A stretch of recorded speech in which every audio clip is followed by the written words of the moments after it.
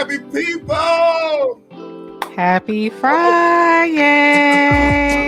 I'm off on my game, sis. I'm off on my game. I know I'm off on my game. What's up, happy people? Happy people!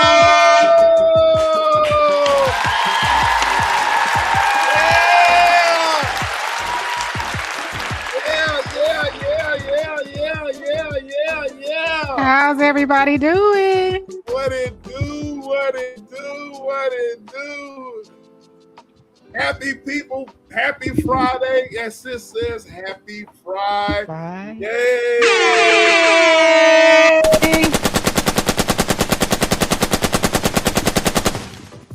Yes. I think you love that too much. I do. I know you do. We are live. I know you do. Bells and whistles. Right? I'm like, he having too much fun. Yeah, I'm having too much fun with them bells and whistles. Shit. Too much. What up, happy people? Happy Friday. Did y'all miss us? Man, look. We missed last week. Life keeps lifing. Life keeps lifing. But we are back. Hope y'all enjoyed y'all's fourth last week. But man, we are back for fun. Sis, I don't know about you, man. Shit, man, I needed this live stream because, man, shit, life keeps lifing and the bills keep rolling and work keeps on working. Yeah.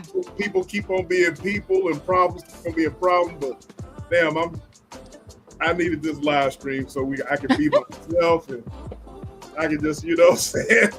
I can just say what's on your mind. I say what's on my mind without no constraints. Without any, you know what I'm saying? Have fun with the Tap-In family. The Tap-In family is where it's at. I'm telling you, the Tap-In family is where it's at. Yes.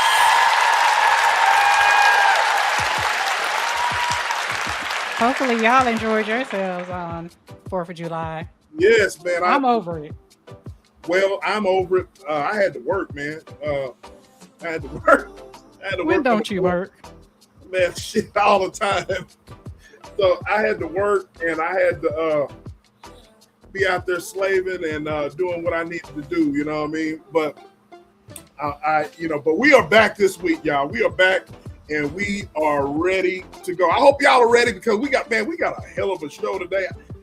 Look, man. If y'all can't talk about stuff like this, man, I don't know what's wrong with you, man. If you can't talk about healthy banter like this, man, then I don't know what to tell you. You deserve you deserve that, man. And look, the conversation that we have tonight, it has no choice but to be full participation. You know what I'm saying? So leave your troubles behind. Right? And just get on in here and have a healthy conversation because, man, look, leave all the drama at the door, leave all your problems at the door, and just take 2, maybe 3 hours of your time and enjoy yourself, man. And if you ain't for that, man, I don't know what to tell you. You might as well run. I don't know what to tell you. Go to the toilet. Go to the toilet, man. Go to the toilet. And because we don't need all that drama. This is time to have fun. You know what I'm saying? This is time to have fun. Leave all that.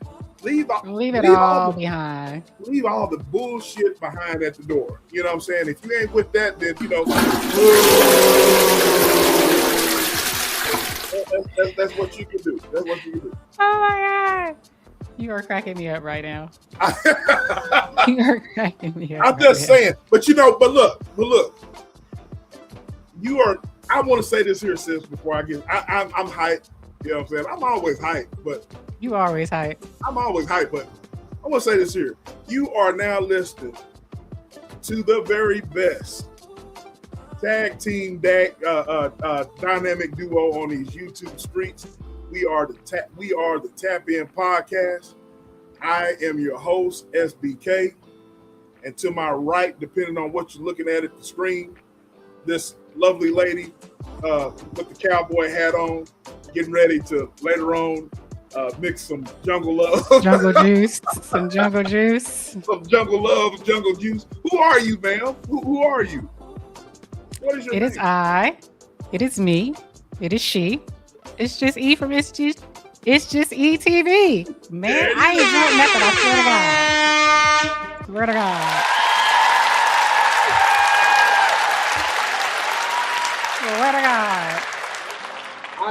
I just now started sipping on things, so we're just getting started, okay? So I'm not lit. I'm always lit. I'm lit 24/7. I don't have to. I'm lit 24/7, bro. You know what I'm saying? So I don't need any outside, but it is nice to not work and have to worry about going in. So I don't have to work tomorrow, sis. So you know what I mean? I don't have to. Thank goodness. I don't have to shit, man. I don't have to pull the rain back, sis. I can't be doing no marathon lives. I gotta be on my black job in the morning.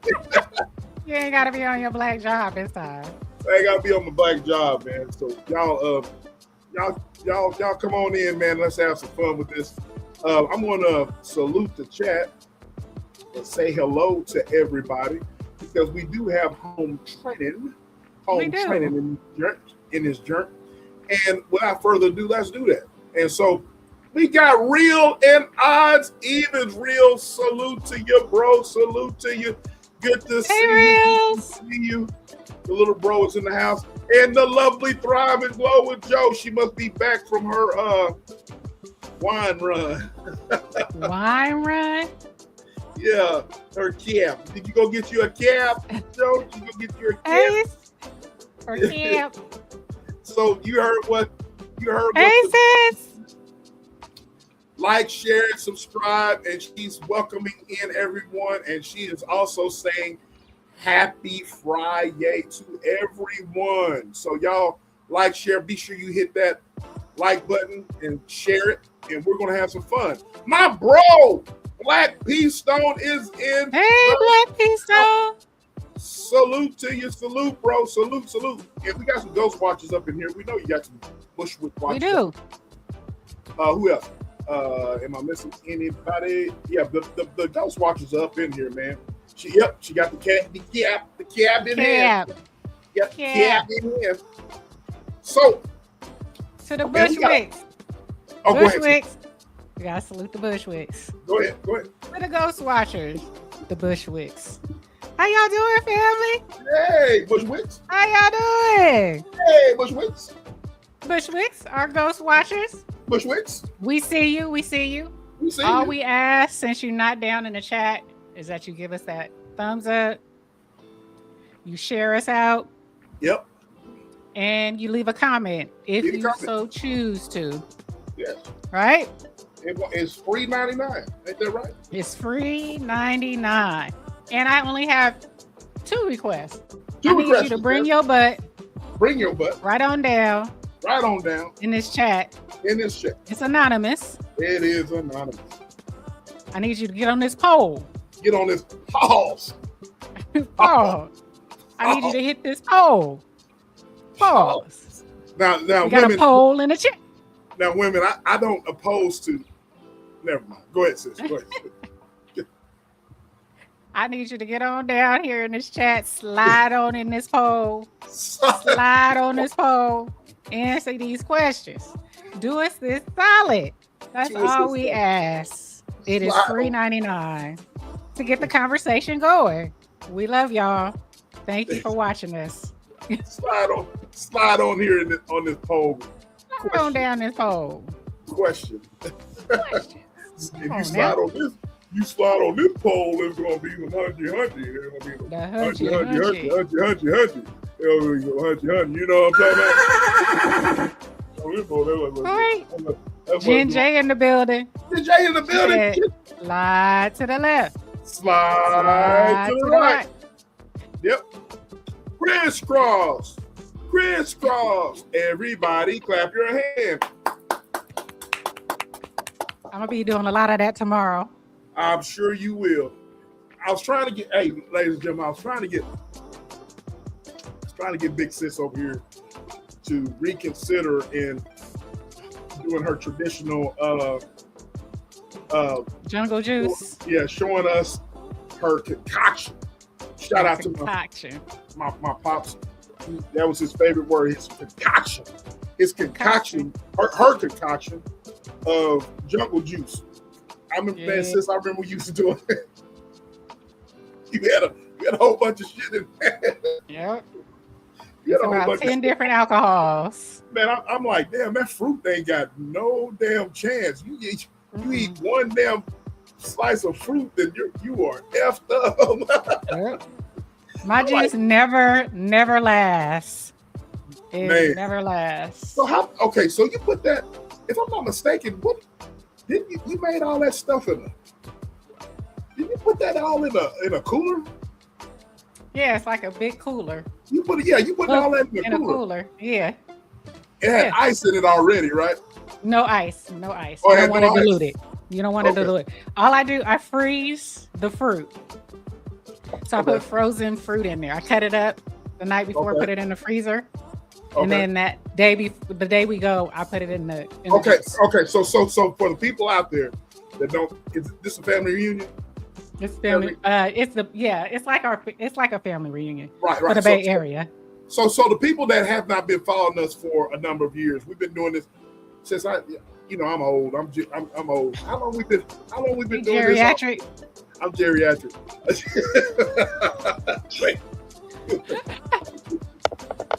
He's geriatric. I'm geriatric. Oh Lord. How long we been doing this? How long we been doing this ish?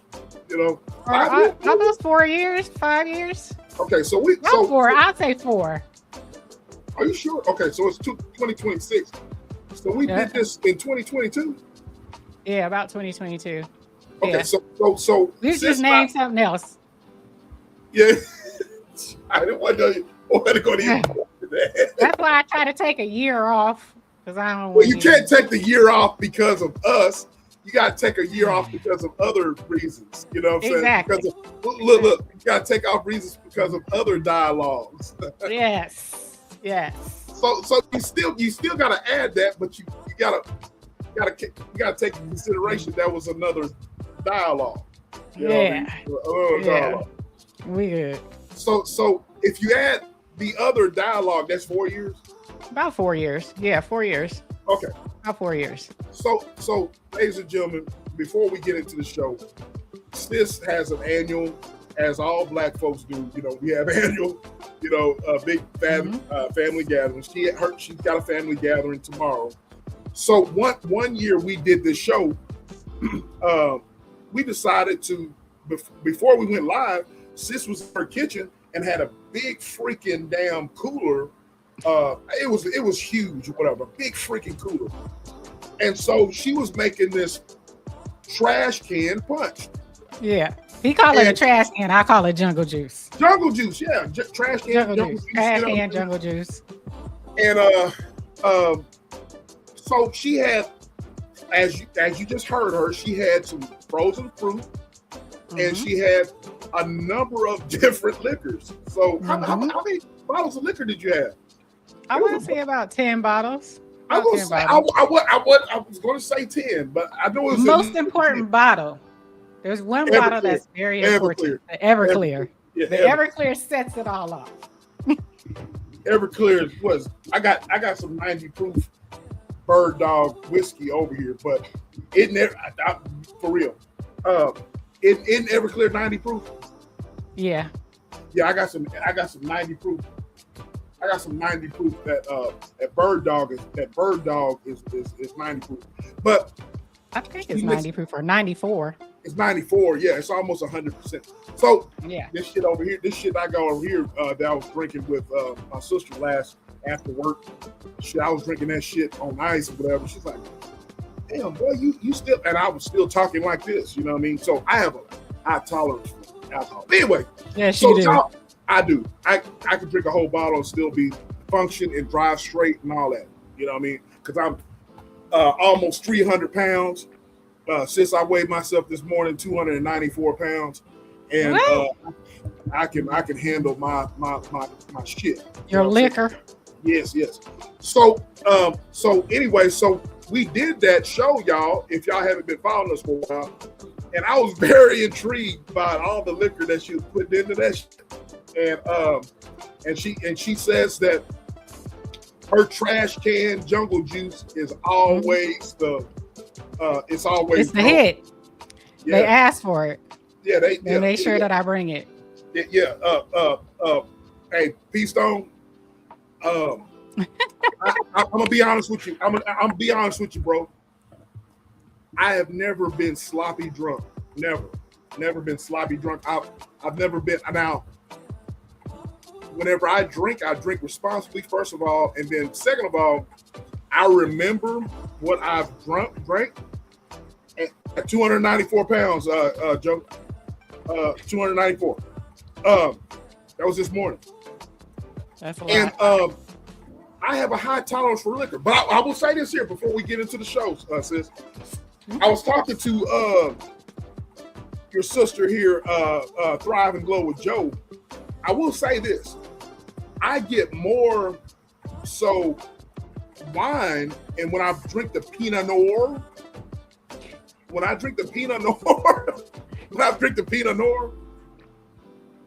and I figured it out, I get more, if you want to call it wasted or whatever, I get more affected by the Pinot Noir wine than I do any liquor, because that Pinot Noir, that basically opens up my, it just thins your blood, and it just, you know what I'm saying? It's good for your heart. It's good for your heart, but it just affects me more than liquor does, bro. You know what I mean? Right. And so, Pinot Noir's got healthy properties, but it affects me more than liquor. So, but anyways, y'all go and check out. We're gonna have to post that live, and that's a good idea, sis. We're gonna have to post that. Post that live. Clip it, or post it. I can clip it. Yeah, we can clip that live, and it opens up all your arteries, and that's the reason why I get so, you know what I'm saying, I'm engorged in blood, you know what I'm saying, and I'm like, damn, I need to go to bed, bro, you know what I mean, and so, but that affects me. That wine affects me more so than alcohol, you know what I mean. But I can drink alcohol all day long and not affect me, and I can drive, and I can, but that shit, But anyway, so go shout out to the Jungle Juice. Shout out to the Jungle Juice. Shout out to the trash can punch that you're about to make after the show. You know what I'm saying? And so yeah. I'm locked in, J. I'm locked in. I'm locked in. You know what I mean? So y'all hit the like, but man, we got an exciting show. We do. They weighing in already. Come on, keep coming to the poll. Y'all keep coming to the poll. Come to the poll. Come on down in the chat and vote anonymously. Vote anonymously. It really is, Joe. It does. It Pinot Noir, it helps out with that. You know what I'm saying? Don't keep the girl around me. You play it for real. That's what for real. It does. But look here, I want y'all to look at this. Hey, Wanda, how you doing, love? Good hey, Wanda. Reversing high blood pressure. House. What? And look here. The Bay Area. The Bay Area. Goddess. Baby. DR is in the house. How are you? Unfortunately, I don't know about the debate. Unfortunately, you don't know about the debate. What else about the debate? Young Miami and we're gonna explain that, Wanda. Hang on, we're gonna get into that. So let me show y'all what we're talking about here. And this is what we're talking about. All right. You got the dynamic duo on the left and right. And we're gonna be talking about, let's start from the left. Big Tigger and his wife have been in the news. And you like that picture of his wife? Yeah. That's why she came to the internet showing that mess. I know. Didn't find it. She showed it. So we're gonna talk about that. But I want y'all to look at the middle lady. Right here. Y'all see my cursor? Young Miami with herself. And we got Trick Daddy, India.Arie, and Uncle Luke. You know what I mean? We're gonna talk about spin that ish.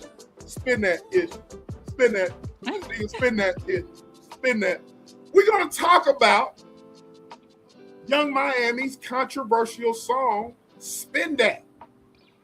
Spin That. And there is a poll question, ladies and gentlemen, in the chat. And I'm gonna bring this back up. I want y'all to look at the beautiful artwork. But there's a poll question. We need full participation. I'm gonna have sis preach to y'all so y'all can come out them bushes and vote. She's gonna preach again. She's gonna have a part 2 of that sermon. But let me read. I will. Let me read the poll question. Who do you agree with more? We're gonna talk about the Young Miami song, Spin That, and as I stated, it's been all through social media. It's caused some controversy. Oh man, don't get me started on your boy song on Prince. Okay. We're gonna talk about the controversy that the song Spin That has caused. All right. So the poll question is, who do you agree with more in the Spin That debate? Is it India.Arie, Young Miami? Both have valid points, or neither one. Now, India.Arie has, if y'all have, man, I'm a big fan of India.Arie. Neo Soul, you know what I mean? Yep. Lovely lady. Sexy, beautiful, gorgeous, you know what I mean? Just a gorgeous queen, you know what I mean? I love her music, you know what I mean? Neo Soul, you know, between Neo Soul, between her, Erykah Badu. That's my girl, Baduism. Yes, the late, great, Angie Stone, D'Angelo. Music Soul Child, Maxwell, Anthony Hamilton, Kim with his ugly ass. Eric Benet, you know, all these folks, man. I miss Jill Scott. Lauryn Hill, absolutely. I can go all day with this. Oh yeah, we can go all day. I should have wrote all of it down. By the way, Black P Stone, he said, SBK, what you know about the Bay? Everything. My big sister's from the Bay. But look, she'll tell you. I know everything about the Yay area music-wise and everything about the West Coast. Because look, I banged West Coast music like I was from the West Coast, and I'm from the South. You know what I mean? And so I love West Coast music. I like that gangster-ish. We'll get into that, all right? But I know everything about it. All right? He said San Jose. No, not the San Jose. But not the San Jose. Not him, San Jose. But let's get into it. You know, so India.Arie, Young Miami. Young Miami came up with the song Sis with Spin That. Mm-hmm. And India.Arie came out and kind of had her thoughts about it. You know what I mean?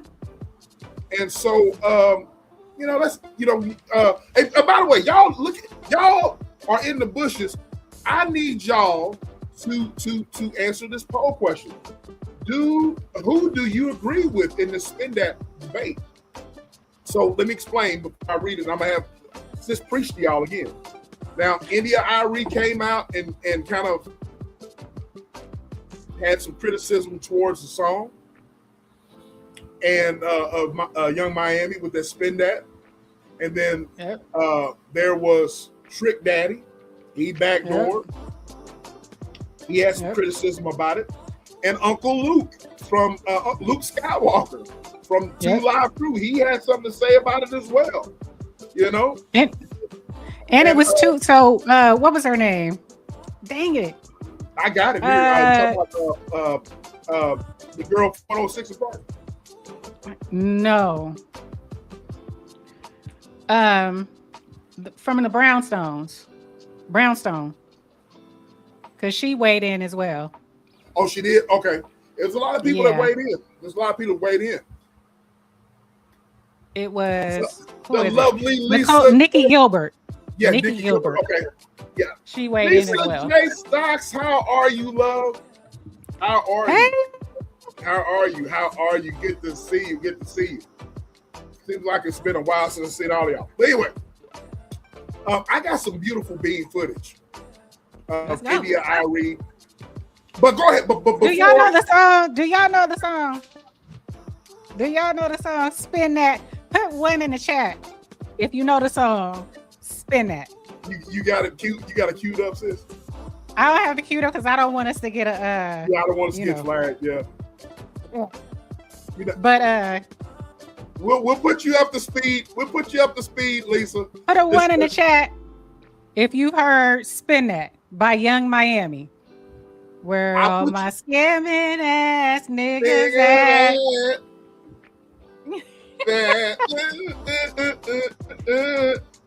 I'll give y'all some of the lyrics.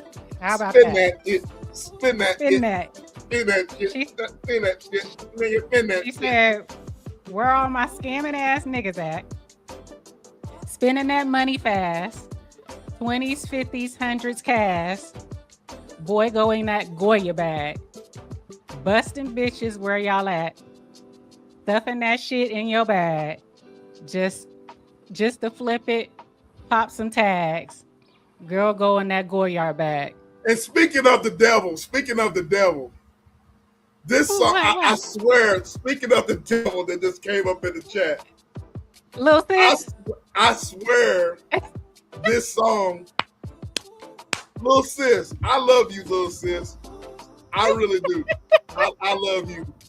But I swear, I swear this song by Young Miami, if you were not saved, sanctified, filled with the Holy Ghost, I can see you promoting this song, sis. I swear, I thought about you, sis. Little sis, I thought about you in this Young Miami song. I swear I did. And I really want your thoughts on it. Because I really thought about you, sis. I was like, little sis, I can see her, you know, putting the we might even drop the link tonight. Yeah, we might drop the link tonight. I might drop the link tonight. Because I want to hear what people got to say. I do. Look. No. I'm not saying you was a scammer, little sis. But I'm saying that whenever I thought about this, no, I never said you're a scammer. I don't believe you're a scammer. But I can see you jamming this song. Look, even though you're saved, sanctified, and filled with the Holy Ghost, you know, everybody has a dark side. And I got some thoughts about all of this. You know what I mean? I want to hear from you. I thought about you, sis. You know what I mean? Because you family, little sis. I done put a lot of investment in you. I done put a lot of investment in you, and I believe in you, sis. Not saying you're a scammer, but I'm just saying that everybody has a ratchet side. I know I have a roughneck side. I got a little bit of roughneck thug, whatever you want to call it. And Thrive and Go with Joe can tell you, my record proves it. So I got a lot of skeletons. All right, skeletons. So I'm just saying. So, anyways, go ahead, sis. I want you to preach to these folks that haven't come on down in this poll. Bushwicks My Bushwick, my Ghost Watchers. We see y'all. We love y'all. We love to hear from you. We need you to come and add to the conversation. How can you do that? We need you to come on down in this chat. It's anonymous. Hit this poll. Pause. Answer this question in here. Hit this poll. Slide on this poll. Real quick. And then run your butt back up to the, to the cloud. Bring your butt back up to the cloud. That's all we ask. I want to play something that's really funny, so y'all can see. So y'all can see something.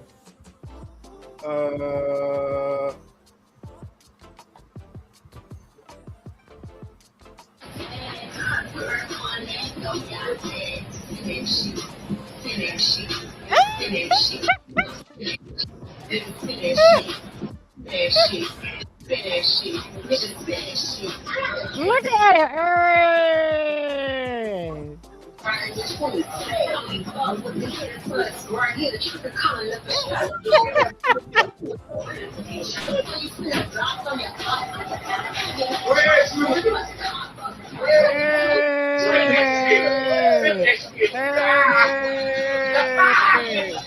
There's somebody in the lobby. He was getting it. Unc was getting it, man. But he look, was getting it. I ain't mad at her. But look here. I want y'all's opinion about this. But look. Let me. Vaughn said something here. Vaughn said that the song is funny, but I don't care for it. I got you, sis. I got you, little sis. I really wanted your. I really thought about you. I really did. I think about you. I miss you, little sis. I miss you. I hope you're doing well. Anyway, yeah, Black Peace Stone. That nigga there was was cringy. Anyway, so y'all answer the poll question. Who do you agree with more in the Spin That debate? So let me play you some beautiful bean footage, ladies and gentlemen, of what India.Arie had to say. Let me put my since we're gonna need that that banner with the I got you. Yeah. We're gonna need that we're gonna need that banner with that, with that there. You know what I mean? There you go. There you go. Okay. So we're gonna play some beautiful bean footage. And here we go. Live from Ivers Club, 5 Plus News. I'm Jana. All y'all promoting that Carisha song, Spend That Shit. Y'all are the reason why our community's in shambles. We already know that bitch is low vibrational and was trafficking drugs for Diddy. Did y'all forget that she was a part of it and then wrote a pardon letter to the fucking judge? Do y'all not understand what y'all are promoting? And y'all go promote this ghetto ass, trashy ass bitch? Is crazy work to me. It's crazy work. We got little boys that are getting shot up because they're being profiled, right? As thieves and scammers, and y'all are still outside. Where all my scamming ass niggas at? Grow the up. And when you have to make a GoFundMe for your sons, don't come to the internet. As mentioned on Sunday, BET will air its 2026 BET Awards hosted by Drewski. The night appears to have been appreciated by many viewers, but still has also gained a large amount of critics. Now, one moment in particular is standing out and receiving some backlash when rapper Young Miami, who during the night by Drewski would be presented as having the song of the summer, Spin That, would take to the stage to help present the BET Her Award. Now, as soon as she would come to the stage, the crowd would begin to cheer and sing the lyrics to her current hit. For those who don't know, the chorus of the song says, "Where all my scamming ass niggas at? Spend that money fast. 20s, 50s, 100s, cash. Boy, go in that Goyard bag. Boosting bitches where y'all at. Stuffing that shit in y'all bag. Just to flip it, pop some tags. Girl, go in that Goyard bag. Spin that shit, spin that shit, spin that shit." Now, for Miami, the moment looked to have felt good, given that she would receive a warm reception from the audience and her peers. Now, despite how it may have appeared on TV, several viewers, including former BET Awards winner India.Arie, would criticize the praise that Miami is receiving for a song that some are calling toxic to the Black community and her having a past relationship with Diddy. A user on Threads would write, "This woman stood by and defended a man accused of rape, human trafficking, revenge porn, assault, attempted murder, and more. We all watched him beat the shit out of a young woman he groomed since she was 17 years old. She wrote a character witness statement on his behalf. She also doubled down on her statement that if her son were gay, she would beat his ass. And what did y'all do? Give her Song of the Summer. Y'all are the reason we'll never be free. This comment would end up being reshared over 1,500 times. Now, in the reply section is where India.Arie will go on to share her issues with the song. As you should know, Arie's music represents what some have labeled neo-soul, which is a genre known for smoother tones with messagings meant to uplift and empower, like her 2006 song, I'm Not My Hair. For her reply, Arie will go on to say, I finally realized that not everybody wants to get free. And it was a very, very, very rude awakening, shaking my head, because the mass acceptance of this song is a crystal clear sign of this much bigger truth. Now, immediately following her remark, one user will go on to say, are you surprised? They still eat McDonald's. And in return, Arie would respond with, no, I'm not surprised. I'm disappointed. Now, Arie's criticism of the song being praised wouldn't stop there. While responding to another user, she would further explain her issues. A user on Threads would say, I'm calling a boycott of Young Miami's song Spin That. I believe it's degrading to our culture. At some point, we have to take seriously the power music has over our perception and the values it reinforces. This can't be the song of the summer. In response, Arie would go on to say, I spent my entire adult life caring way too much because I finally learned that not everybody cares with a capital C, and explaining it to them is not going to make them care. Everything you listen to or eat is going to influence you, so make wise choices, y'all.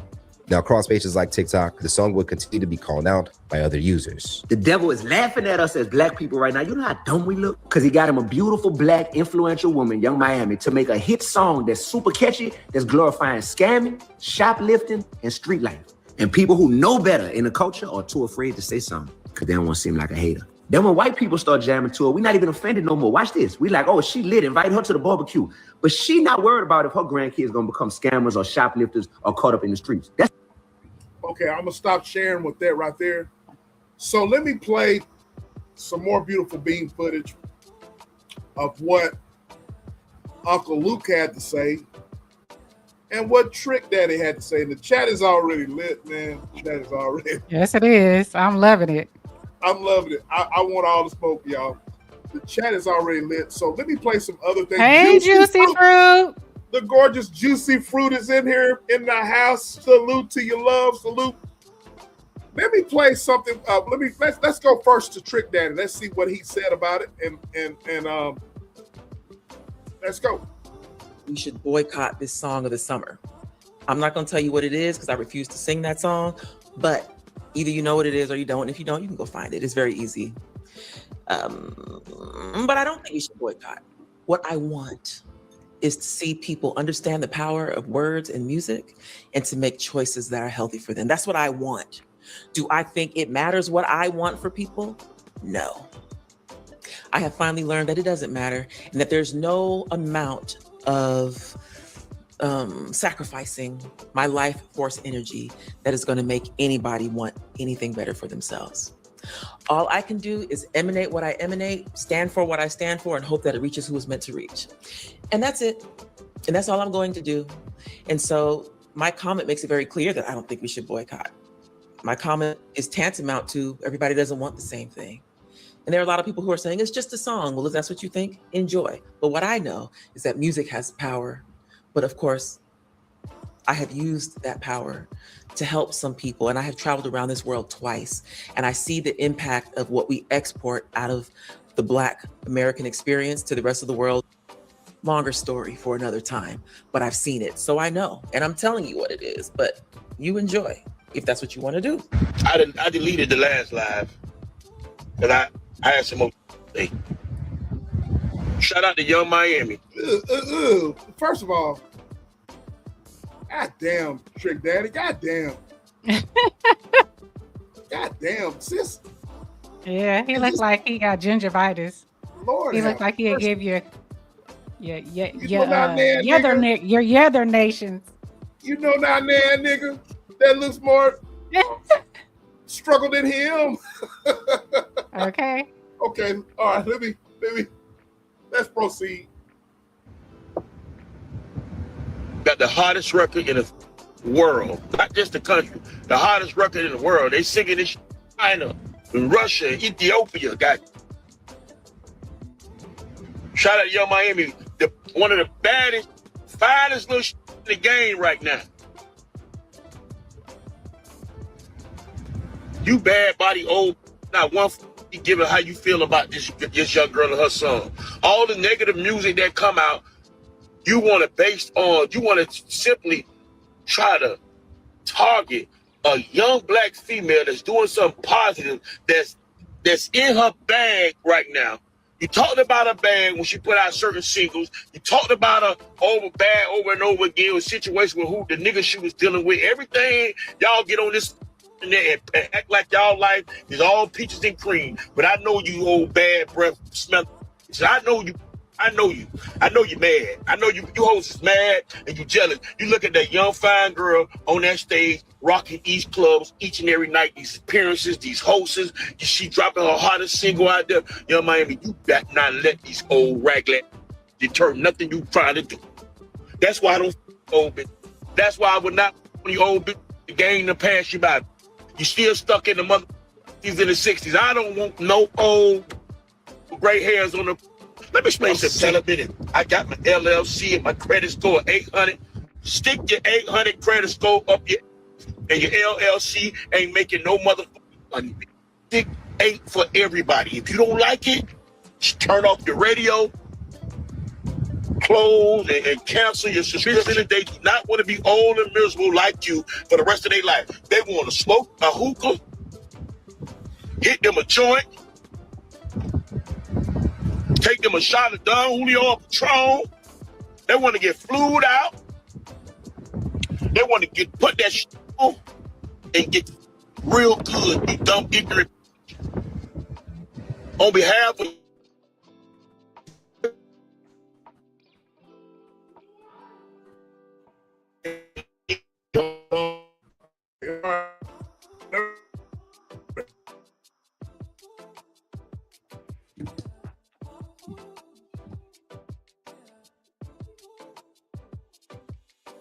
Is that me?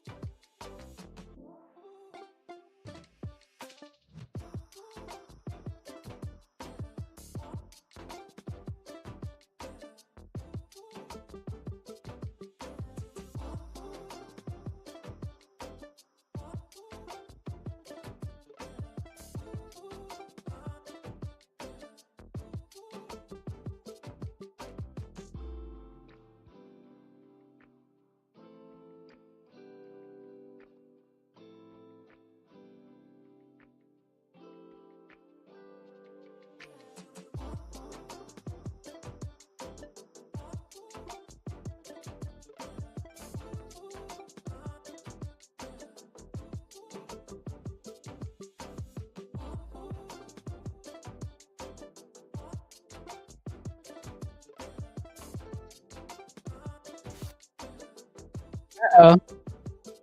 What happened? SBK? I thought it was me. I thought it was me. Oh my God. I jumped out and came back. It was SBK.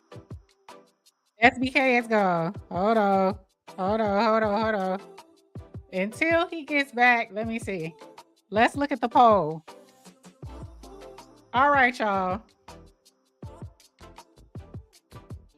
The poll, I still don't see the numbers that I'm looking for. What say you guys? Who do you agree with more? And spin that. Okay, he said got kicked. He got kicked. He just sent me a text. I swear, I think, what do you guys think? Should we change it to a Sunday night? Because I swear to God, it kicks him out on Fridays. It kicks him out on Friday. Uh-oh, here we go. Here we go. There we go. Ain't trying to let him.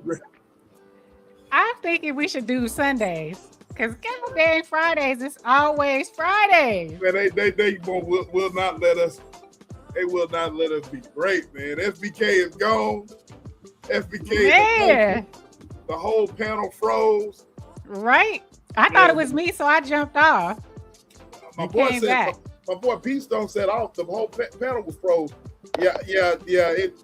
It kicked me out. You know. They kicked him out. So I don't know what did I disturb anything, sis? You know. No, you're fine. Okay. So before we get into this, because I have a whole lot of shit to say.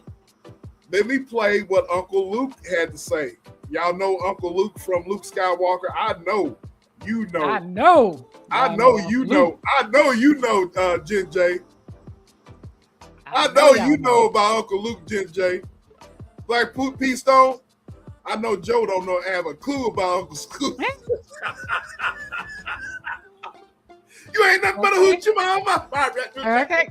You ain't nothing but a hoochie mama. He is the originator of Back That Thing Up.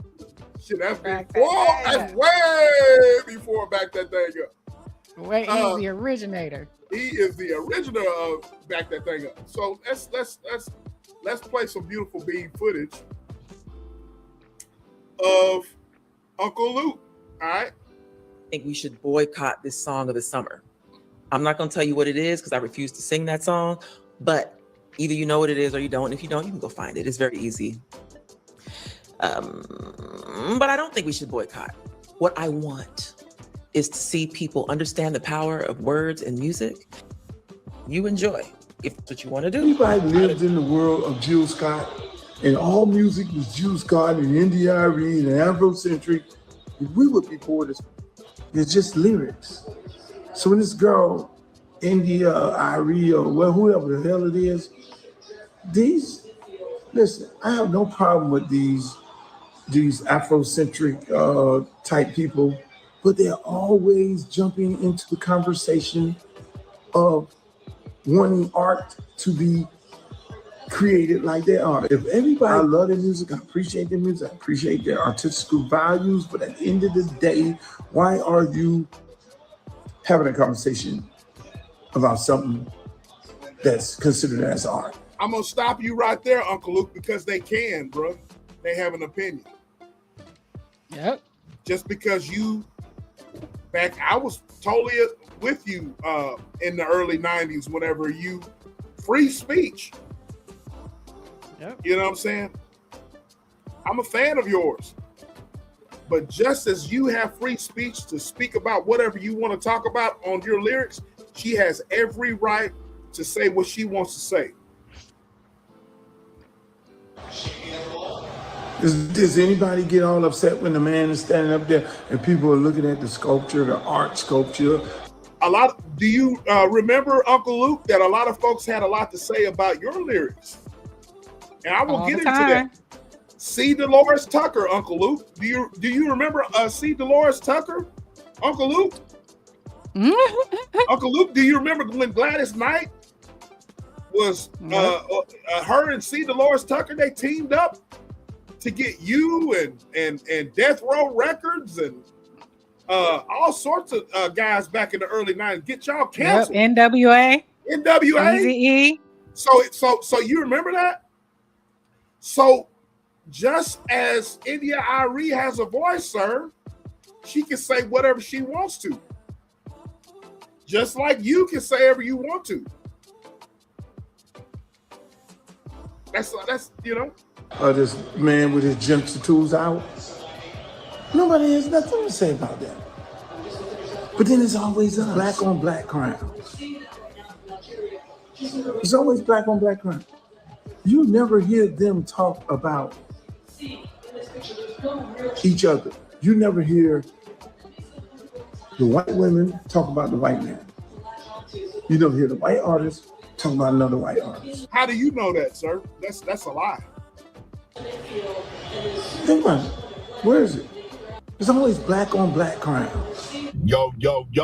Okay. Now, I'm gonna play one more clip of a gentleman sits that basically, and we're gonna get into it. I have a lot to say about this, and y'all will be surprised about what I have to say. All right. I have one more clip of somebody and then we're gonna get right into it. Calling out these guys, and here we go. Fair use, you too. Fair use. Shout out to John Maggie.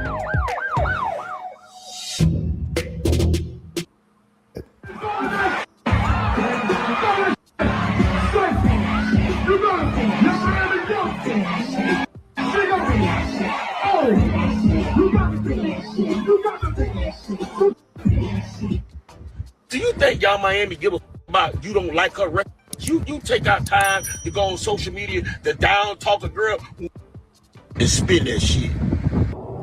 Y'all literally embarrassing our community, man. People like Trick Daddy. How you curse India.Arie out and other women who are opposed to the message in Young Miami's song? The message is encouraging scamming and shoplifting and things that's gonna get you locked up in jail. Man, stop, man. These people, bro, y'all not no legends, man. Y'all not nobody who, y'all got talent. Y'all got talent. People bought y'all albums. Cool. That don't mean y'all are no legends, man. That don't mean y'all are no leaders. You're not a legend. You're not a leader if you out here encouraging people to live a lifestyle that's gonna send them straight to jail or to the graveyard. You're not a legend. You're not a leader. You're a disappointment. God, dog, bro. What are we talking about? And people act like, oh, you can't talk about this person. Look what they doing. Man, bro. Dog, I promise you I didn't hit the tipping point, bro. I promise you I didn't hit the tipping point, bro. It just don't make no sense, man. It's so disappointing, man. Where Trick Daddy at, man? Like, Trick Daddy, like, what are you doing, dog? What are you doing? Who do y'all have around y'all that's talking to y'all, man? Who do y'all have talking to y'all, bro? Y'all are grandpas, man, approaching senior citizen status and sitting here talking like this, man. This is an embarrassment to our community, bro. This is an embarrassment. And we need to, like, we need to look past the talent. We need to look past the talent and be like, bro, the talent don't mean nothing because your talent don't outweigh the level that you are embarrassed in our community and disappointing us. God, dog, bro. How you come for women like that that's trying to say something like, come on, man, to help our community out? God. Okay. All right, sis. I got more beautiful bean footage of other folks saying things. There's a clip that I have of Willie D, of a lady. Basically, Willie D did a video of a lady, basically an older lady that is playing that song.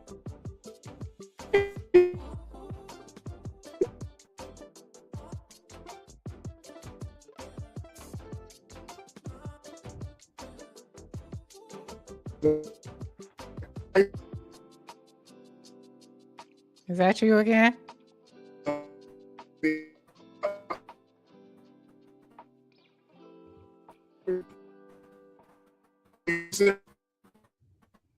You going in and out.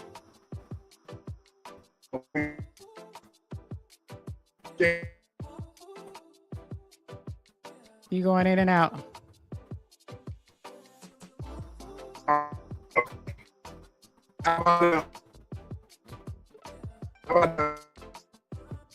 How about now? You still going in and out. I can hear you a little bit. Hey, Susanna.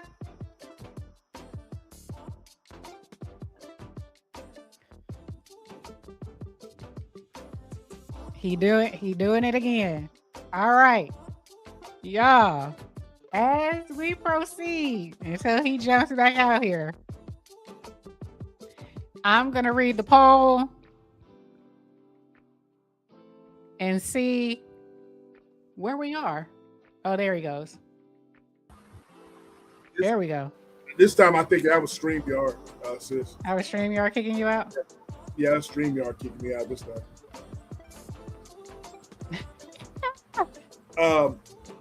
Your mouth wide open. The lovely Just Jay You didn't is in the house. AKA, I put her up. Oh, you didn't see her. I didn't see it. I must have been struggle streaming. The lovely Just Jay is in the house. AKA Yes, sir. the Purple Heart Podcast. I'm sorry. Blaze is in the building. Blaze in the building? What's Blaze going on, is in little the bro? building. He said Trick Daddy out here looking like a former member of the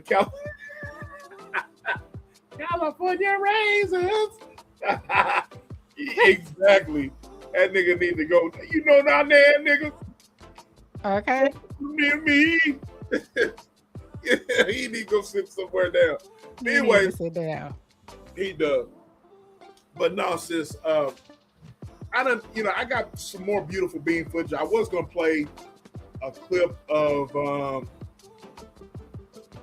Willie D. He had a video, sis. Excuse me, of a lady that basically was playing that song after she had scammed some folks, stealing some Birkin bags. Who? And Oh, just a young lady? It was an older lady. It's an older lady. Okay. In fact, I can play it real quick. I mean, it's all kind of people. Let me. Did you see the one? You gonna play it? Yeah, let me play it right quick. I'll play it right quick. So there's another one out there where the girl in the she just had her baby, and they got it playing in the background while she throwing money all over her baby she just had. That's crazy. Hold on, I'm gonna play a little bit right here. Here it is right here. Shout out to Willie D. Joe Delaney. Willie D. What's up, family? This is Janice Downs dancing to Young Miami's hit song Spend That after she stole those bags in her hand. And this is 1 week later. Janice Downs, a.k.a. Jenny Smith, a.k.a. Punchy, is back in jail. Downs, a.k.a. one of the most prolific organized retail thieves in Western Washington, is facing new charges. Janice Downs, a.k.a. Jenny Smith, a.k.a. Punchy, is back in jail after just getting released from prison in January. Bellevue police say one of the best clues came from a TikTok video made to Young Miami's viral song Spend That, about boosting and scamming.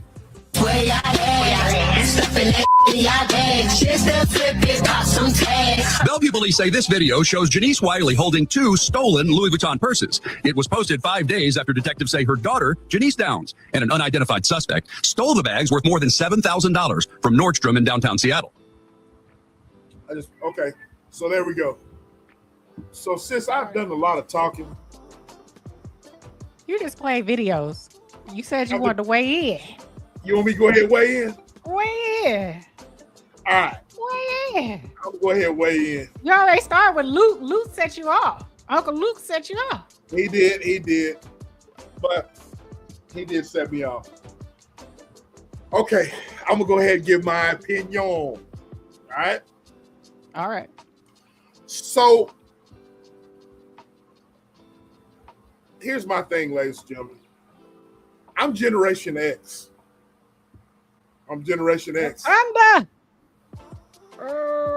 I ain't telling y'all how old I am, but I look damn good for my age. I would say that. You know what I mean? Because none of you ninjas out there can outwork me. You dudes can't outdo me, and you women are not going to be able to keep up with me. So I'm Generation X, and I'm proud of being Generation X. All right, so I grew up in the 80s and 90s, and so let me put my sermon notes up here. So I grew up in the 80s and 90s, ladies and gentlemen. I grew up in the era of gangster rap, and to answer you, Black Pete Stone, I know everything about the West Coast. You know what I'm saying? The West Coast is the reason for my love for hip hop and my love for explicit lyrics. You know what I'm saying?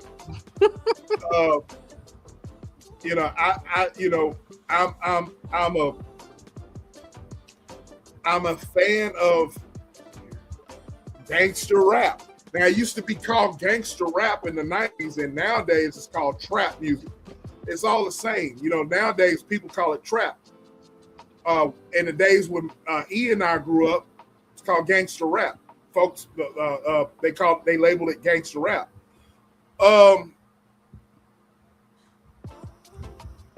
Let me give my take on everything, all right? I would be a hypocrite to say, Okay, well, first of all, let me get into this. I grew up in the age of gangster rap, where you talked about where rappers talked about drugs, pimping, violence, sex, all of that. You know what I mean? I liked it. Do I like it today? Yeah, I ain't gonna lie. I like it today as well. You know what I mean? But the difference between me, and I can only speak for myself, whenever I listen to gangster rap and whenever I listen to explicit lyrics, did it make me want to go out and harm people? No, it didn't. Did it make me want to go out and scam people? No. I listen to gangster rap to this day. If you see my playlist, the playlist that I played this morning going to the gym at 5 o'clock this morning, shit, I listened to your song by the Superman, Black Superman, sis. I listened to Black Superman lifting hundreds of poundages of weight. Listening to Black Superman. You know what I mean? I love it. I lift hundreds of poundages,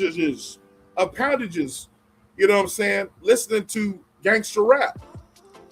Sugar Free, Too Short, Ice Cube, Master P. Let's go to the West Coast. Sally Cell, you know what I'm saying? Let's go to the East Coast. Mobb Deep. I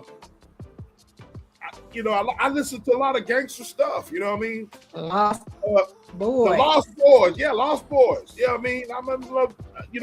I can't stop this life that I'm living. Sugar Free. I'd rather give you my bitch. Last of the endo spoke. I let you give my bitch tonight. Spice One. You know what I'm saying? The Booyah Tribe. Not the Booyah Tribe. Man, all the gangster stuff, man. You know what I mean? E40 in the clique. E40 in the clique. You know, be legit. 11-5. E-Shot. E40. Richie Rich. You know what I'm saying? Yep. Yuck Mouth. You know 3-6 Mafia. 3-6. Oh, yes. 3-6. Don't get me on the down south shit. You know what I mean? But I'm just focused on what. But don't get me on the down south shit. All that shit down south. Even before 3-6 Mafia. Ghetto Boy, Scarface, Big Mike. You know what I mean? Yep. NWA started all that shit. You know what I mean? Started all that gangster shit. Of course, shout out to Ice Cube, Snoop Dogg. Yep. Snoop Dogg, Ice Cube, Dr. Dre. MC Ren, all those guys, man. You know what I mean? Bone Thugs and Harmony just got put in the got a star at DOC. DOC. Yep. EPMD, yes. Too Short, maybe get Pimp Tight. You know.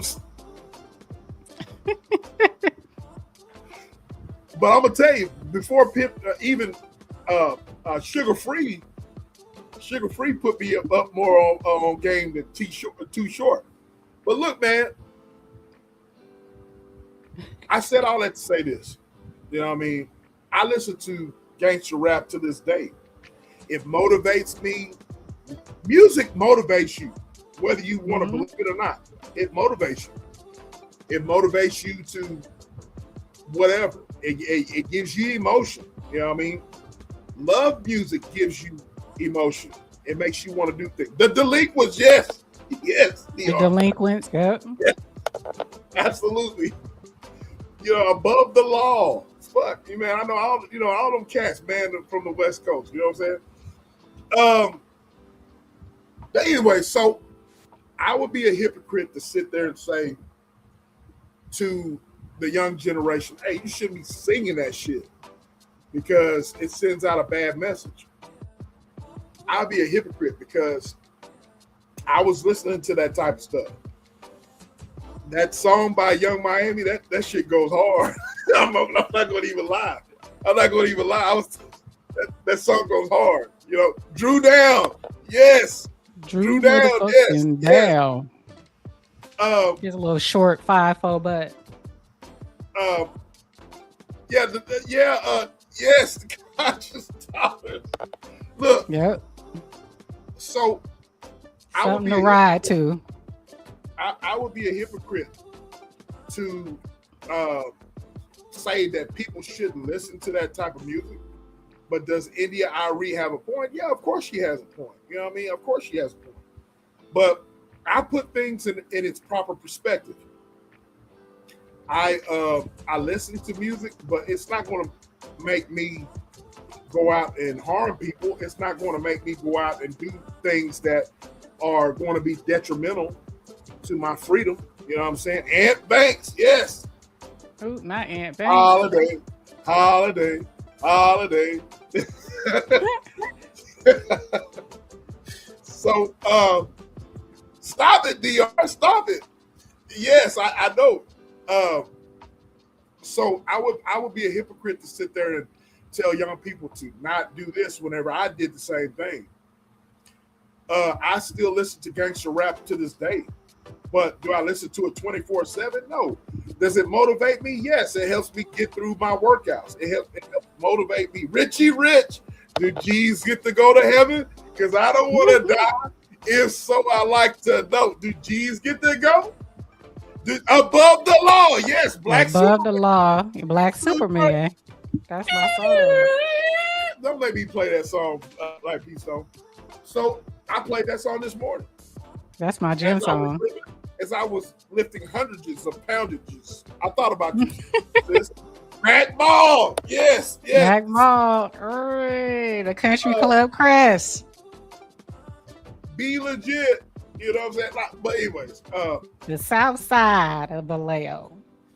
So I would be a hypocrite to sit there and say to my people to not listen to that. But it's up to us as parents. It's the way you come across. It's the way you come across to our young people to like.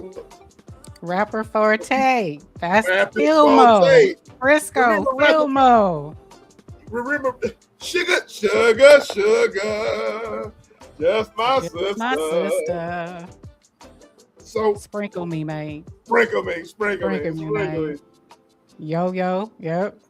Yes, yo. So, but both sides have a point, but I don't like the fact that these old dudes are criticizing India.Arie and talking about her and being disrespectful. I don't like that. I don't like that at all. I just don't. The loonies, yes. I got my loonies. I don't like the fact that, especially with the way that Trick Daddy is looking, sis. I don't like the way he was talking to India.Arie, man. That dude there is old and decrepit. Looks like he's got craters in it. He looks worse than Whack 100. You know what I'm saying? Mm-hmm. But there's a way. There's a way. Look, each one teach one. We all have children. We all have, yet some of us have grandchildren. I'm not there yet. We all have a responsibility to teach our own or whatever about, keep the sneak. Yes. Geek the snake. Yes. So we all have a responsibility to teach our own. Mag Dre, yes. Mag Dre, that's the country club. Yes. This is really telling on the romper room. I'm Bay Area all day. I know you are. All day. So 11-5. I'm just saying, I still listen to gangster rap to this day, but do I allow it to, but look, that song Spin That goes hard. It's catchy, but does it make me want to go out and rob people? No, man. Does it make me want to scam people? No. At the end of the day, if you was to ask Young Miami if she's promoting hurting people and scamming people, I guarantee she's gonna tell you no. But from the lifestyle that we come from, we talk about where we've come from. We talk about what we see. You know what I'm saying? So I guarantee you, if we were to bring Young Miami on our show, sis, she's gonna say, no, I'm not gonna, I don't, I want all of my people to make money, but I don't want people to hurt people. I don't want people to, scam people or hurt people. You know what I'm saying? I guarantee you she would say that. But it's a catchy song. You know what I mean? I think the song goes hard. You know what I mean? I think it's the hardest song of the summer. It's a summer song. Yeah. It's a summer song. It's the hardest song of the year. You know what I'm saying? So, but that's where I'm at with it. I don't promote violence. I promote the betterment of my people. But as I was young once, I was young once, and we had our little Kims, we had our Foxy Browns, we had how many licks does it take to get to the center of a? Yeah, exactly. We had our Gangsta Boo. Where them dollars at? Where them dollars at? Gangsta Boo did the same thing, ladies and gentlemen. And that's in that song. Where them dollars at? Where them dollars at? You know what I mean? Gangsta Boo. Y'all remember No Limit? You ninjas that's from the South, No Limit, with Master P, with Mercedes bending over on that damn car and seeing them butt cheeks. Y'all remember that? You know what I'm saying? Y'all remember that? All right. So Charlie Baltimore, she came out a little bit after. Charlie Baltimore. But but speaking of the young women, Salt and Pepper, they used to talk about, push it good. Talk about, let's talk about sex.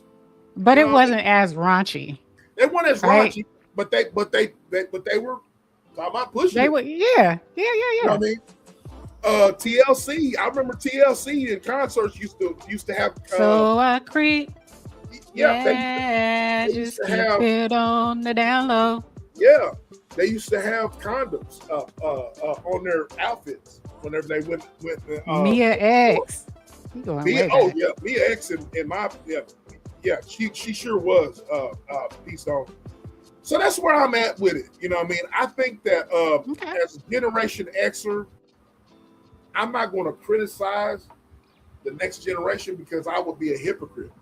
But I do think that it's up to us to teach our young people, like, look, I see that you like that song and so forth, but I want you to think about what the lyrics say. And when you get older and you get in my position, you're gonna see that how people take certain things, how they take your lyrics. I mean, that's where I'm at with it, sis. That's where I'm at with it. Okay. That's fair. I think we on the same page. I'm gonna frame it in. I think there's two questions that's being posed, right? I think with regards to India.Arie, the question is, she's looking at what does this represent, the messaging to our people, to the kids, how our Black culture is seen globally. And that's what she said. She was like, on the global stage, she's been around the world twice. That's what she said. And she said, you just don't understand the impact of what music like this that we put out, how it represents us globally as a Black community, Black Americans. And then for the young Miami people who are defending Young Miami, minus Uncle Luke, minus Trick Daddy, they just thirsty. They just want some young draws. So I dismiss everything that they say. I don't care. Right? But the defenders of Young Miami are Wait. What? SBKV, she says she's blocked and trying. We don't block nobody. We don't block nobody. We don't block nobody. Where you at? We don't block nobody over here. We don't do that. We never do block that. Nobody over here. Hold on. Let me look. Hold on. Let me see what's going on. But yeah, we don't block nobody. That's not our character. I don't block. We don't give a damn who say what. Yeah, you are welcome. We love conversation. I don't ever. Hold on, I'm finna go to the studio. I'm going to the studio. Hold on. While we're trying to figure that out, I don't know if I don't know what's going on. I was wondering why you're not over here, because I know you got something to say. She said she texted me 5 minutes ago. Yeah, tell her to come back. We don't block nobody over here. I don't block nobody. We don't. Everybody's welcome. Everybody's welcome. I even y'all, you know me, man. I tag everybody in their mother and father to come and join the chat. So I don't block nobody. I don't know why you can't see. Put it on. There's nobody blocked. Yeah, I don't see anybody blocked. I haven't blocked anybody. And this is a joint chat. I don't have you blocked, B. Is she? Did somebody block her? Hold on. Did somebody? The moderators and our moderators don't block. Yeah, our moderators don't block it. We see who's blocked. Yeah, no, we haven't blocked you. I don't know what's going on. Text her back, P Stone. You know what I mean? We tell her to type. Try to type. Put it on all messages, because I know whenever I'm in the other chats, I can't see certain people. But no, we don't block unless I don't, man. But that don't make no sense, because if you're typing in the vertical or the landscape, we should be able to see it. Yeah. But regardless of that, we don't block. We never block anybody. Yeah, exactly, Joe. She was tagged in the post, so she's not blocked. Yeah. We don't block nobody. She got an Obama phone. She got an Obama. I don't block nobody, man. I don't block. I ain't got no enemies with nobody on here, man. I don't block nobody. Sis don't block nobody. Never. Yeah, tell her. Hey, exactly. Jen J. Tell her to restart her thing. I don't block nobody. I ain't got no enemies on no damn social media, bro. Yeah, I ain't got no enemies on here. She might be go back and forth. Yeah, all comments are. Yeah, tell her she got an Obama phone. Yeah, she got that Obama phone. P Stone. I don't block nobody. If she was blocked, I wouldn't be able to tag her in the post. You know what I mean? I tag everybody. You know what I'm saying? So tell her to come on back up in here. Come on back in here, girl. Well, I hope. But go ahead. I'm sorry, sis. Go ahead. No, you good. You're good. I just wanted to see, was she blocked? But she's not blocked. But yeah, I'm with you with what you're saying. I'm just saying it's two different sides. It's two different questions going on at the same time. One is the older generation, and by the way, I'm Generation X as well. Yep. India.Arie is Generation X, I believe, and Nikki from Brownstone Generation X. So we getting, some young ladies, neo soul young ladies who have always, I think we talked about this, they have always represented, Black culture and, our Blackness and what, the other side of it. The frequency, how your words have power. They are always what they talk about is Black excellence, loving our Black men, loving the skin you're in, loving your hair, loving just being, a Black person. So I get where they're coming from. I see from the Young Miami defenders, though, they're young. They're not Generation X, right? We're talking about somebody who might be, it's Gen Z, right? some millennials, maybe, you know, the folks that are in their 30s, in their 20s. So they don't know an India.Arie. They don't understand that type of neo soul, you know, but they're looking at, why does every Black artist have to represent an entire race? And believe it or not, that is a long-standing question that we all have, even Generation X. We have always said, because with everybody that we grew up with, we grew up in the era of gangster rap, hood music, dope dealing, crack selling, traps, what they call traps now, drive-bys, you know what I'm saying? And we were all lumped together. We were all made to, on the news, that all Black people are like this, right? And we've always said, that's not all of us. We don't all exist on the same level. We're not all on the same, you know, we don't see things like that. There are some people who are hood. There are some people who not. There's some people who have a reason to be hood like that. There's some people that just like to listen to it, like SBK. I absolutely love hood music. I play it before I get on this live. Absolutely. I play it when I work out. It's just a part of my makeup. But that is my youth. You know what I'm saying? Yep. But to classify me, or to classify anybody who listens to a genre of music, and there's all different types of genres of music, but to classify a race of people as a genre of music is insane. And we've all been arguing this for, you know, a lot of years. It's just something, unfortunately, that people can't get around. But when you look at others like, Ozzy Osbourne. Oh, Lord. You know what I'm saying? Yeah. Ozzy Osbourne get up on stage, bite a pigeon's head off. Yep. Spit it into the audience. Bite bats heads off. Biting bats. You know what I'm saying? Drinking blood. You know Drinking blood on stage. But then he has a hit reality show, him and his kids. You know what I'm saying? Yep. So there is a double standard. It is.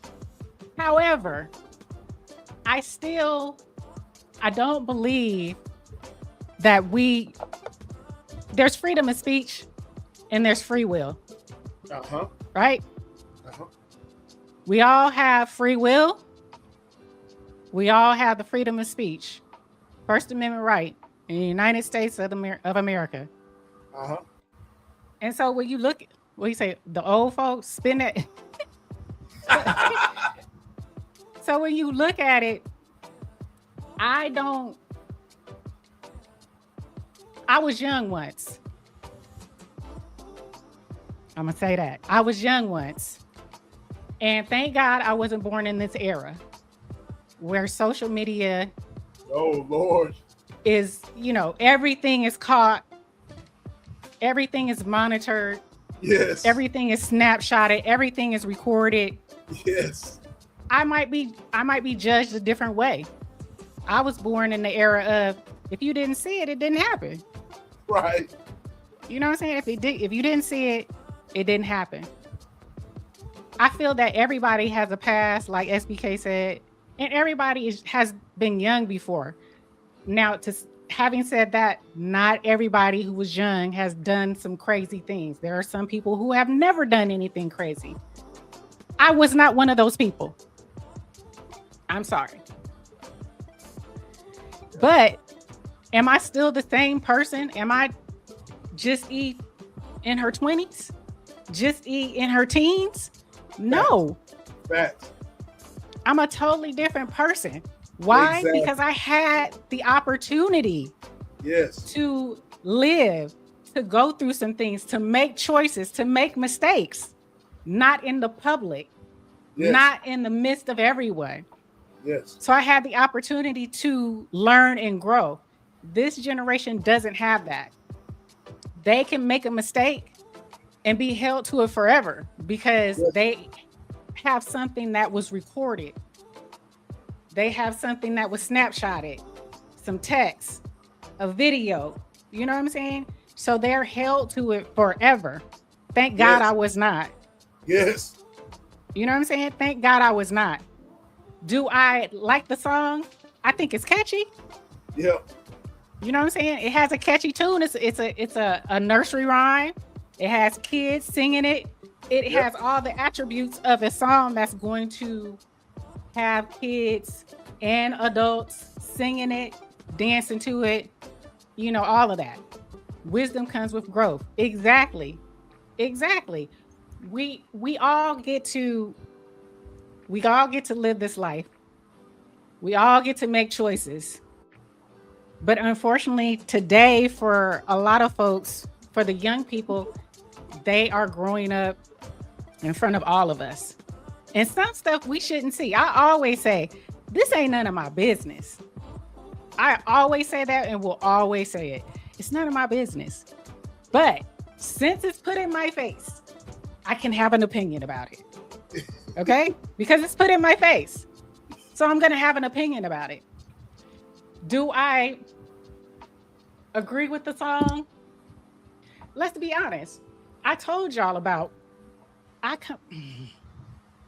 my daddy was not he wasn't your regular dad. So when she talk about the boosters, let me tell you, I got clothes for Christmas, my birthday, and the first day of school, right? That's when we used to get clothes, new clothes, right? We didn't get them every weekend. It was your birthday, Christmas, first day for school, first day of school, your first week, your first 2 weeks of school. I would give my dad, because he would call me and ask me, what's my sizes? What's my shoe size? And then he would come with a garbage bag the next day. Why? Because he gave the boosters my sizes. So the boosters, I come from that. I came from that. You know what I'm saying? So I can't look down on it. It's a part of my history. But do I condone it? No, but I didn't have any choice in the matter when I was young. I didn't have any choice in the matter when I was young. Do I use boosters now? No. Did I once upon a time? Maybe. I don't know. Maybe.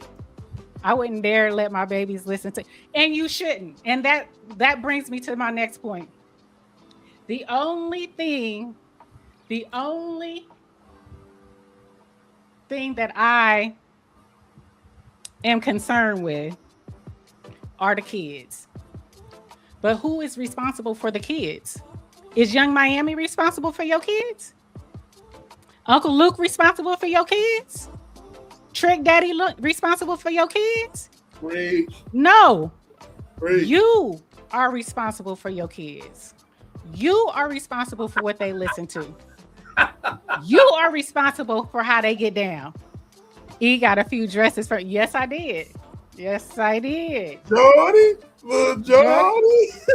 Yeah, I did. I'm just speaking honest. I'm speaking honest. If my family back then was to be put on reality TV shows, it would be some shit. That's all I gotta say. It would be popular. For real. You basically said the same thing that I said, sis. Yeah. You know what I mean? Because look, if I would tell you guys, look, I'm getting notices that we should we should drop the link. Drop the link. Wait, Just Jay, listen. Just let me let you say. She said my neighbors used to throw the best parties playing Uncle Luke. Let me tell you this, Just Jay. My mom used to throw the best parties when I was a kid. Everybody used to come to my mom's parties. Playing Uncle Luke? Not playing Uncle Luke. My mom older than that. But she used to play that, you know, That old school. But here's speaking of the old school, sis.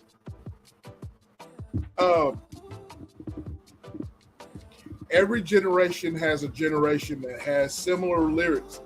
Absolutely. Like me and Mrs. Jones, me and Mrs. Jones, Mrs. Jones, Mrs. Jones, Mrs. Jones. We got a thing going on. Y'all know what that, you know what I'm saying? Y'all remember Millie Jackson back in the day? Yes. Millie Jackson was raunchy. Yes. Little Raunchy Richard. mouth. Little Richard. He was talking about long, tall Sally. You know what I mean?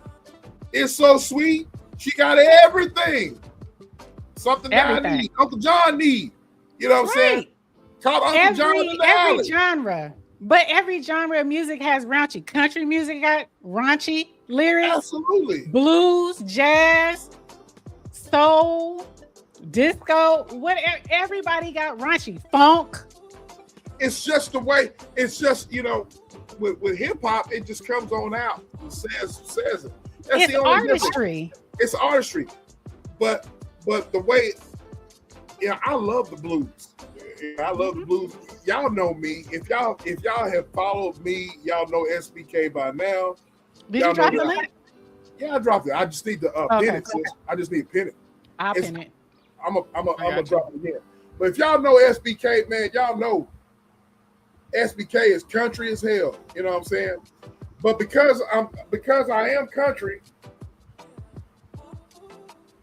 you know, I'm from the South, you know, the difference between back then and now is just come on out and they just come on out and say it.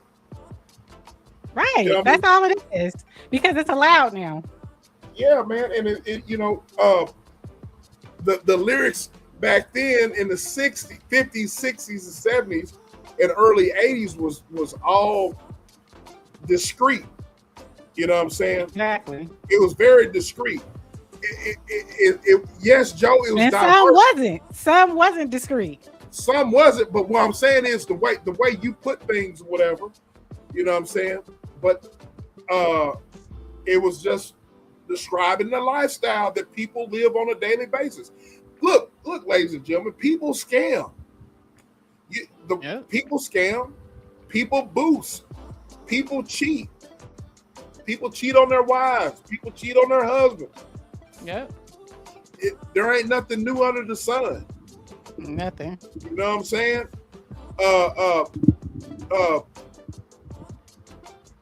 Who sang that song? Was it CZ Hill? Cheating in the next room. Where is Miss Foxy? Cheating in the next room. Yeah, where's Miss Foxy? And I said what I said. Y'all know what I'm talking about. Cheating in the next room. You know what I'm saying? It is what it is. The link is pinned, man. But look, if it wasn't for ratchet music, SBK couldn't get through his workout, and SBK couldn't be 294 pounds. Okay. You know what I'm saying? I need a boost. I need certain music to get me through my workout because I need my workouts to get me throughout the day. You know what I mean? Exactly. Exactly. But then again, when you have lyrics like, look, I was listening to I'm laying it all on the line, ladies and gentlemen. People pick and choose when they say it's just a song. It's just a song only when you agree with the message. Reread that. That's it. I agree, Jay. That's the reason why I'm not going to sit here and point the finger at people. You know what I mean? I'm not going to sit here and point the finger at people and criticize people. Because look, Jen J, sis, chat. That's right. Thank you to the boosters. Exactly. I will say this here. I listened to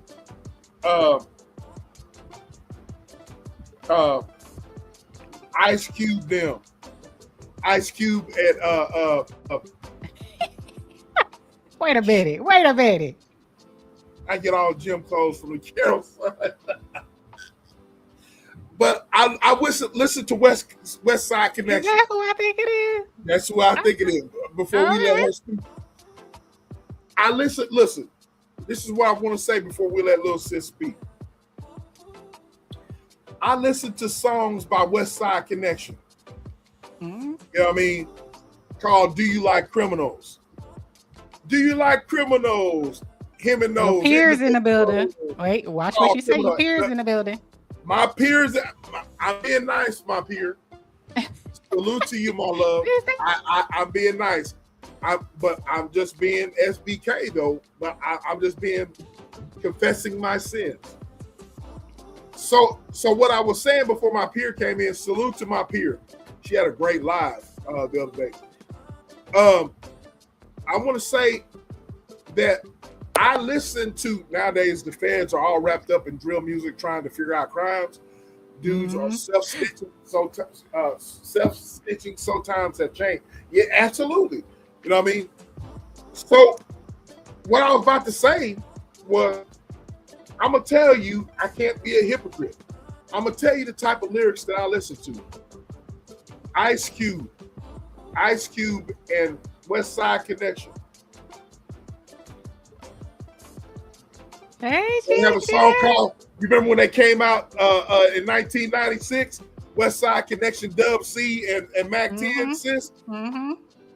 Do you like criminals? Him and those individuals called criminals. You know what I'm saying? And you know, look, everybody has a past. MC Light said it best. If y'all follow me on my shorts, MC Light said it best. She says, got a rough neck, gotta get a rough neck. Got a rough neck, gotta get a rough neck. Got a rough neck, gotta get a rough neck. I need it in the morning, so I gotta get a rough neck. Exactly. You know what I'm saying? So there's rough necks and then there's not. I can honestly say that a lot of those songs relate to SBK because back in the day, SBK used to be a roughneck. Am I a roughneck at heart? Yes. Am I changed? Yes. I will not go back. I was a young guy, just like Sis was explaining to y'all. I have evolved. I'm a different individual than I was 20, 30 years ago. In the Tupac era. Salute to you, Lou. Salute to you, bro. Salute to you. I'm a different individual. Hey, Lou. I'm a different individual than I was. You know what I mean? 30 years ago. Because 20, 30 years ago, I was doing stuff. I was a lunatic back then. You know what I mean? I did a lot of stuff that I'm not proud of. You know what I mean? So because of that, you know, I know how to put things in its proper perspective. And I'll quit. I'll go on mute. We got some lovely ladies on the panel. Right? I'm gonna shut up. I'm gonna let them speak. What y'all got on it? Vaughn came up first. What's up with it, Vaughn? What's up with it, little sis? Hi, guys. Hey, sis. Hi. I was like, wait a minute. I know, right? Listen, y'all know it's the summer.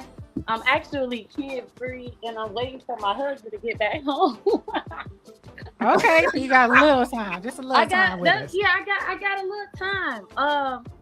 I'm y'all want to know what's funny? I listen to India.Arie. That's about it. Because, like I was saying in the comments, everybody else's commentary to me is like, I don't really like. I'm like real. This ain't my business. Okay, I don't even care that much these days. Right. So, but what's interesting is, you know, I listen to y'all perspective. I like what y'all was saying. I did come with just a little bit of an argument, but not really the argument. But it's not that I want y'all to look at it from a different perspective. It's some things that I've actually learned in my absence. So yes, I agree. You know, it's our responsibility as parents to, you know, keep up with our own children. I 1,000% agree with that. I don't think we should be blaming celebrities for, things that our kids would be exposed to if they weren't celebrities, right? Because it's Young Miami today, but who was y'all say Uncle Lou back in the day? It's always somebody, doing something. But the only thing about it, and honestly, y'all, it's kind of a struggle for me because, I grew up with what's his name?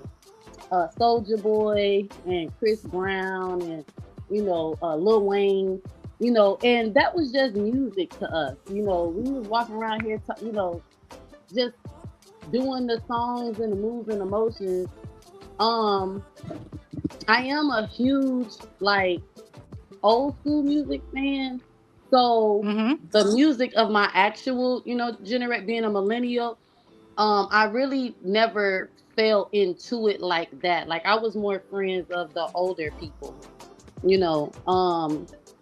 So I guess what I just came up here to say is that I think out of all the people who commentated, I respect India.Arie's opinion on it because I do feel she's not coming from a hypocritical place. And, she's one of the people who acknowledges, that we are spiritual beings and stuff. And she understands like the spiritual realm and how we can manifest things over ourselves. So I do respect her opinion. I don't think she should be, treated like she's trying to come off as holier than thou, because I didn't get that vibe from her at all. I will say it's strange to me how, like you were saying, E, that like when a Black person do something, we all kind of get thrown in it. But I will say, as far as the kids, so my spiritual leader, we were having a conversation about what it's like to go out and minister to younger people, the gospel. And she was like, they are literally quoting Drake lyrics. Like, all jokes aside, they are quoting Drake lyrics, about relationships or about life. And, Mia last year would have been like, oh, they stupid, or, that's so dumb. Who actually listens to these, songs and, use them as points, points of reference in their life. And then I sat back and thought about it. I'm like, well, when it comes to the, whoop-de-doo, some of those songs do be popping up in my head. You know what I'm saying? Be like, shawty, give me a sign. You know what I'm saying? It'd be like, wait a minute. So I do think that, some people are more prone to actually take these songs and try to live them out, like the mother and the daughter that bro was showing. And I also want to bring to y'all attention the irony of it, that this was Young Miami. This is Young Miami's lifestyle, but her mother was also, has done jail time. Yeah, for this situation. So if you look at it like that, it's like, she is doing what all the other artists do, which is promote their lifestyles, even though she's no longer living it. Is that a good thing for our kids? No. Is it something I want my kids to listen to? No. At the same time, like you were saying, it is very catchy. And, it's something, it's like what they call it, a teeny bop. It's a bop. It's just a bop. But, but no, I personally don't listen to a lot of secular music anymore. So when I heard it, I just, I giggled and went on about my way. But if we gonna go spiritual and deep with it, no, I don't think we should be glorifying stealing, scamming, boosting, popping tags. No, I don't think we should be doing that. Other than that, like I said, it really ain't my business. So, I just be over here, watching everybody crash out. Okay. Right. But yeah, that's all I want to say. I love that. I agree. Now, I would only say this. Would you allow, let me ask you this, would you allow your kids to listen to it? Not intentionally, but the thing is, I don't listen to the radio anymore. Okay. So and if I'm being honest, when I've heard the song, I just scroll to the next or turn, you know what I'm saying? Turn it off. That's all. That's it. No big deal. Just turn it off. No big deal. Yeah. That's the only problem I have with it. I don't have. These are adults. What they do is what they do. I am not your mama, and I'm not your daddy, and I'm not the person who is responsible for, how you feel, what you believe, nothing like that. So for me, I wouldn't say it's nothing, but I just don't believe that if we're going to hold Young Miami accountable, then a lot of people got to be held accountable for their lyrics and their music right now. I mean, for the last 50 years, you gotta bring everybody to attention who has, raunchy lyrics. Yeah. White, black, Mexican, soul, country, whatever. I just think it's for us. I know where it comes from, and maybe Jen J can speak about it. I don't know what she's gonna come with, but maybe she can speak about it. I think our culture, we feel like, because we've been made to believe, in my opinion, we've been made to believe that because one person is doing something negative, all of us are responsible. And I just don't believe that. Just like when what was that dude that you put up? What was his name? SBK with the dreads that you put up? I forget his name, sis. He's a Christian rapper, right? Yeah, he is. Yeah, he's a Christian rapper. And I know where he's coming from. He's coming from that side. He's coming from the, the spiritual side. You're also talking to people who don't know God, ain't trying to know Jesus. You know what I'm saying? So what do you expect them to do? What do you expect a person who's dead to do from a biblical perspective? That I like exactly how you put that, E. It's like your words just fall on deaf ears. So yeah, I get exactly where you're coming from. Yeah, it's like, what do you expect? Unless she's trying to change her life, what do you expect from a person who doesn't have that type of belief system? You're expecting a lot from someone. So I think your energy could be spent in other ways, in other places, dealing with the people who are trying to, make changes, dealing with the people who are not listening to this type of music and trying to, do things better in the community. And turn it off. If you don't want to hear it, you ain't got to listen to it. I'm going to shut up. Juicy says we shouldn't be listening to it. The Bible instructs us to guard our eyes and ears for a reason. What we take in affects our inner man. I agree with that. I believe that. That's why I don't watch scary movies. I love scary movies. I'm with you, E. I recently watched that new Strung, and I've been looking around. I'm like, why did I do this to myself? I don't touch scary movies. No, you do have to. Hey, if you're Generation X, you love when Freddy Krueger says, "All of you are my children." What? You know I'm talking about, Jen J. Quit playing, Jen J. You know what I'm talking about. All of you my children. I do think it can be hard for people, and this isn't coming from a place of, it's really just coming from a place of experience. When you are trying to strive better, or you're living with the intent to be better, you do have to be careful of what you take in. And when it comes to that particular song, for me, I was never a scammer or a booster, so I don't feel tempted to go steal and be crazy. But for somebody who is a part of that lifestyle, like the mother and daughter that went viral, the lady literally just got out of jail, y'all. And I was watching the TikTok, like, why would you be stupid enough to come on here with the bags, okay? And as crazy as it sounds, I was thinking to myself, You were supposed to spend the money, okay, buy some new stuff, and then do a TikTok. Not take the criminal offense to the internet and brag. Like, that was just stupid. So it does show you the mindset of people, listening to this music, Low vibrational. that's actually living that life. It really takes all common sense or, decency out of the picture, because they like, oh, it's a song about scam. This song about us. Let me show everybody I'm a scammer. It's like, whoa, y'all going to jail. Calm down. Calm down. Right.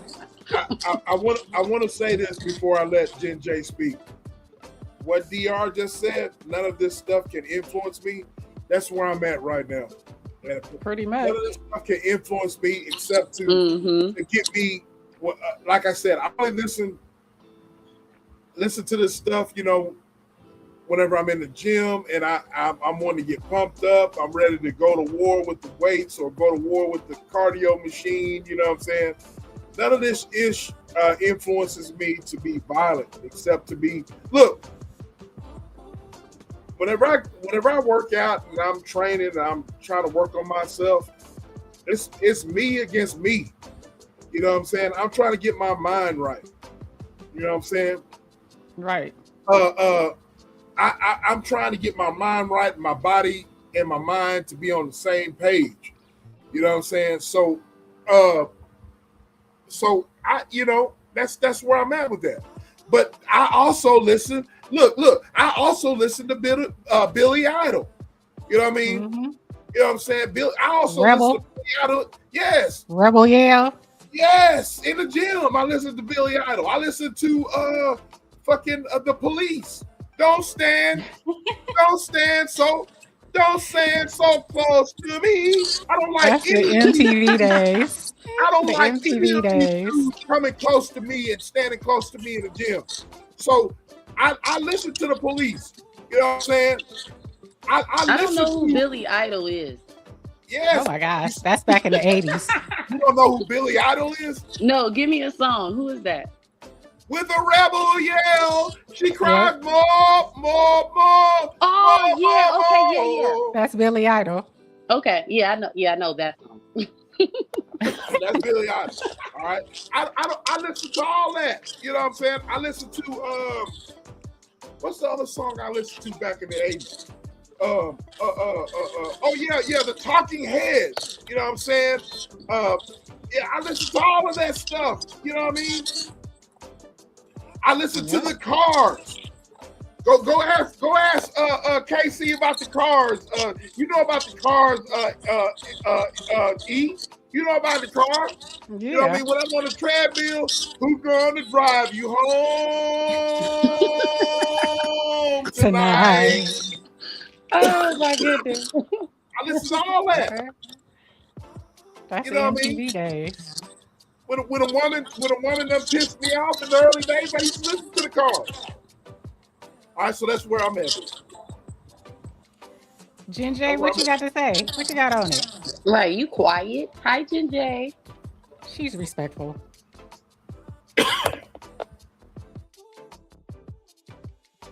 Uh-oh.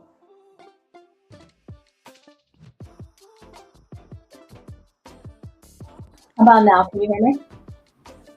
Yes. Yep. I can hear you. Hey, what's up? I've just been listening, taking it in. Everything you all said, I mean, it totally makes sense. I agree with what was said. I think I was just a little bit surprised coming in because a lot of the discourse online is not anything that any of you have said. Like I agree what he was talking about. You know, I'm not a fan of the kids listening to it. Do what you want as an adult. Like all the things that you all have said. But the talking points seem to be different from what I'm seeing online. So, for example, I get a whole lot of it's just a song, it's just a song, it's just a song, and I just call cap. I just call cap on that. What I mean by that is the people that keep saying that are the same ones that when Little Nas is on that same stage, BET Awards, kissing another man, and for lack of a better, let me just use a different word. I'm trying to think. He was dancing on the devil, literally coming down a pole. It wasn't just a song all of a sudden because they don't agree with his message. I don't want my kids listening to that, and I don't agree with that. And that makes sense, right? So what I like to flip that on people and say, well, if you have no problem with Young Miami's song, I am to assume that you agree with it. You agree with what she's saying. Because if you didn't, you would give this song the same treatment. Another example, let me give you one more example. If this same song, everything was the same, the beat, the lyrics, everything was the same, but Nicki Minaj put out that song, you would get a different response because of her recent political leanings that she's put out. Well, it's just a song, right? So you shouldn't care what her political leanings are, right? Oh, well, she blah, blah, blah, blah. See how quickly we go from it's no longer just a song when you don't agree with something with that person. So again, I have to flip it back and say, if you're cool with this song, which is fine, it tells me that you agree with the message. That doesn't mean you go and boost. Doesn't mean you're out scamming. It just means that you agree with the message. Because if you didn't, you would have something to say about it. And one more and I'll shut up. Same exact example. I think you read the lyrics earlier, right? Mm-hmm. If just one lyric was changed, let's just say one lyric was changed, right? Instead of her saying the Goliard bag, let's say she said put it in that MAGA hat. Everything else about the song was the same. Same beat. Oh yeah. Young Miami, just that one lyric. Suddenly it's, oh well, hold up, blah blah blah blah. Again, it's just a song, right? Why are you feeling some sort of way? So I'll end my plane there. I think that's excellent because it speaks to the hypocrisy. I don't disagree with you at all. You're exactly right. And the last one just landed the best.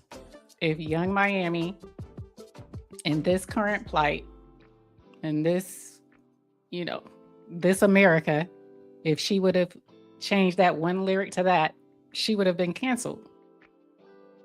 Mm-hmm. They would have had all types of problems. It would have been an uproar. I don't want my kids singing that, and we don't need that type of representation on the BET Awards, given the political climate. Oh, we would have heard it all. We would have heard it all. She would have been called all kind of raccoons. Mm-hmm. Just by switching out 2 words out of a song.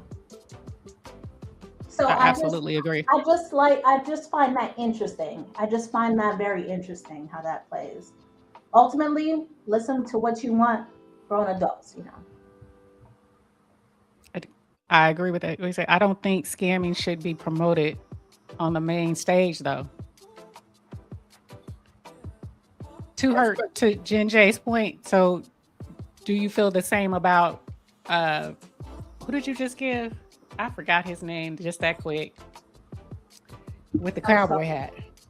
Little Nas X. Do you have a problem with Little Nas X and his message being promoted on the main stage? Kind of to the point. Can you say the same? Is it all around, or is it just those lyrics and what she's saying?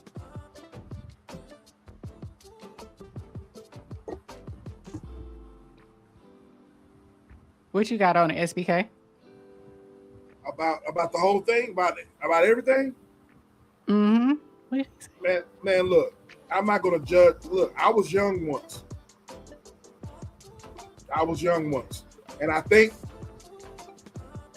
that I understand what India.Arie is saying. I agree with India.Arie, but I like I said at the beginning, I would be a hypocrite to sit here and tell these young people of today about a song of today and tell them that, that's hurting, so forth and so on. That's hurting society and all this. Because I was listening to that type of stuff back in the Gap, bro.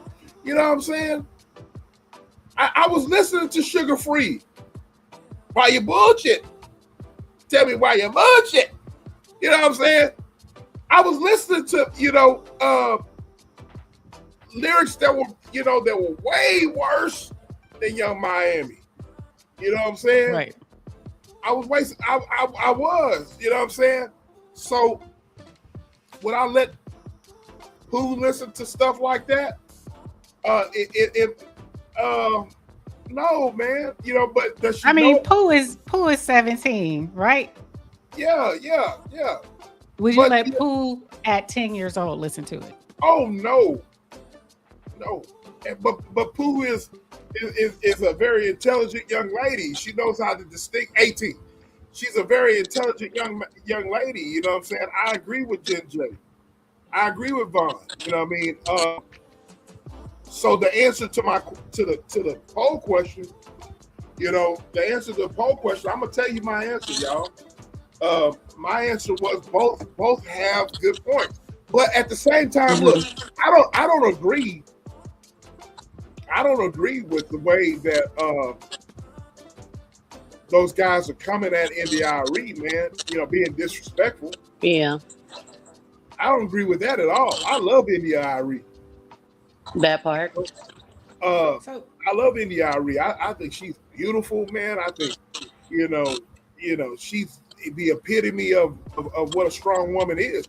So I don't agree with, Trick Daddy. Look, you got to consider the source when Trick Daddy starts talking. You know what I'm saying?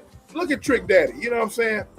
Hey, Vaughn and Jen J, y'all remember when he was on stage and he was humping, and when Nan came up, Nan, he was up there humping, his belly all in the way and stuff, and he's sitting there hunching the air. You know what I'm saying? I was like, look at this nigga here, man. You know what I mean? He's way, but I'm a fan of Trick Daddy's music. You know what I'm saying? But I just don't like the fact how he's disrespecting them. You know what I'm saying? You can get your point across. India.Arie has just as much as. Look, I remember. Let me put y'all up on game. Some of you youngsters, all right? Just as much as India.Arie has a right to speak her mind, so does Trick Daddy and Uncle Luke. I remember when Uncle Luke went to jail for his lyrics back in the early 90s. Oh, I remember really? it. Absolutely. Let me give y'all some history right now. You know Luke went to jail. Luke went to jail, bro. Luke went to jail. You know what I mean? They were having sex on the stage, bro. What? You know what I mean? So Yes, they were having sex on the stage. He was having, Luke is the reason why we have twerking and all that on stage. You know what I mean? That's the reason why we have all that today. The reason why Young Miami is able to perform her lyrics today and we got explicit lyrics today is because of NWA and Uncle Luke. You know what I mean? I remember Uncle Luke used to go to jail. You know what I mean? He used to go to jail, bro. So I said all that to say this. Well, let me back up. If you do your history, ladies and gentlemen, I got some feedback going on. Y'all hear that feedback? Hold on just a second. Yeah, I do. I can hear it. You hear me? Not anymore. It was Not Vaughn. anymore. I had to mute Vaughn. Vaughn got her Obama phone on. So, Vaughn, you come off mute whenever I get done. You got your Obama phone, Vaughn. So, if you do your history, see Dolores Tucker back in the 90s. See Dolores Tucker. All right, see Dolores Tucker and Gladys Knight. We all know who Gladys Knight is. We all know who Lenny Williams is. Absolutely. I'm not sure if he passed away. I used to listen to him, but I was grown. Absolutely. Lenny Williams was a legend, man. I think he's gone. You know what I mean? Lenny Williams is a legend. So y'all look up C. Dolores Tucker. C. Dolores Tucker was a civil rights leader. Are y'all familiar with Brother? Absolutely. Brother Lynch, absolutely.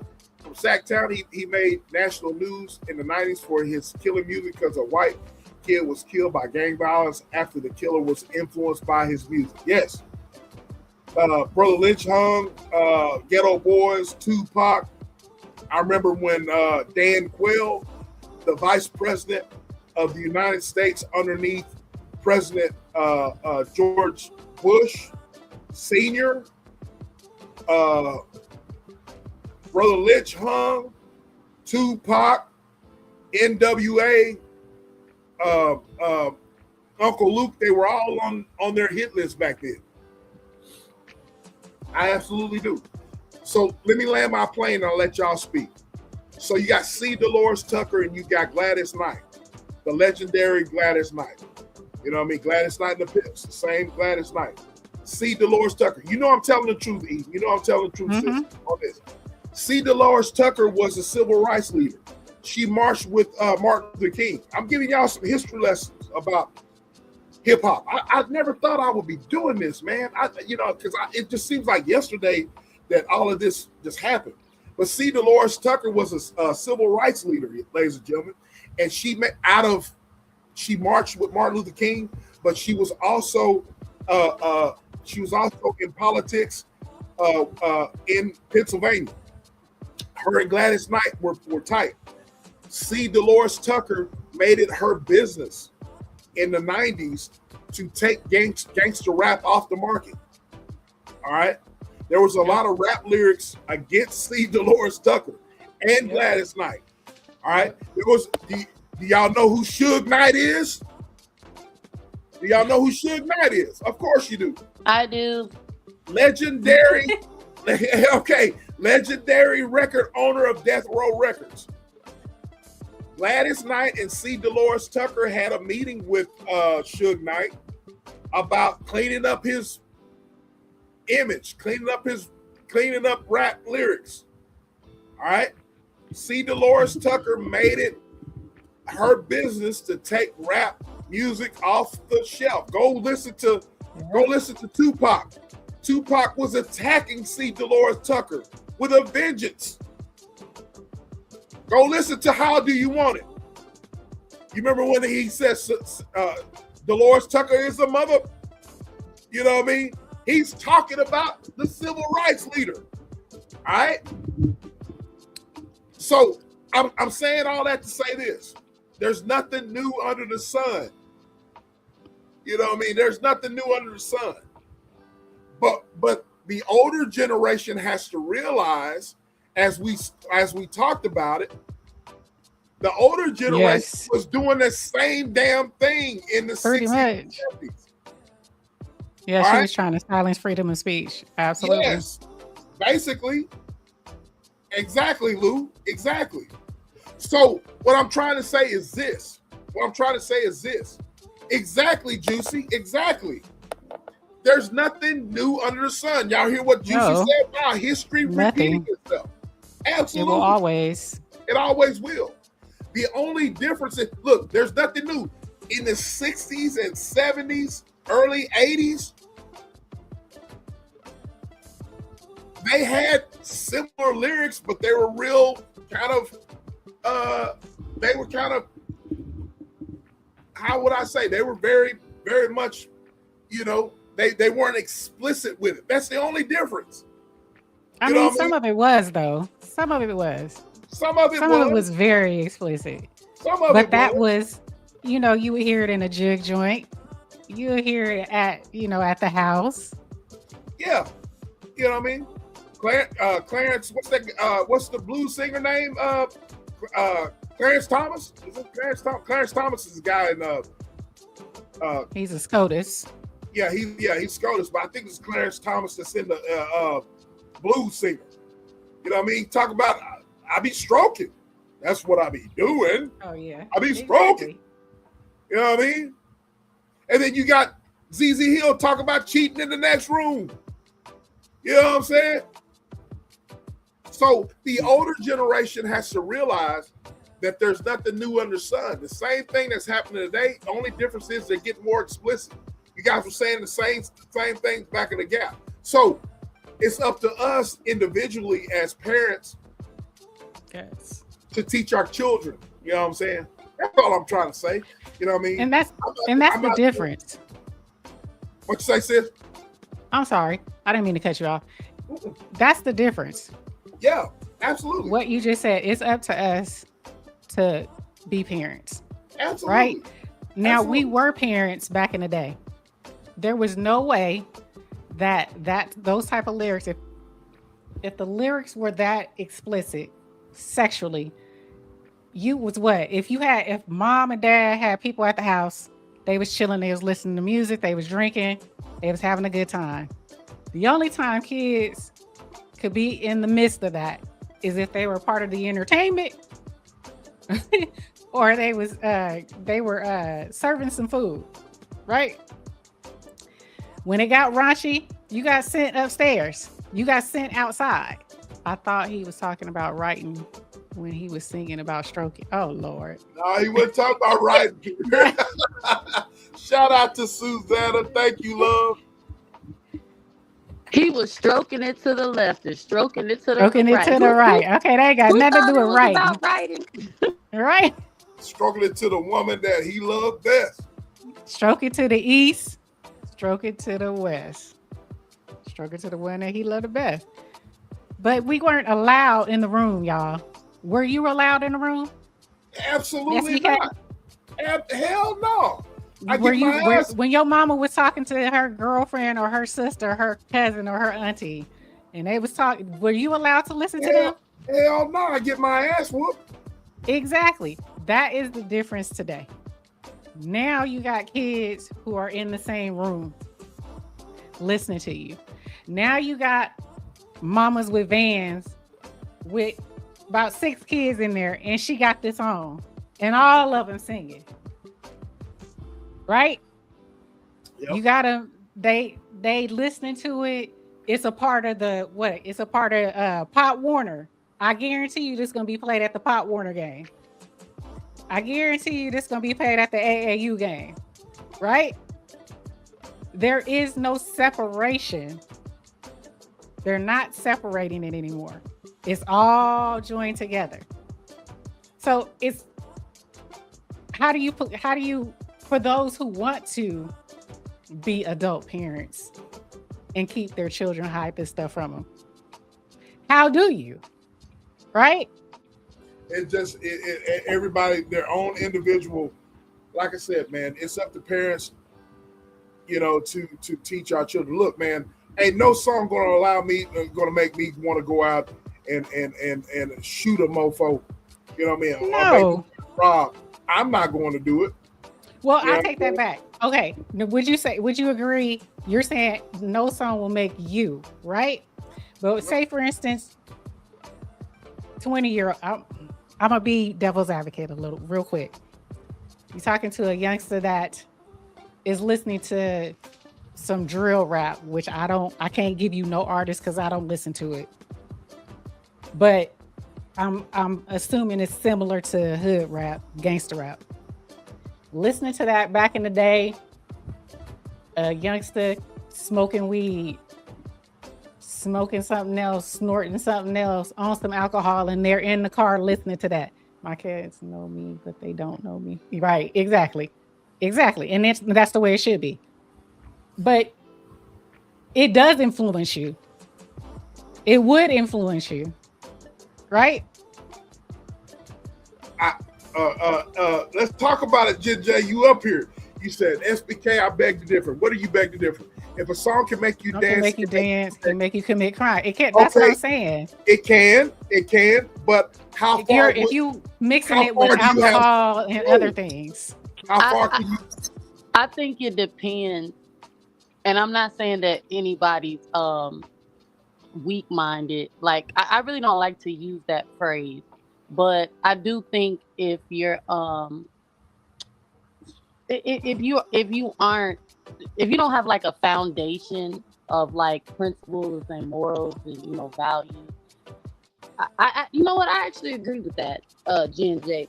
But I would say that's more, what is it, accessible to younger people. I don't think anybody like y'all's age or even my age that hasn't actually lived that life or even wanted to live that life would just get drunk and go scamming. I think it would have to be a seed planted. Like, you know, you're used to seeing boosters, scammers, your mom, your dad, you know, acquaintances. And then it's like, and I don't even really think you have to be drunk. It's just like, you know what? I'm gonna go get this money. You know what I'm saying? Like, that's how it would manifest. But I don't think that we'll say a real well-rounded 50-year-old would just be like, you know, I'm gonna go get this money. That well-rounded 50-year-old would get money how they've always gotten it. So if they've always had an honest living, they will find out an honest way to get that money. But a 50-year-old, you know, who's maybe a recovering scammer, who's done dirty deeds in the dark to get their money, now I think they would be, you know, open to it. Y'all get what I'm saying? But Absolutely. I don't think, you know, somebody just turn on the song. Oh, this song has hypnotized me. It don't work. I don't think it works like that. No, not like that. Not at this ripe old age. If you are, like you said, if you haven't been a part of that lifestyle, then no, it wouldn't. I don't think so. But everybody has a choice to make. People make choices. Absolutely. I'm going to read this by Juicy Fruit, and I want Jen J to speak. Juicy Fruit says, the thing that makes me dislike a song the most is the representation. It affirms so many negative stereotypes about Black and more specifically Black women. I respect that. I respect that. I really do respect that. I agree. You know what I mean? I'm going to go ahead and say I agree. It's just that it's up to us as individuals to put things in proper perspective. You know what I'm saying? As parents, grandparents, if you got a niece or nephew, if you're an uncle or aunt, you got to put things in its proper perspective. You know what I'm saying? That's my opinion. You know what I mean? Because my father, I was on. Some of y'all were in the chat. I was interviewed by Candy Cane Lane 2 weeks ago, 3 weeks ago, whenever it was. And I was explaining about how my father was. My father was a roughneck, man. He was a roughneck type individual. You know, I love him. He is one of the reasons why I am who I am today. You know, he is just a man's man. He was a roughneck type individual. And one of the statements that I made on Candy Cane Lane in her chat describing my father, my dad used to say, look, you know, don't do as I do. You know, just do what I say. You know what I'm saying? Just do what I say. Don't see what I do. Don't do as I do. Just do as I say. And I used to think, I'm like, how the hell can you tell me, Negro? And this is me, you know, looking back retrospective. How the hell are you gonna tell me, Negro? I'm seeing you smoking on that funky stuff. I'm seeing you, you know, doing things. And you're telling me and my brother, don't do as you do as I say. You know what I mean? I understand, because years later down the road, he always told us, I want you to be better than me. You know what I mean? I want you to be better than me, son. You know what I mean? You already are smarter than me, but when you get older, you're going to understand where I'm coming from. I understand that. I understand where he's coming from now, but I did then. But there's a way to go about things. Go ahead, Jen J. Go ahead, love. I know you're gonna wax eloquent. Go ahead. No, I feel like you nailed it. You nailed it with those talking points. I was just reading the chat and I'm agreeing with a lot of what I'm hearing. I think my comments a little while ago about what music can do, I think it's easy to diminish its power Again, because we typically listen to things that we agree with. But when you translate that to other areas of our life, it becomes clear. And I'll give you some examples. Back to the politics thing. Yep. Right away, you can see a sheer connection when somebody has that red hat on. You can, oh, I don't judge. Well, let's stop fucking playing right now. We judge. You see that hat, you make assumptions about that person. Let's be for real. They could be the loveliest person ever. You just dropped off. They can be the loveliest person ever, never heard a fly, but you associate things with that hat. Bottom line, you don't even know that person, so we do it. We just pick and choose. We all do it. I do it too. My thing is with the music thing, Jay-Z is well known for telling y'all to stop wearing jerseys and put on a polo, and y'all was like, yes sir, and y'all all were wearing those damn polo shirts. So the point is, it has some amount of influence on what we do. We can call ourselves individuals, which we all are, but the way we wear our hair, the way we conduct ourselves, they've been influenced by something. I'm not just saying by music, but music has a part in that. It's in every aspect of our lives. So we can't diminish the power it has. Now, just because Young Miami is saying spend that shit, I'm not saying now let's all go out and boost. It's not that one-to-one relationship. But I'm talking about the everyday. The same reason why, let me point to Vaughn for this one, or maybe Miss Alice, the same reason why when y'all turn your life around to Christ, how y'all start listening to different types of music. You can't lie and say that's not intentional. You understand the connection between, okay, maybe I should start focusing on this if I want this. If I want to improve my fitness, I start going to the gym. If I want to improve my nutrition, I eat better. So we can't pretend like the music doesn't have an influence. It's just not one-to-one. It's not, I hear somebody shoot the guy in the blue shirt and I go and shoot the guy in the blue shirt. No, I know that. But it is there. The connection is there. Absolutely. Yeah, I agree with that. For me, when I listen to, what we call secular music, like the song Spin That, like I said, when I first heard it was a bop, but it's like this, voice that's like, but she talking about, it's not like the way that the people on the internet are like crashing out about it. It's not all that extra for me. Like, oh my goodness, my kids are going to be scheming and scamming because, like bro and sis was saying, I'm a part of the generation that sings about the stupidest stuff, but it's a bop. I mean, you can't help but be like, crank that Soldier Boy. It's like this is actually catchy, but there is this voice that's like, she's talking about scamming. She was or is a scammer. I seen a thread. I don't know if y'all be on threads, but some lady on threads was like, I thought we been canceled Young Miami, because she was okay with the stuff that Diddy did. And none of that stuff even crossed my mind. I honestly, if I'm being, 100 y'all, it was like Young Miami is singing about scamming because she used to be a scammer. It's a bop. That's for her. Do I not listen to certain music because I don't want to be tempted to do crazy stuff? No. It's just about how it makes me feel, I love Crucial Conflict. They having a concert, I think in October or September. And I'm still like, Lord, do I go? Because like bro was saying, when I was working at the school, I pulled up to the parking lot blasting Hey in the middle of the barn. Like that was my I'm a whole thug out here. I'm finna go, help teach these kids, okay, how to live right, do right, but I'm a thug. That's how I felt. Okay, I felt empowered. So I get it. I'm not saying that music does not plant seeds inside of us. But as and I'm only 32. Does that song make me want to go boost? No.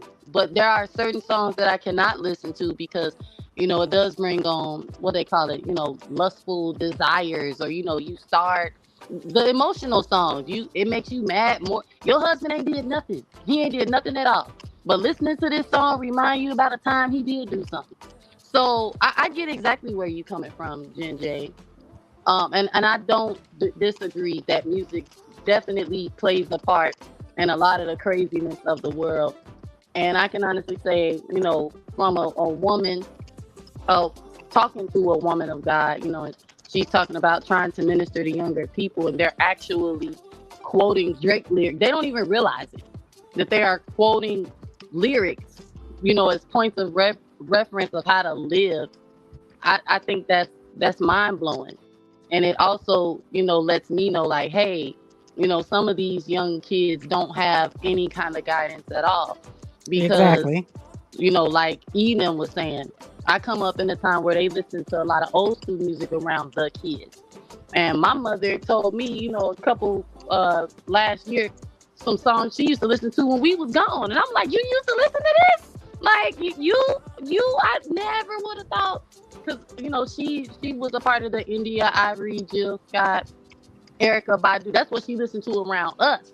But my mama was a whole nother person. And, I'm the same way too. Like, my kids are gone now. I'm going to listen to whatever I want to listen to that isn't going to, like, really affect me, though. I got to be careful.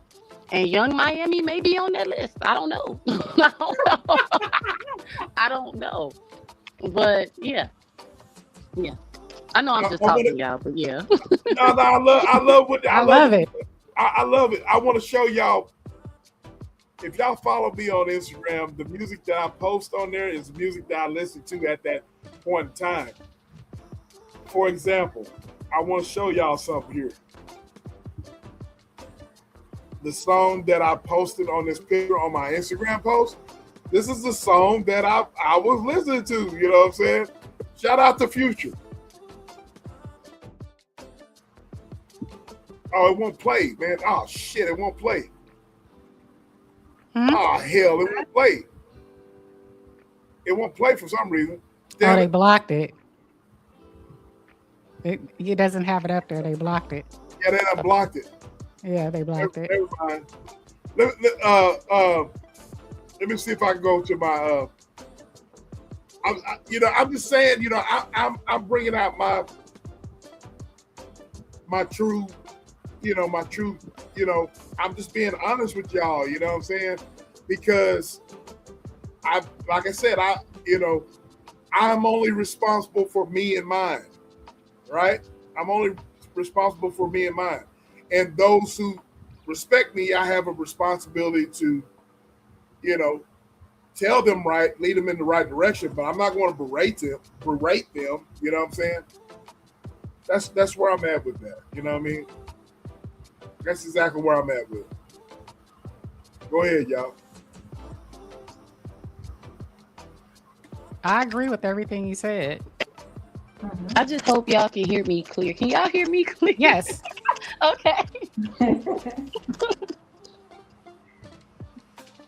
I can hear you clear. I wanted to go back up to, there was somebody who said, was it Juicy? Juicy? Was it Juicy? Probably so. Juicy been preaching. Yeah, the one about the non-black listening, that comment. I think it was. If a non-black listening to that song, watching black people around the world singing along to it and calling it the song of the summer, naturally, I believe all black people feel that way. Yes. I mean, yeah. I have to agree with yeah. But are we responsible for someone's view? You can say yes and you can say no. I try not to, and this is just me being on this earth for a long time. I don't get wrapped up in politics. I don't get wrapped up in these civilian affairs. A lot of these racial and these epithets and how others view any given group of people. can I say long time ago I did. I just learned a long time ago, people are going to believe what they want to believe. I choose to live my life in a way that I'm proud of. I represent me, I represent my family in the way that I feel is good. I glorify who I represent. So I don't really care about what others think of me or think of us, because I know differently. I know that we aren't all that way. It used to make me mad. It used to make me want to fight you. I don't look at the world like that anymore. Those are ignorant people, unintelligent people, and the same way they're looking at us, I can point out hundreds of people in their community that are doing something, if not at the same level, but worse. These are all divisive things, in my opinion. These are all divisive things that have been put out here to have us constantly going at each other. But I can't say that I just teach my children better. I've learned to live better.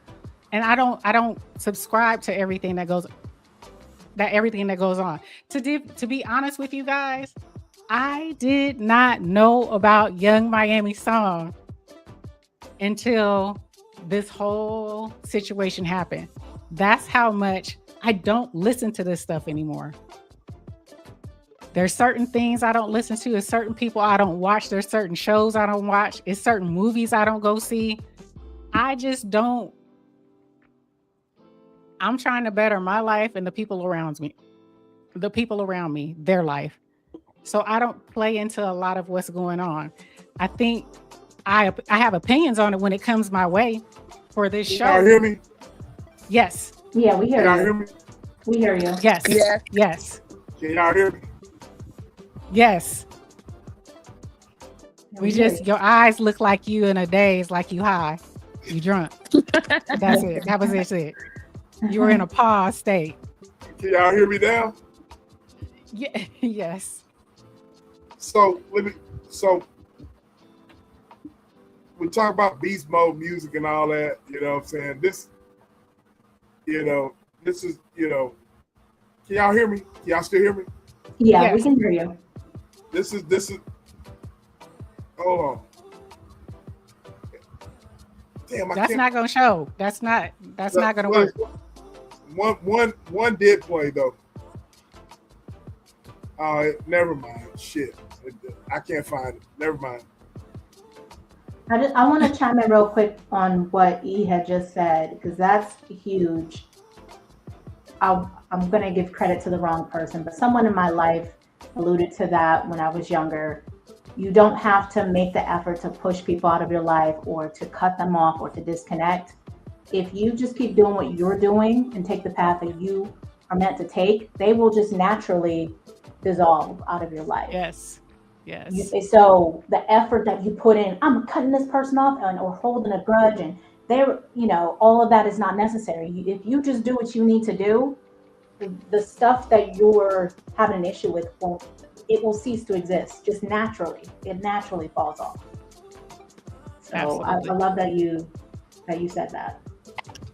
Thank you for putting it in the perspective, because that's truly what I was trying to say. Yeah, I'm I ain't gonna say I'm following in the footsteps of E, but yeah, when you just kind of cut a lot of stuff out, you really don't. I just don't get all psyched out about it, about things that don't concern me anymore. And it's not like a selfish thing. Well, maybe it is a selfish thing, because like E was saying, when you want to live better, you focus on you, your kids, your spouse, your family. And like JJ was saying, those things that don't concern you just naturally falls to the wayside. It comes with a peace, you know, when you're not putting effort into what's hindering you or attention, you know, it's like whatever. And you know, that's why I'm up here to say, you know, will my kids be listening to certain songs or music, watching certain TV? No, because I don't. Is it a struggle for me? Yes, because I used to be a part of that. It's just a song mindset. But once you acknowledge, you know, that there's a whole spiritual realm, the invisible realm around here keeping up chaos. And I 1,000% agree with you, E. I do think it's you know, oh, let's focus on Young Miami to, you know, bring people to eat her up, judge her, throw her away. When, you know, there's other artists that's been doing the same things for years that are speaking out against it, you know, in my opinion, from a judgmental standpoint. And that's why I, you know, like India.Arie is like, no, she's not perfect or whatever, but she has a really good point, you know, of what we're taking in, you know, in our minds, what we're prophesying over ourselves. And Absolutely. I just say, you know, be careful. If it's just a song to you, okay, you know. But for those people that are like, you know, I don't listen to that, you know, they like me and E, they ain't even really on the internet until it comes our way. Until that comes my way. That's it. That's it. I wanted to bring this up. Juicy put another one. She preaching. She gonna get the robe tonight. She gonna get the robe tonight. She's like, I'm not trying to be divisive. I can just feel the difference in how we are being treated, especially here lately. Look at poor Nolan Wells. And I get what you're saying, and I'm not saying you're trying to be divisive. I'm saying us as people groups, this has been going on for a long time, and it's by design. When I say that, I'm saying it's by design. I'm saying it's not just you, it's not just us as a people, it's all groups, and it's by design to have us going at each other. With regards to Nolan, bless his heart, rest in heaven. That was unfortunate. But how can I say this?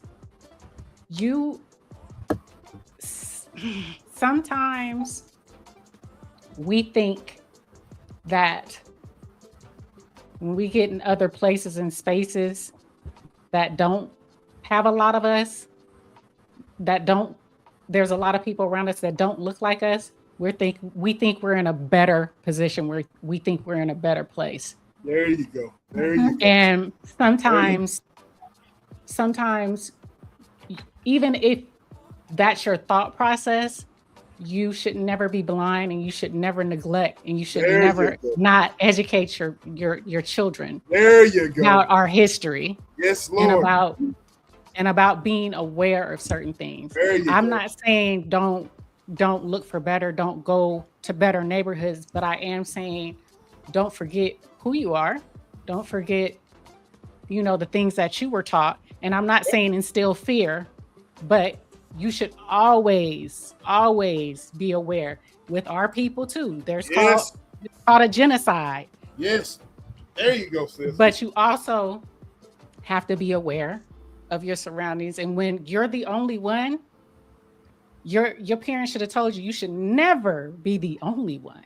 Yes. You should never be the only one. Hey, y'all. I gotta stop, sis, because sis be getting her bag. Sis be getting her bag. I gotta. Every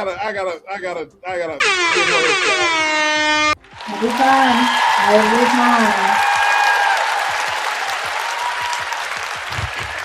He is definitely on her Steph Curry, because she don't know. Yeah. And so I want to also look, Juicy. You said you don't mean to preach. Look, you ain't preaching. You are welcome over here. You are welcome. I love the conversation. Man, look, that's what it's all about. You know what I mean? You have a voice. You know what I'm saying? Every voice absolutely. Is different, absolutely. But you have a voice, man. You know what I mean? That's what. Look, that is the reason why. That is the reason why I came to YouTube, because I didn't come to YouTube to pick fights with anybody, or I came to YouTube to get different perspectives. You know what I'm saying? I came to YouTube to get different perspectives from different walks of life. You know what I'm saying? And all perspectives are welcome. I know I've been all ALL. All perspectives are welcome as long as you're respectful. We keep it grown and sexy over here. You know what I mean? And so I love when we got different perspectives, when we got good perspectives. We got it, as I call it, introspect and retrospective perspectives. You know what I'm saying? That's what it's all about. You know what I mean? So that's what it's all about. I feel like, hey man, I'm gonna get on my. I'm not trying to be prideful here, but I feel like that nobody like us, like the Tap In podcast, is like us when it comes to stuff like this. You know what I'm saying? Because we know how to bring it in, and we know how to talk about it, and we know how to keep it grown and sexy. We know how to keep grown folks engaged in the conversation. You know what I'm saying? Yes. That's the way it's supposed to be. You know what I mean? We're not going. That's the reason why we don't block. I don't ever block in my channel. We don't block over here. You know what I'm saying? I know B as she is somewhere. Right. I don't understand that. I don't understand either. I know she got something on it. I don't know what's going on with B, but B, get rid of the Obama phone. Right. Get rid of the Obama phone. You know what I'm saying? Period. Yeah, I mean, get rid of and Bond, get rid of your Obama phone. I know Obama. Okay. It feels like you cooking. Feels like you cooking chicken. Look at Iggy. Feels like you cooking fried chicken in the background. Look at Iggy. We got you highlighted.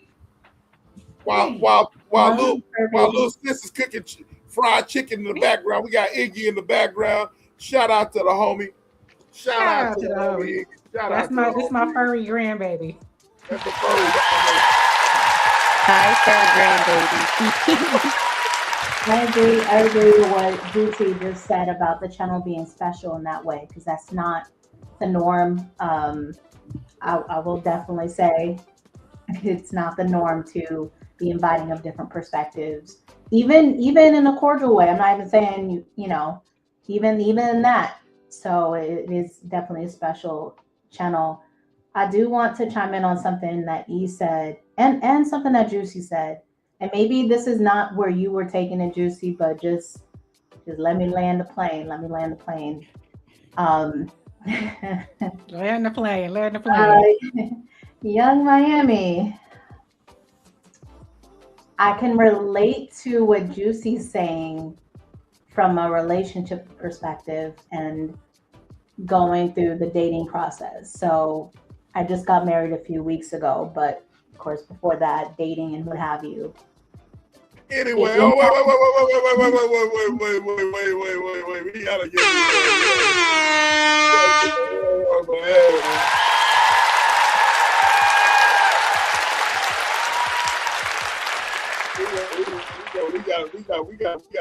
we cannot let that go. Even though we cannot let that go.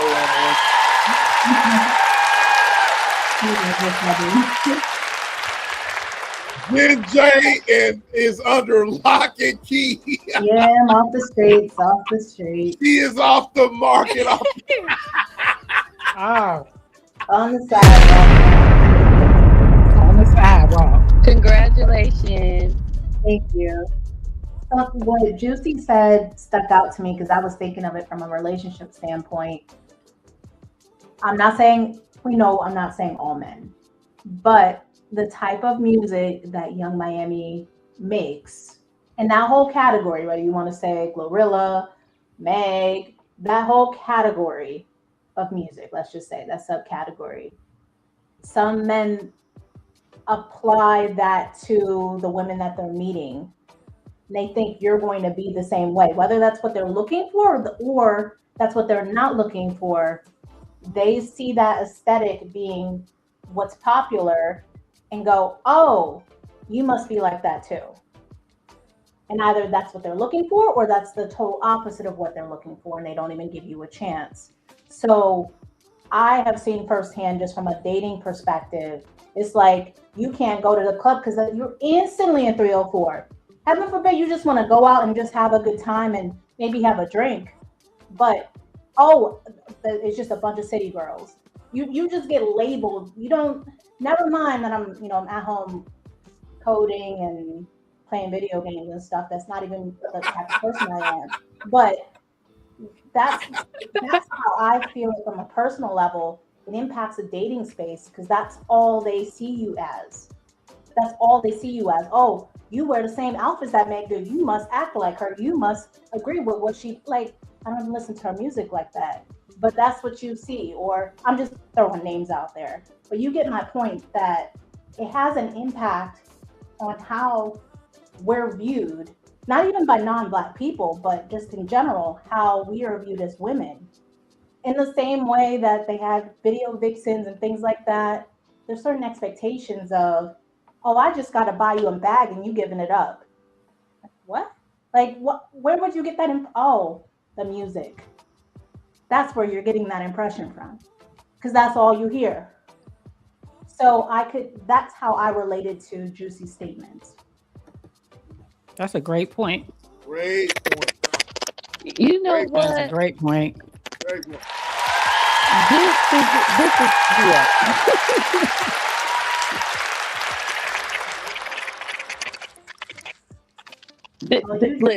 You just trying to get the bag. You just like, and I'm like, I'm not even that kind of person. Where was you?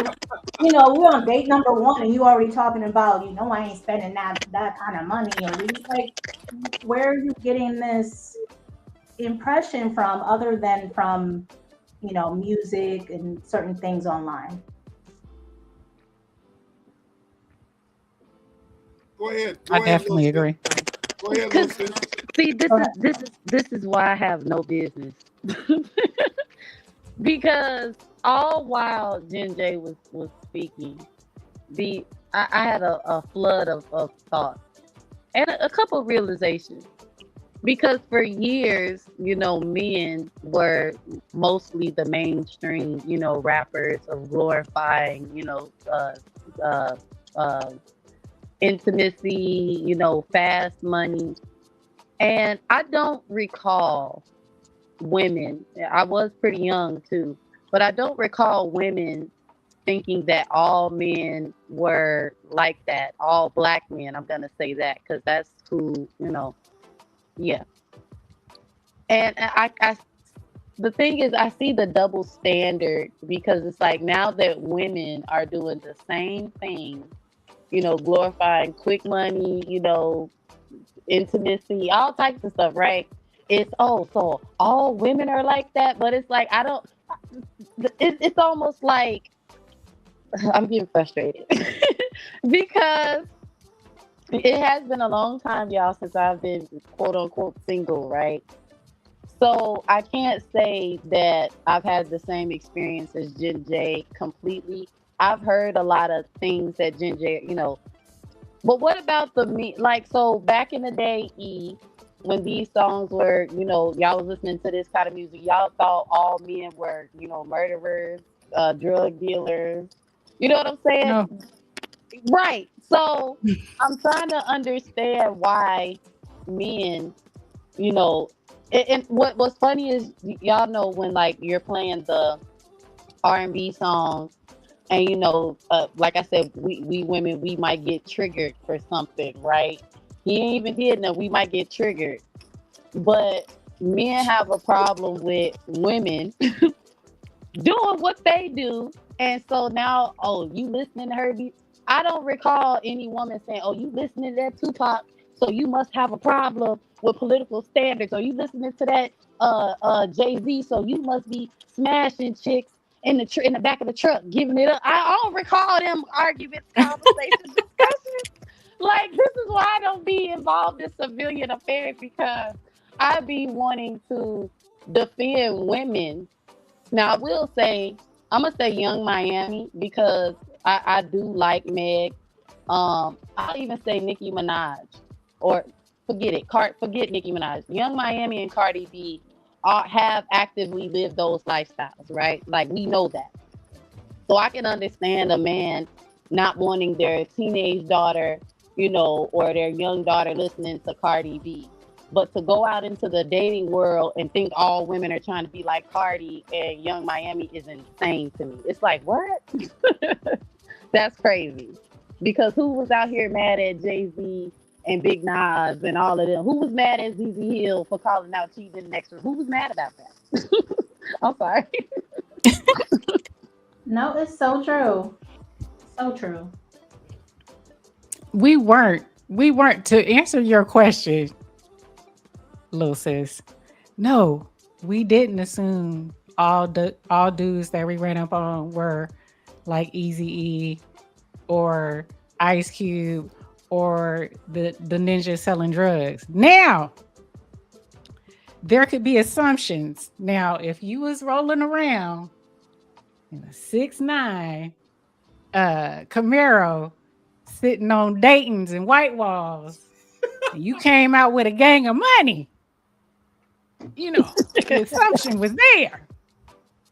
Or if we went to the movies and you pull out a wad of money, then the assumption was there, right?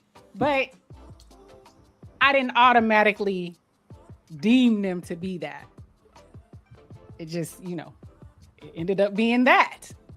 But what I would say was what I would say is different now than what it was back when I was coming up. Niggas stunting in front. Right. You did get those. You did get those. They had their daddy car and they really didn't have no money. They're renting out shit. Right. Well, now it's more renting things, right? Yeah. Now you got a lot of fake people. But I like it now than why it's different now than it was back then, to where people just automatically assume, because again, we're living in a social media era. We're living in this parasocial relationship, meaning you got a group of folks that are extremely popular. I won't say their names. You can probably pick who I may be talking about, that are influencing our young people, our middle-aged people. I hate to say it. We got 30-year-olds and 40-year-olds walking around here believing in some youngster that ain't never lived. And they have these assumptions. And they go into a club, like Jen J was saying, and just assume that, because she looked good, she dressed a certain way, that's what she is. So I need to treat her like that because that's what they've been talking about. This the YouTube, the podcast I've been watching, right? This influencer right then told me that's who she is. So they, we live in an age where people are being influenced by the craziest people who literally don't leave their house, never lived a life, just read some books and have a whole bunch of freaking assumptions. And some people treat what they say as Bible. Never lived a life. I wouldn't say never, but like I said, I can assume something, but I'm quick to see like, okay, are you really that? But that's just my curiosity. But wait. The last, let me stop you right. What? I agree with you. But like I told you week before last, we didn't have a show last week. I told you week before last. What? Hang on, SPK, you cutting out. You going in and out. They won't let you be great right now. I know. He's about to go in. He's about to go in on me. Can't tell me. Look, DR saying they can't tell me skit. me now? It's coming in and out. You coming back. You coming back. There you go. All right, Okay, there you your go. face is Am I- moving. Your am I face is good? moving. Yeah, you're good. Am I good? Yes. Am I good? Yes. What I was about to say before, StreamYard is not making a nigga great. Look, yeah, I'm a robot now, Alice. I know. StreamYard not, man, StreamYard don't want a nigga to be great, man. No, you know what I'm saying? not on a Friday. At all. Especially on Friday. What I was about to tell you, sis, all those things, it sounds good. It sounds good. And I'm with it. I'm with it. But like I told you week before last, we didn't have a live stream last week. Week before last, we were talking about love and all that, and marriage and all that shit. Mm-hmm. You are an anomaly these days, bro. You know what I'm saying? I am not. I promise That's you I'm not. bullshit. That's people like you and Alice and Jen J. Even, you know what I mean? She's young, but y'all women do not have. Even young Vaughn has the ability to say, "I'm young, but I'm wrong. I know my faults. I know I need to work on things." You know what I'm saying? Very self-aware. Yes, man. These people are not like y'all. I'm just, man, is this thing working or whatever? Is this thing, y'all hearing me? You know what I'm saying? I'm being serious right now. Women today, even men today, are not like that. When we were talking about loyalty and all that type of stuff 2 weeks ago. You know what I'm saying? And what you were just saying just now. You know what I mean? I'm speaking truth right now. You know what I'm saying? And so it is not, y'all are anomalies. Juicy Fruit, I'm listening to you, sweetheart. I'm listening to you, Juicy Queen. Fruit preaching. Yep. She preaching. You know, you are on that India.Arie type level. You're speaking, I'm listening to you, Juicy, and you're speaking like my mother would speak. You know what I mean? We need that. But what y'all don't understand, Juicy Fruit, Alice, Joe, Jen J, Vaughn, you know what I mean? Others in the chat, if I miss you, that y'all in the chat, even DR, you was talking about, you know, how you won't let music of it.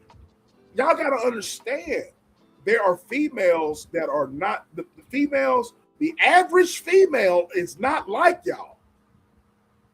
They're not, bro. I'll tell you why when you're done, SBK. Go ahead, Jen J. Go ahead. No, I want to just elaborate on, or give you some reasons why. For one,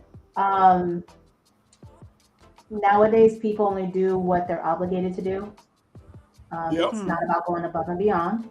If I don't have to, I'm not going to. So that's one of it.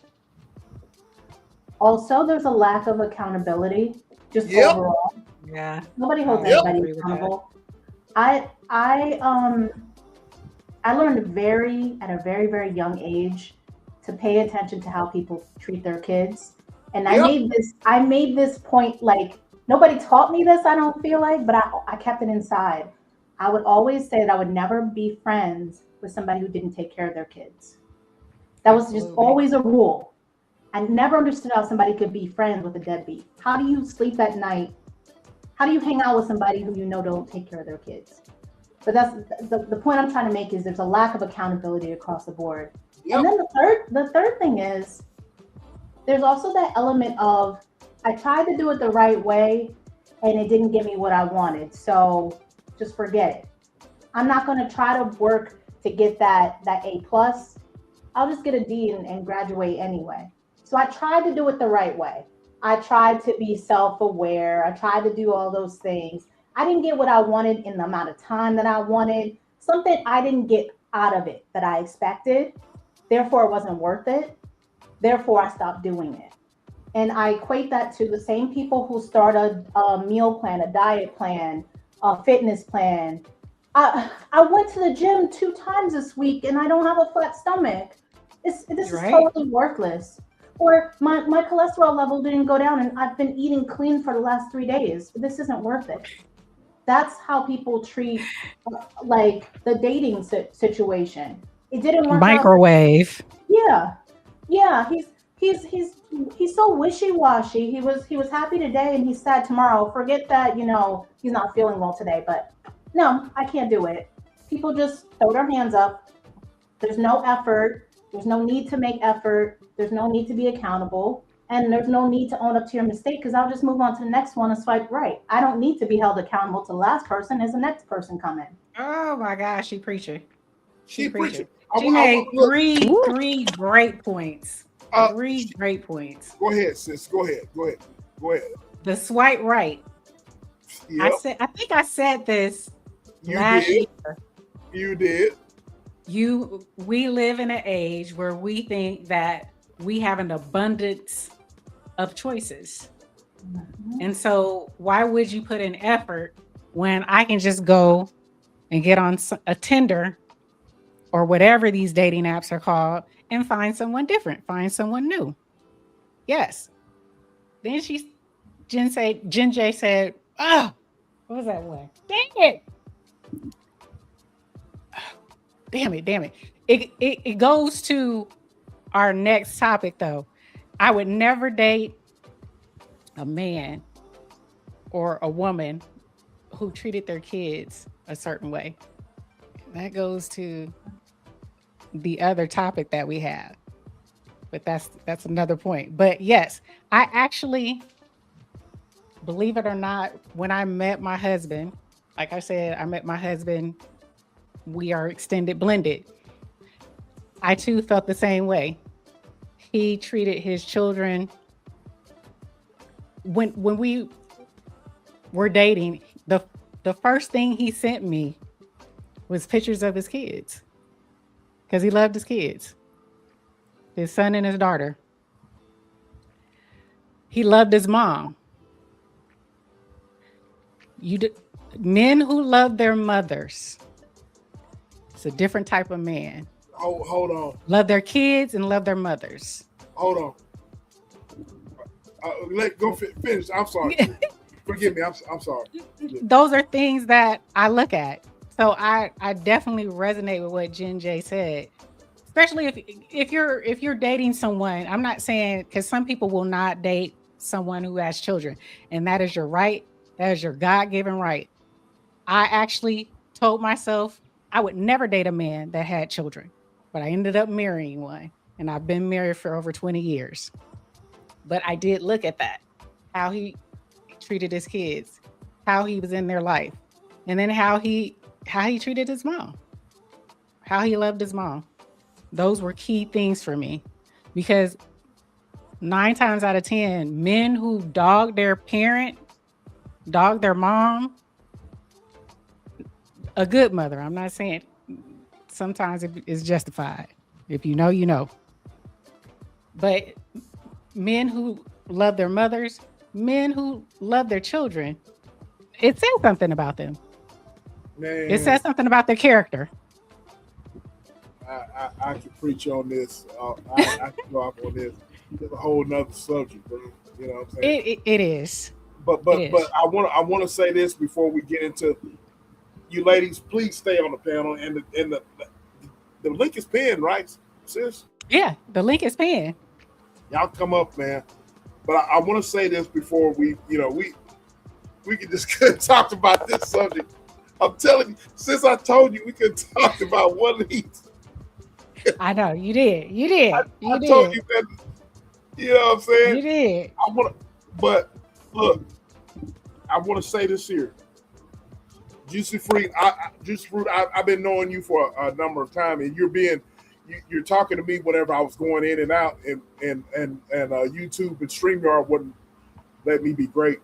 But I'm just saying that the way y'all are talking, you and DR and all of y'all are talking. Sis up here talking. Jen J up here talking. Little sis up here talking. Little sis up here talking. I'm telling y'all, man, I'm trying to, you asked me, you said, brother, help me understand. Look, just trust me on this, okay? This generation ain't trying to hear what y'all talking about. But a real man is trying.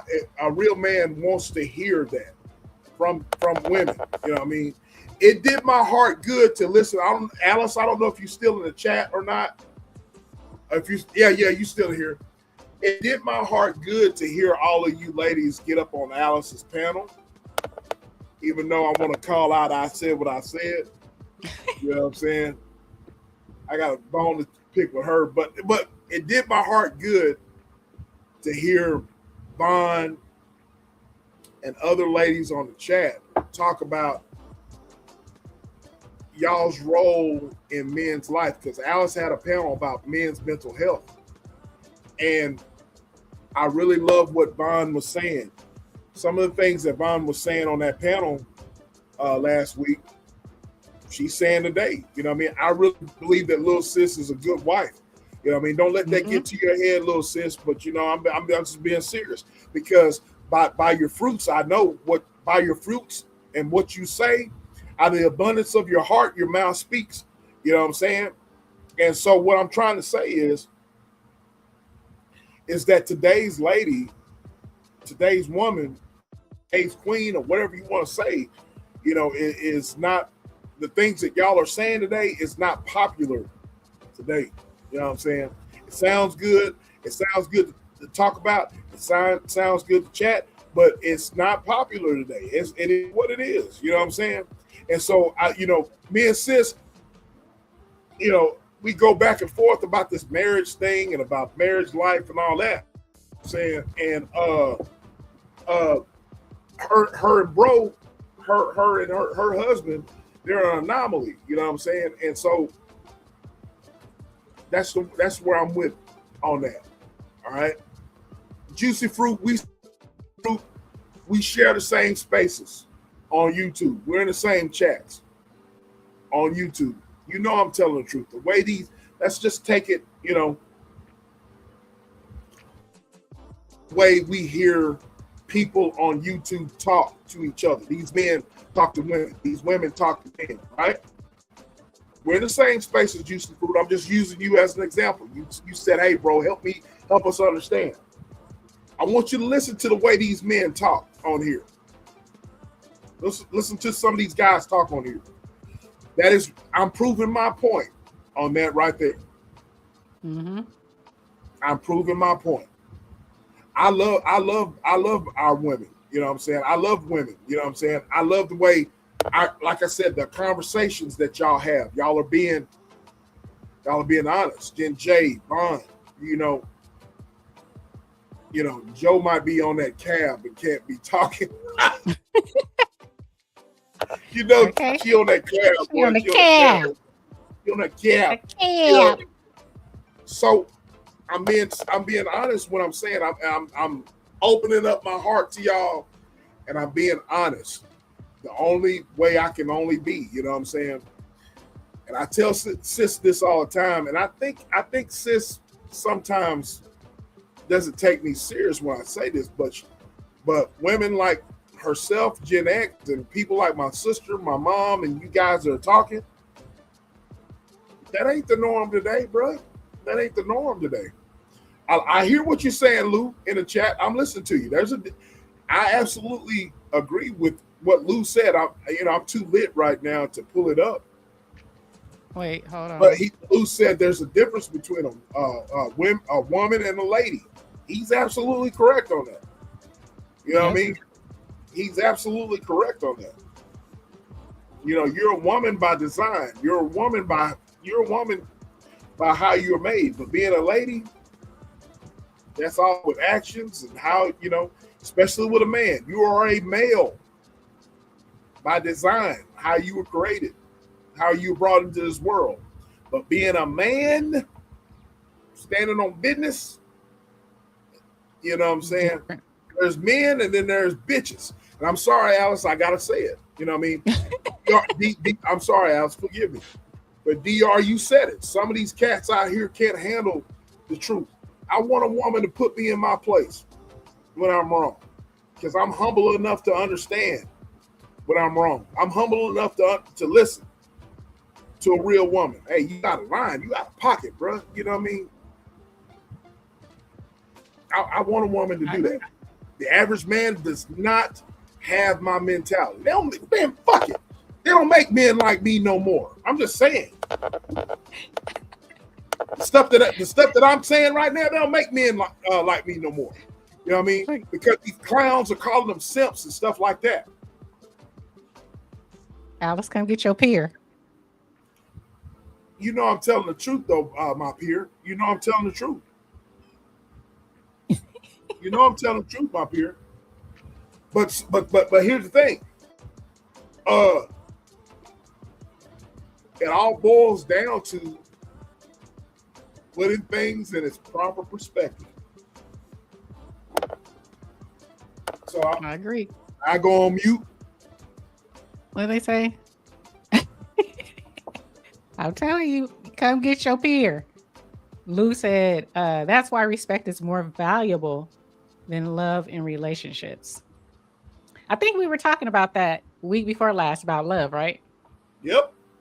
That's why that's what I was referring to. You know what I mean? Yep. So look, man, since we're gonna have to get into this other subject right here. Tig. Tig. All I'm gonna say is about Tig. Look who came from the bushes. The beautiful Halima. Hey love. What's the name of that dance? What's the name of that? I can't. I need to write it down. Hey sis, I bet Alina getting it though.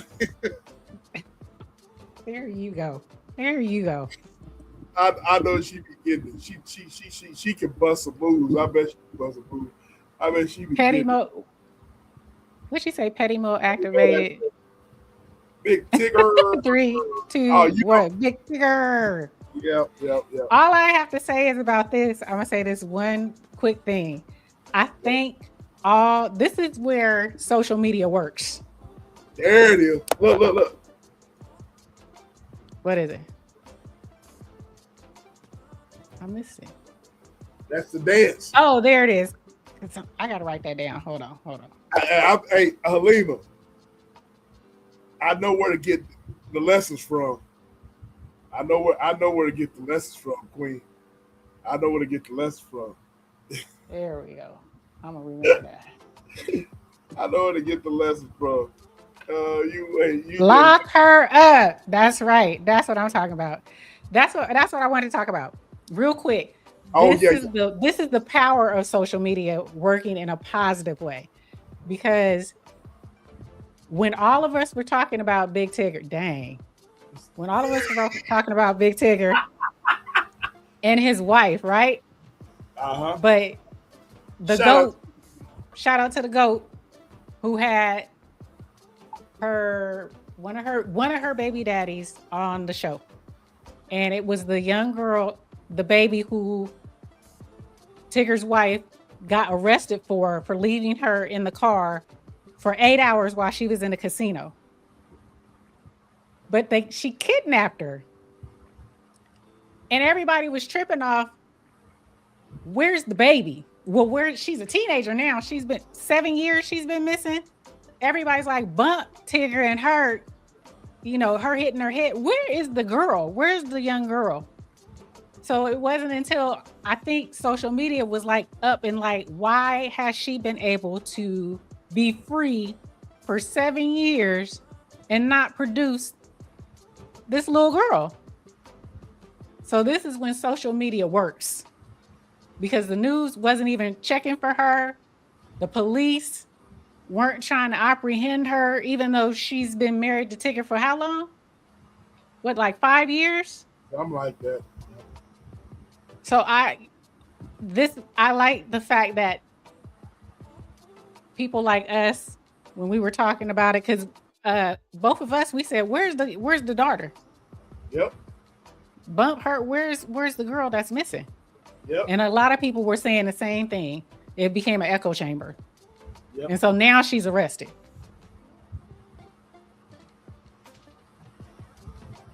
Yep. I agree with you. Lock her up. The scam backfired. What? The scam backfired. She tried to ruin his life. Oof. Yeah. Yeah. Do you have the Yeah, I got some beautiful bean footage. I sure do. Shout out to. Hold on. Oh, you. I'm sorry. I need to close this out, you guys. I apologize. Let me close this out. For the Young Miami, which it did take dang near the whole show. Do you agree with more in the spin that debate? Do you agree with the more in the spin that debate? Excuse me, who do you agree with more in the spin that debate? 42% said they agreed with India.Arie. 0% said they agreed with Young Miami, and 33% said neither one. Okay.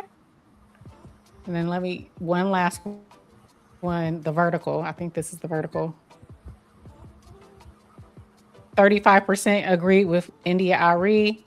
13% agreed with Young Miami. I got you. And 30% said neither.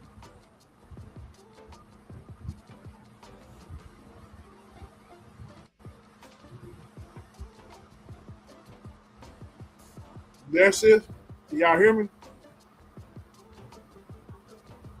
Can y'all hear me out there? Yeah, I hear you. I think sis is out. Yeah, they ain't trying to make us great. Y'all ain't trying to let us be great, y'all. Yeah, y'all hear that?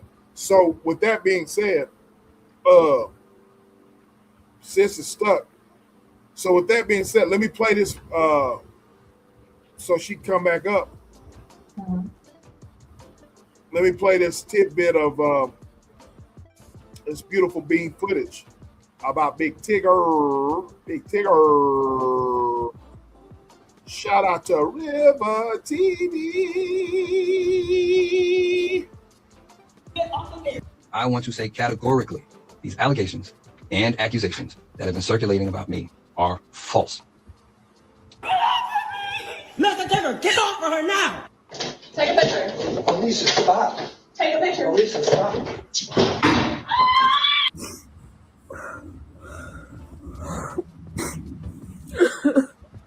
This 10-year-old Aaliyah Brown went missing. Child vanished around 1 a.m. This was the same young lady who was left inside of a car by her mother about 6 years ago while the mother was inside of a casino. River TV. What's up, guys? It's your girl Riva, and I'm back again with another video. If you guys are unaware of what is going on, Big Tigger's case has taken a wild turn. Okay, the last we came up, and have the conversation, there was some updates in which there was a video released from TMZ, basically showing how she got that, stuff going on to her face. Take a picture. Alicia, stop. Take a picture. Alicia, stop. Get off of me. Get off of me. Get off of me. Now there was another video released. She's been arrested. There is so much craziness going on. So we're going to go ahead and dive into the conversation. And of course, I'm going to give you guys my thoughts, my feelings, and my opinion on this entire situation. Now, as we know, Big Tigger is from BET's Rap City, The Basement, as well as he has been a radio host on the radio in Atlanta for many years, right? And again, I have to reiterate for the people who are unaware, a lot of people didn't even know that Tigger was married, okay? We had no idea that he was married, in a relationship, or any of the sorts until all of this drama came out. And what ended up happening was she came to the internet basically showcasing some stuff in her face. And in the caption, of that same post, she was saying, "Ask Tigger what happened to my face."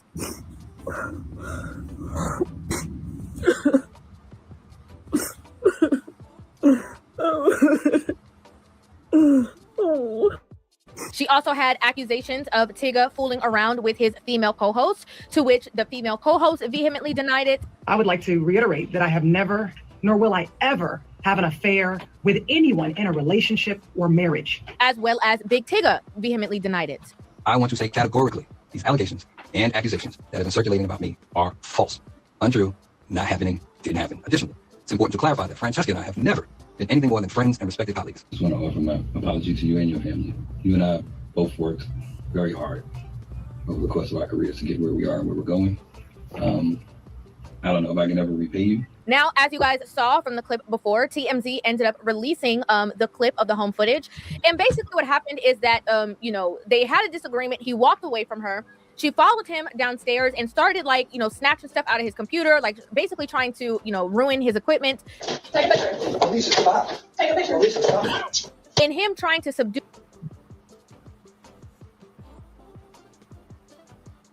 her, it looks like she tripped and she hit her face on the door of the room. Get off of me. Get off of me. Get off of me. Now, while we've been covering this conversation, there's been a lot of people saying, there's some weird things going on with this woman. She had a previous arrest for stalking. She was previously arrested for putting her hands on Tigger. There was a lot of stuff that was going on. But now this whole entire madness has taken the wildest turn because she is now the one who has been arrested. As you can see here, it says a North Georgia Sheriff's Office arrested an Atlanta radio host's wife who was wanted on kidnapping-related warrants out of Maryland. Deputies said they received a be on the lookout alert around 8:46 p.m. on July 6th regarding a vehicle traveling north on I-85. Authorities believe the driver was wanted on outstanding kidnapping-related warrants from Maryland. Deputies spotted the vehicle on I-85 and, with help from the Georgia State Patrol, conducted a felony traffic stop. Officials said the driver, 37-year-old Alicia Denise Brown of Atlanta, was arrested. 2 young children were found inside the vehicle and were safely recovered.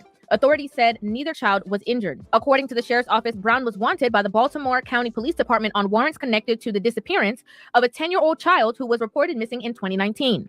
According to the National Center for Missing and Exploited Children, Aaliyah Brown has been missing since May 25th, 2019 from Reisterstown, Maryland. She would be 17 years old today. The organization says she may be in the company of her mother. Officials also said the Fulton County's Sheriff's Office wanted Brown on felony charges of interference with child custody. Authorities confirmed the warrants were valid, and Maryland officials indicated they plan to seek Brown's extradition. In a statement, Sheriff Chris Carroll credited the coordinated efforts of multiple agencies for the successful outcome. We are thankful for the quick response and teamwork of our deputies, the Fulton County Sheriff's Office, the Georgia State Patrol, and all assisting agencies, Carroll said. Their coordinated efforts resulted in the safe recovery of both children and the successful apprehension of the suspect. This 10-year-old Aaliyah Brown went missing. Child vanished around 1 a.m. We don't have any evidence right now that showed that this was some type of the same young lady who was left inside of a car by her mother about 6 years ago while the mother was inside of a casino. The mother says Aaliyah lives in a foster home and was lost 3 times before. Investigating to see if there's a connection here. Right now, we can't confirm. We don't know the whereabouts of Aaliyah. At this point, we want to find out, did she leave on her own, or did someone help her, or did someone provoke her to leave? Now, again, as I said before, a lot of people were bringing up all of this information. They keep saying, what's going on with that child? What's going on with the child? Now, apparently, the story is that she had a child before, right? And the father won full custody, and it is alleged that basically she took the child out of the father's care when she was supposed to be with her father. And now it's being alleged that, everybody doesn't know where's the child, right? They don't know if she has a child. They don't know if the child is in foster care. They have no idea what's going on. Now, this is a post actually from her daughter's father, who said, "I didn't get into court until she was 7, he said. It took almost a year and a half of court proceedings for me to walk away with full custody. By the very end of it, she mysteriously vanishes. She was ordered to be returned to my home. Williams remains determined to find his child. I could never just walk away without her," he said. "There's not a day that goes by that I do not think about my daughter." He believes the mother is aware of Aaliyah's whereabouts. Now, what's interesting is that this arrest comes right after the release of another video showing Alicia basically, withholding Tigger's phone from him and him trying to get it back. And they recorded it, and somehow it was posted on the internet. Get off of me. Give me back my phone. Get off of me. Give me back my phone. What do you need it for? Get off. What do you need it for? Get off me. Please get off me. As soon as you give me my phone. Please get off me. My phone. Please get off me. Registered in my name. Please get off me. Give me my phone. You're sticking my earring in my ear. Sorry. Get off me. Give me my phone. Please get off me. You stay right before. You're a fucking man. I'm not man. Tigger, get off my phone. Do you not see all them clocks? I'm not doing it. Yes, you do. She dropped. Bro, you're literally stepping over. I'm not stepping on Alex. I just want to go. She can give me the phone and it'll be over. She can give me the phone and it'll be over. Bro, just get over her. She's gonna. I'm not on her at all. Give me my phone. Get off of me. Give me my phone. See, if I was anybody else, you wouldn't be doing this. You say so. Bro, just get off her. You don't got any phone. Mr. Tigger. Mr. Tigger, get off of her now. This is that foolishness. Okay, there's so many conversations to be had in this very moment. First of all, this is why men see that there is rarely ever a reward for being a stepfather. Okay, because apparently that's one of her children, right? And he's crashing out because his mom is spazzing. This is foolishness. This is foolishness. Mr. Tigger! Mr. Tigger, get off of her now! Why every time we see a video of Tigger and this woman in any kind of altercation, why is it that it is always because she is touching his belongings? Why is it always happening like that? If she's such a victim, you know what victims do? Victims run. You know what victims do? Victims try to get out of Dodge. This is giving, in my personal opinion, very much antagonistic behavior. She was antagonized. You're on mute. My bad. All right, sis. Let's stop it right there. Let's stop it right there, sis. Let's go ahead and start cooking. Let's go ahead and start cooking. And the chat is lit. The chat is lit. The chat is lit. Yes, yes. We gonna get a road to Mr. DR on this one. Mr. Tigger! Mr. Tigger! Hey there, And that was Queen. her. What's That's her going on? son. Hey, Queen. I hope she's getting some mental help while in prison. Give him his phone. Unhand my He phone. sure was here. fighting for that phone, though. Exactly. She He traumatized wasn't her leaving child. without that phone. Yeah, it made me chuckle too, Jay. So go ahead. I'm gonna let you cook, sis. Go ahead. Cook. I'm looking at somebody just put something in here. Where is it? Not the cameras. This lady had another man locked up for supposedly SA, and he's currently serving jail time now, and I think they are reevaluating his case because of all of this that has come out about this woman. It's perplexing to me, and how can I say this?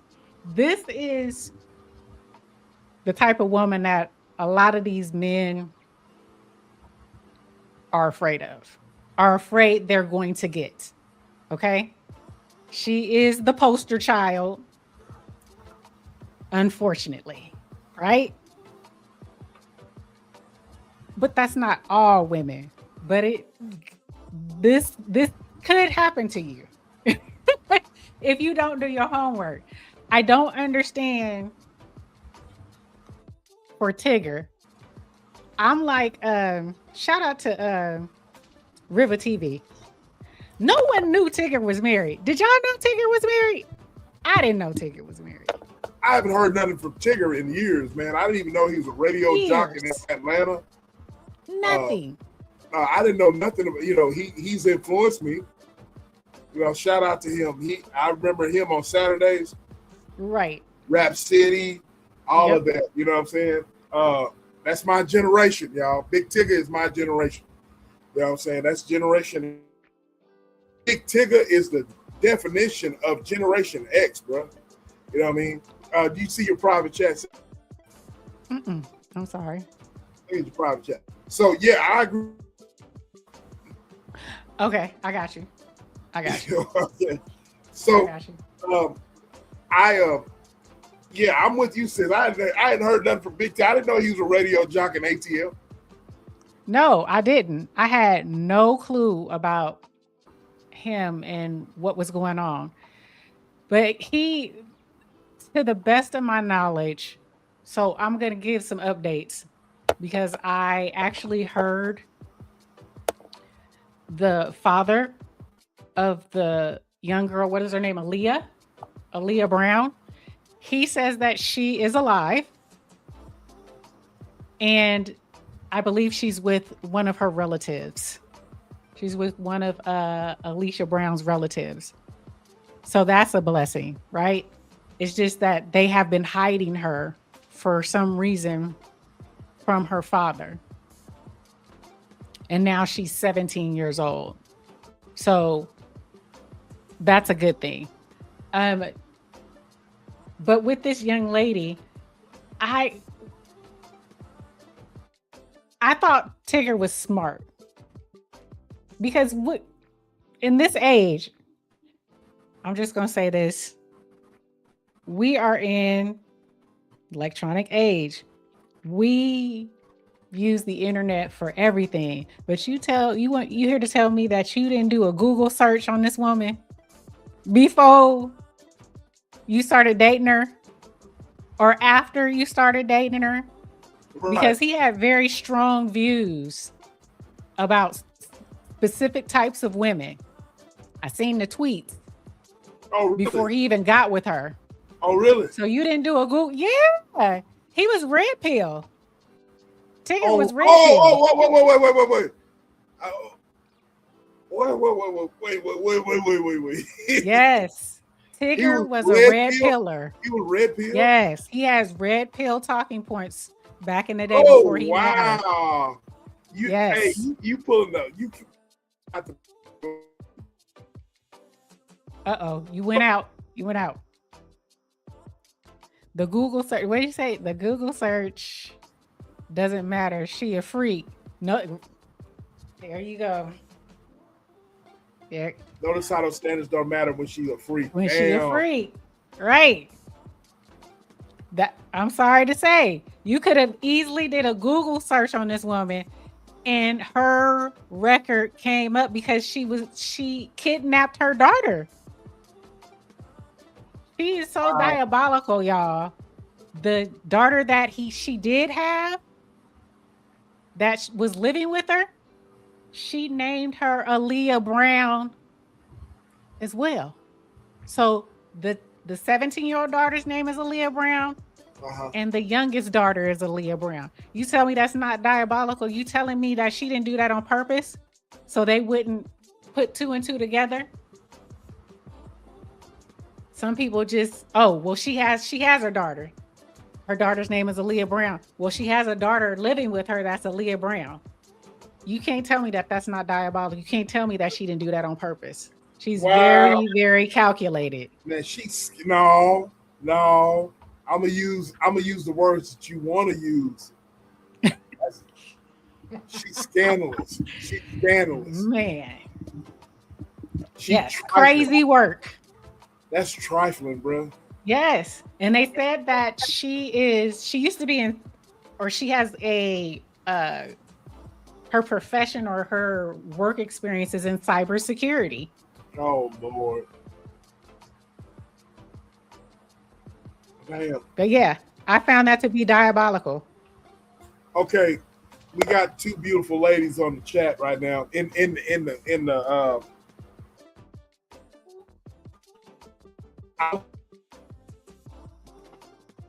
SBK, you in the Matrix again.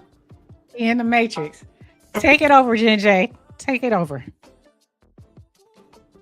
Yeah, this whole story is awful. I love that you pointed out the fact of her kidnapping the child. You got the guy who's locked up for SA, possibly,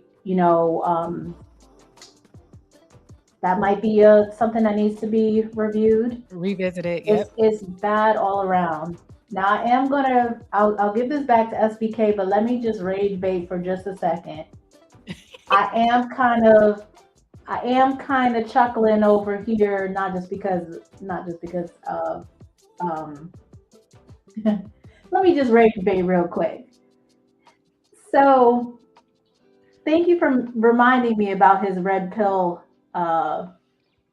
talking points, because that brings me to what I want to say here. The red pill universe is so quick to place on us women, all we want are these thugs, and we always go for the bad boy, and then the bad boy screws us over, leaves us with no daddy, raising these badass kids, and then we want to go and find the bookworm and the nerd. That's the narrative on any red pill. You go to any channel, that's the BS narrative that they always give. But let's flip that and explain how they always go for these freaks. They always go for these people these women that they see all the signs, but it's stuff that they like. So they're able to ignore all the other red flags until here we are. That's all I want to say. Until here we are. Exactly. I Exactly. guarantee you, she did stuff at the beginning that were like, this is strange. This ain't right, but she a freak though. So I'm gonna put up with it. See how it goes. Right?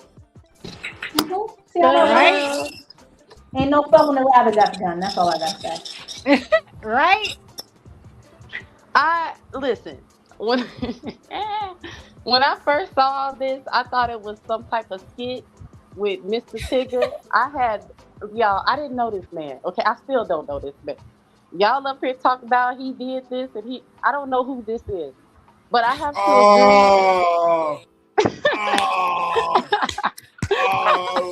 I don't have a clue as to who this man is. What he represents or anything. Like, I'm totally in the dark.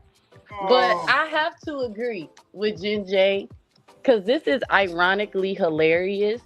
Not her trying to get him in trouble or anything like that.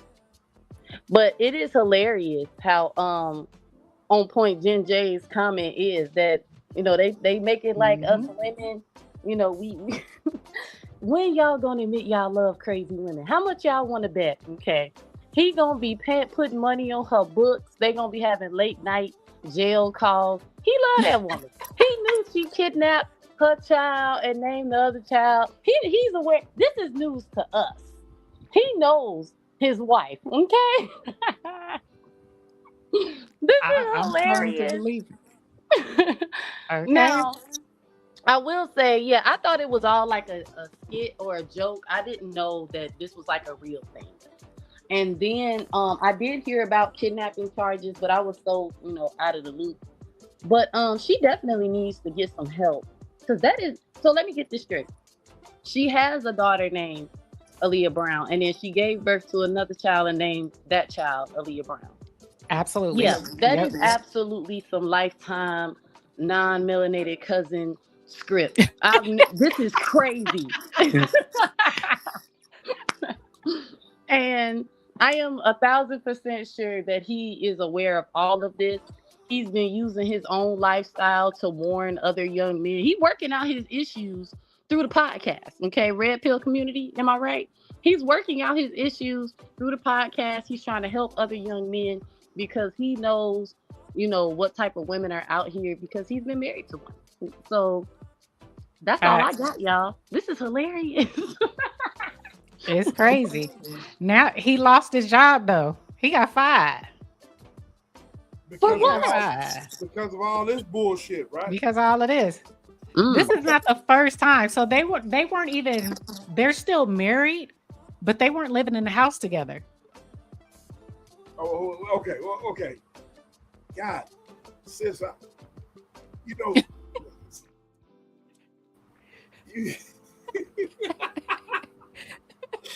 y'all don't understand, there's some underhanded stuff me and sis be doing. Sis.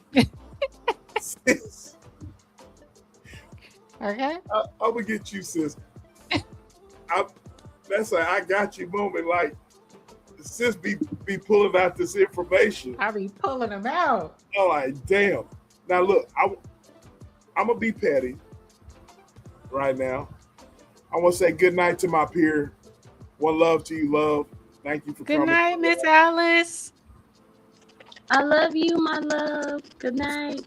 Same here. Now, look, I got some very strong, opinionated, beautiful women up on the channel right now, up on the panel. I did not know that Big Tigger, sis, you pull off your joke on me. I got my mouth all open and stuff. My boy Lou says I don't like the red pill, but I do like the truth. There's a difference. Alluding to what Lou has posted, he said red pill is toxic. They manipulate the message to be disrespectful to women. Jen J, you're up on the panel. I want you to start preaching. I want you to pull out that that preacher's role, but I want you to start you too, sis. But we know, you and I both know about these niggas talking about this red pill. Jay said that's what the red pill loves to tell us. Pick better. Now look, I got some strong opinionated women on the panel right now. Juicy Fruit, I want you to put on that reverend attire as well. DR? DR? Oh yeah, DR. Is the D. I think that C is making her crazy, DR, and that mouth is making him crazy. Jay alluded to it. I think that she got some killer.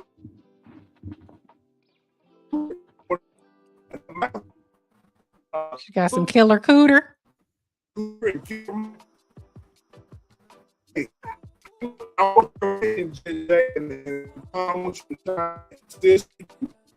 He in the Matrix, y'all. He in the Matrix.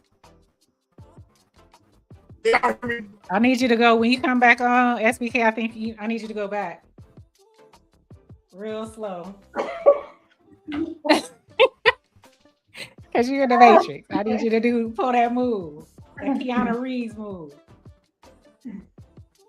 There you go. Yes, barely. But I'm pulling out. Not like Big Tigger needs to get out the Matrix too. I'm telling you. Do you believe that he knew? He absolutely knew. He absolutely knew. Absolutely. This is one of those things where you bite off a little bit more than you can chew. It gets out of your control. Things happen. Yep. But when it's the woman in the situation, it's a totally different narrative. But if it was the other way around, it would be all victim blaming. And she should know, and she should pick better, and she shouldn't be with a man. It would be all that. If it was a man that quote unquote kidnapped his daughter, do you think he would have been allowed 7 years on the run, quote unquote on the run? Yep. I mean, that was just ridiculous to me. If the roles were reversed, there's no way they would have allowed him to be on the run with that young girl like that. Because all the women would have rallied and been like, he doing something to his daughter. You know what I'm saying? It would not have gone 7 years. Absolutely. And be on social media. Absolutely. Public wedding. Everything. Absolutely. All the signs are there. All the signs are there. Can y'all hear me now? Yes. Yeah, we can hear you. All right. This is what I wanted to say before I think it's StreamYard, bro. It probably is. It probably is. Jen, Jay, and Vaughn in chat. How is the red pill? Damn. Just not let him be great. Okay.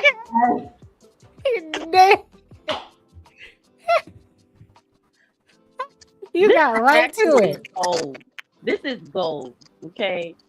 It's only on Fridays. Can y'all hear me now? I can hear you. Okay, so Jen Jay, before YouTube kicks me out, how's the red pill mentality in this case, and in your opinion? I want your opinion about these red pill talking points. You go. Because, Lou, I read that Ruth said it's toxic. I know what Vaughn, I really want to know what Vaughn said. Lou said unfair bias and unfair double standards. You know what I'm saying? I want to hear what you got to say about red pill talking points, and I want to hear y'all tie it into this because sis brought a great point about this dude, Big Tigger. I did not know that. Big Tigger had red pill talking points. So go ahead, JJ. Go ahead. Yeah, as far as this is concerned, there's always an emphasis on holding women accountable. We need to make better choices. We need to be more mindful of what we put out there, our behavior, how we manage our cooter, how we leverage our voices and communication. There's always an emphasis on what we should and should not be doing. And if something happens to us, whether it doesn't necessarily have to be violence, but whatever happens to us it's our fault. We should have picked better. We should have thought out the situation. We should have figured something out. There's something wrong with us that we need to fix. We need to look within. Now, here we have Big Tigger, and also, the guy who's already in prison for SA, whatever that situation comes out of that. But it's more so, oh, he was manipulated. Oh, these are how women are. There's no accountability or things that he should assess or be self-aware of or consider. It's all on her. It's all what she did, what she didn't do. She tricked him. Suddenly, any other time, they are the smarter sex and they are all-knowing until they're not. Then it's, oh, the woman just, she just tricked me and she's so tricky and manipulative and I didn't know what to do. Yeah, here we are. So I'm just, red pill content is so confusing how they weaponize victimhood in that way. Any other time they are all knowing and powerful until they don't get their way. Then it's the woman, she's just so manipulative, she's so crazy. All right. But you like that. That's why you're with her. So Jen J, what is your overall take about the red pill talking points?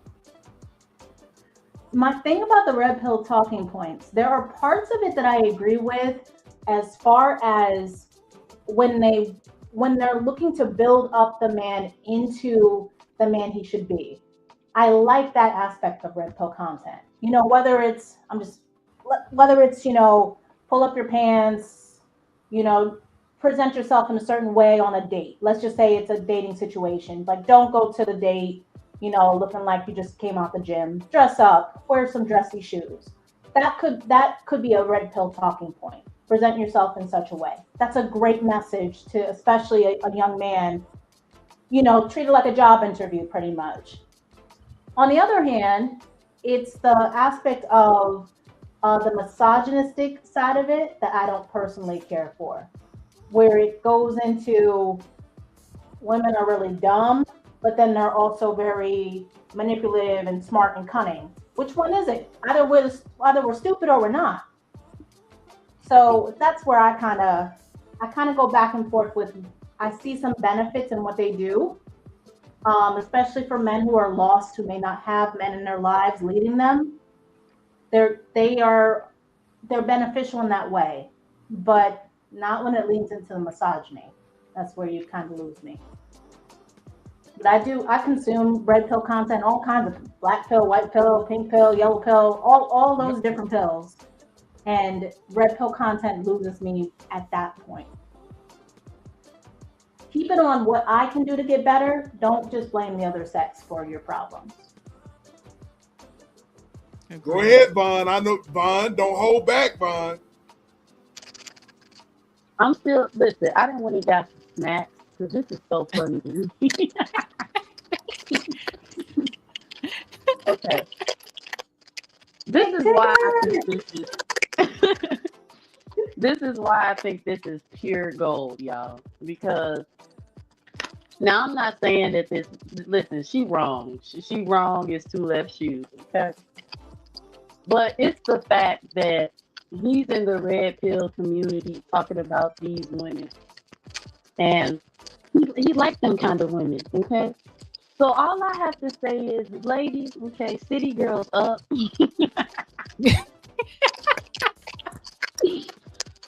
City girls up, because we've been letting these gaslight us. Oh, y'all. You on mute. We've been Hey, letting wait. Wait. Explain yourself, young lady. Bro, I'm laughing because now we all know, like bro said, we all know we got ways about ourselves, okay? And yes, bro, okay. I have learned by trial and error, okay, on how to be a good wife. I'm still learning, okay? I'm still learning. And I even have overcame obstacles, okay, with my husband because I had to accept the fact that he loves my dirty draws. He loves the fact that that I can be absolutely out of my mind. He loves it. And I used to be, it's like, I'm playing victim, but mama or auntie or friend, I know he liked this. I knew it. I knew it. And this for me is gold because because these men will gaslight you and make you think it's something wrong with you and they want somebody different. But the truth is they want you. Okay. Now I will say, I thank God that my husband and I are in a better place and that he ain't on no podcast, telling everybody how I traumatized him. I thank God for that. I do, right?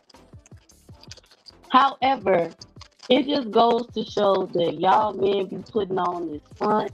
Y'all be playing the heck out of victim, okay? And I will say, this is so funny. It's funny because when I watched the video, the boy, Mr. Tigger, I really thought it was a skit. I thought it was a skit, and everybody was taking it too far. But that is what it's like living with a woman, that is being led, by her emotions, spirits, trying to control things, manipulate things. And I gotta keep it real and say, I love how it was all exposed because the thing, if she can give birth to another child and name the new child, the old child's name, that is diabolical. And I can honestly say, as a 32-year-old woman, yes, I'm all about holding women accountable nowadays because these are things you can be capable of if you ain't right. And I'm not going to say he a simp or anything like that. I ain't going to tear the man down. But I will say, when you listening to these men bash women, okay, Kevin Samuels, rest in peace, he died underneath a black woman. That's all I got to say. That's all I got to say. Don't let them have you out here not living your life or your truth or is something wrong with you because they doing it in the dark. All I got to say is get right, okay, work on yourself. If you like crazy women, get you a healed crazy woman, okay? Get you a healed one. All right, don't go after the ones that's gonna do stuff like this to you and have you lose your job. Don't go after them, okay? Get with them when they old, tired, and ain't got no energy to be on the floor crying about a phone, okay? Get with them after they traumatize somebody else, okay? That's all I got. That's all I got, y'all.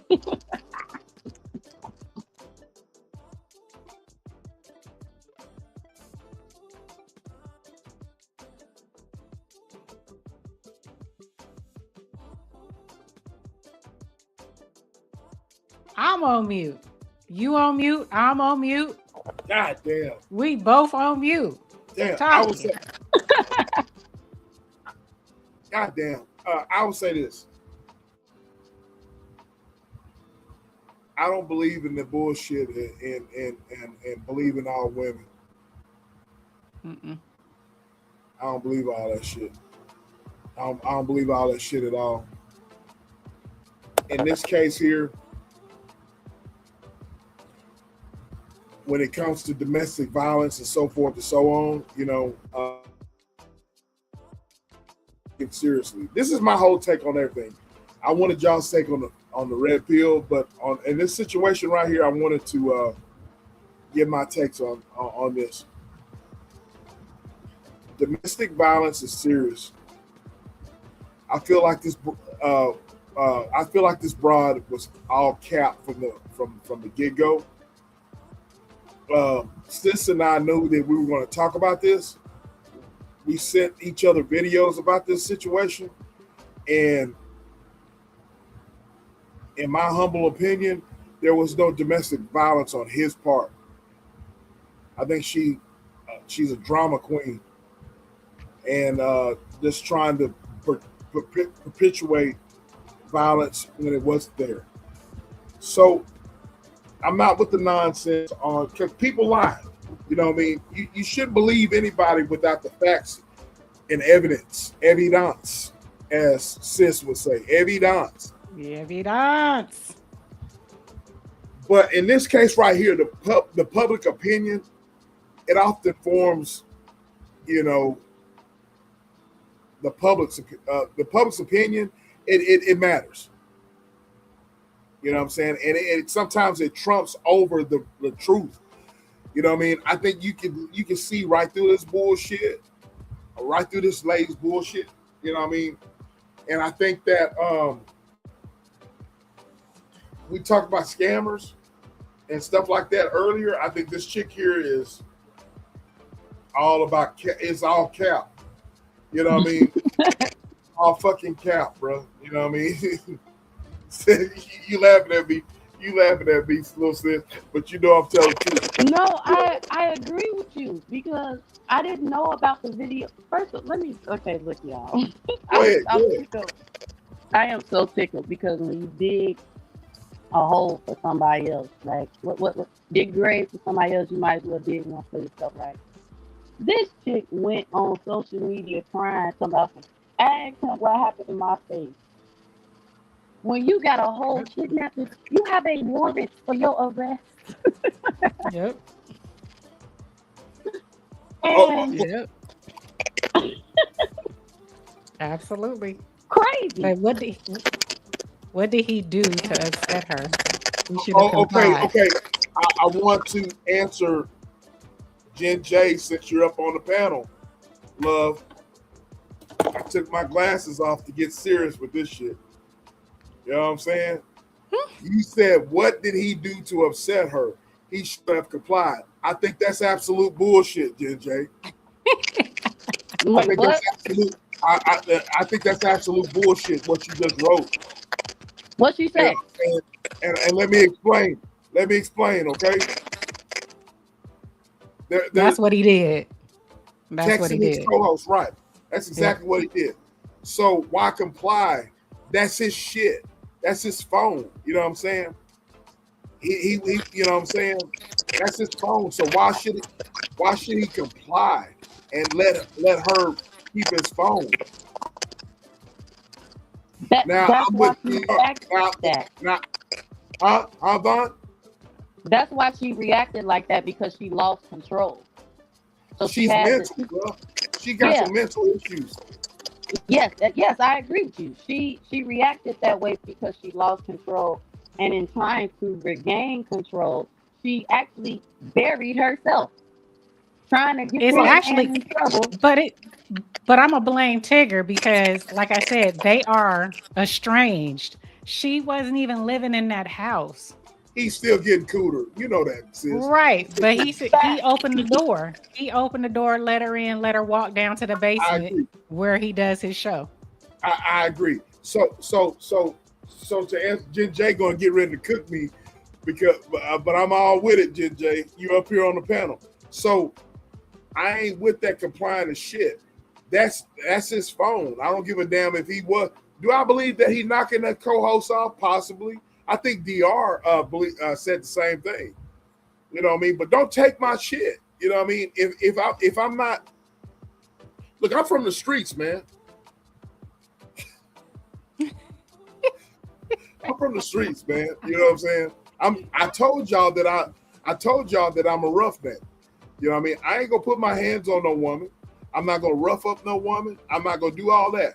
But if you got, believe me, I'm gonna take my phone from you. You ain't got no business taking my, you know what I mean? And in that case or whatever, look, I'm from the streets, and I know when a woman is violent, and I know when a woman is full of game, and I know when a man is violent, and I know when a cat is not violent. This is just my opinion. So, do I believe that he was being violent towards her? Absolutely not. You know what I mean? So you mean to tell me that if a nigga took y'all's phone or whatever, you wouldn't try to get it back? You know what I mean? You goddamn right. You know what I mean? You would try to get it back. And if you say you wouldn't, you lying. You know what I mean? Y'all gonna be tussling or whatever for the damn phone. But in reality, let's just keep it real. The old saying goes, you shouldn't even have to look in your spouse's phone for shit. If that's the case, you shouldn't be with each other. And so I agree with you, sis. I blame Tigger. I blame both of them because the relationship is toxic. But don't grab my shit. Don't get my shit. You know what I mean? And a little dude or little girl or whoever it was, Mr. Tigger! Mr. Tigger! That's his son. He sounds just like a broad. He sounds like a broad anyway. You know what I mean? He's already groomed to be a damn scammer. I do believe that she has trained that little boy because he does train that little yag. He sound like a yag. He did, unfortunately. Shout out to Mr. Tigger. He's a motherfucking star boy. Look at you done. You're a motherfucking star boy. You know what I mean? You are crazy. He is a star boy and a yag in training. And I go on mute. Go ahead, GJ, because I called out your bullshit statement, GJ. You're killing me. With the although SVK is in the Matrix, I think he's in the Matrix. Always. I just point out, going back to the red pill talking points, because those are things that come up in conversation. You know, how is she acting if it's flipped around? You know, like, what did she do? Like, why did she upset him? Why didn't she do this? How come this? Like, you get all these, and it's like, did you just see? Not in this case. I know there's questions about the situation, but in a real domestic violence situation, did you just see? You know, she got her ass beat, but you ask him, well, why was she wearing that? Or why was she yelling at him? Or what? And it's like, did you not hear that part where I said he knocked her the fuck out? Oh, well, she shouldn't be wearing that skirt. Like, so again, it's always the woman. I'm just applying that same logic. What was he doing? He shouldn't have been doing it. We wouldn't be here. Right. So if you apply that logic. So Big Tigger has some growing up to do. He needs to work on picking better women, making better choices, not putting himself in positions where, you know, someone might get physical with him. He needs to be more mindful, more demure, more fit, more friendly. Things like this won't happen. He needs to choose better. Okay. And you won't find yourself in these situations, right? Because that's how life works. Life is so point A, B, C, 1, 2, 3. It's so easy, right? You can find yourself in these positions where somebody's putting their hands on you, right? I agree. Right? That's how life is. It's so simple. Look, you need to you men, you red pillars, or men in general, y'all need to stop falling in love with these women who could slob on the knob like corn on the cob. But just because they choke, don't mean that's your wife. But look, sis, can I speak for the men that can I speak for the men? Can I speak for the men that actually go for that? Go ahead. Look, wait a minute. I think Jay and Vaughn and women in the chat, look. Y'all keep your man satisfied, bro. You men, you take your bromelain and eat your pineapples in order for your women to please you. You know what I'm saying? Stop trying to save these hoes. We keep telling y'all, but y'all want to go for these thugs and these bad girls. So you want to go for all that. Stop trying to save these hoes. Jay, you right. Okay. Jay, you preaching. You right. But look, Jay, I'm speaking of facts though. Cause I've been there. He said, I've been there. I've been there. You know what I mean? Y'all need to stop Part of it going is for these that- sunshines. Look, throw it up in the air and it turns into sunshine, sis. Sunshine. Y'all need to stop Look, going for the look. sunshine. But what I'm trying to say is, Jen J and sis chat, that the crazy ones have that good mouth game and they got that good cooter. You know what I mean? They got that thing to make, they got that good mouth game and they got that cooter. I'm just saying, you know what I'm saying? And so, look, I'm Gen X. I'm trying. Oh, damn it.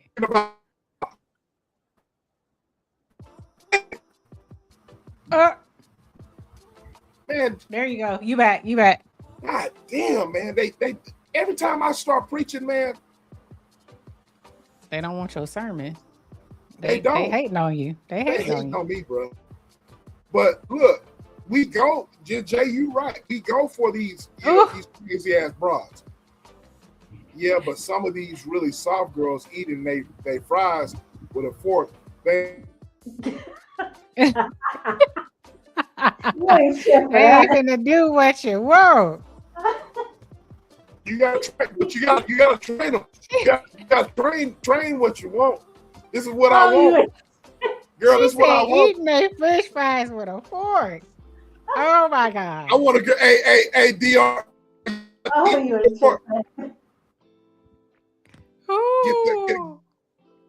get nasty with it.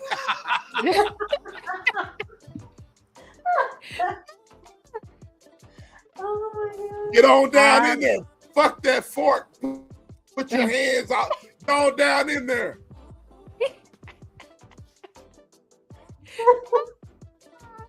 I be looking at it. This is grown folks. I'm just saying.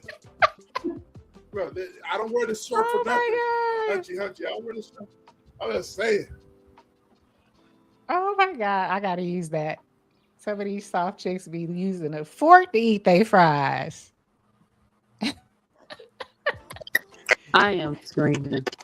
Okay, it's plenty of good, self-respecting women out there that slob on the knob. Leave them 304s alone, man. Leave them alone. Okay, plenty of good, wholesome women that know how to choke a chicken. I'm hollering.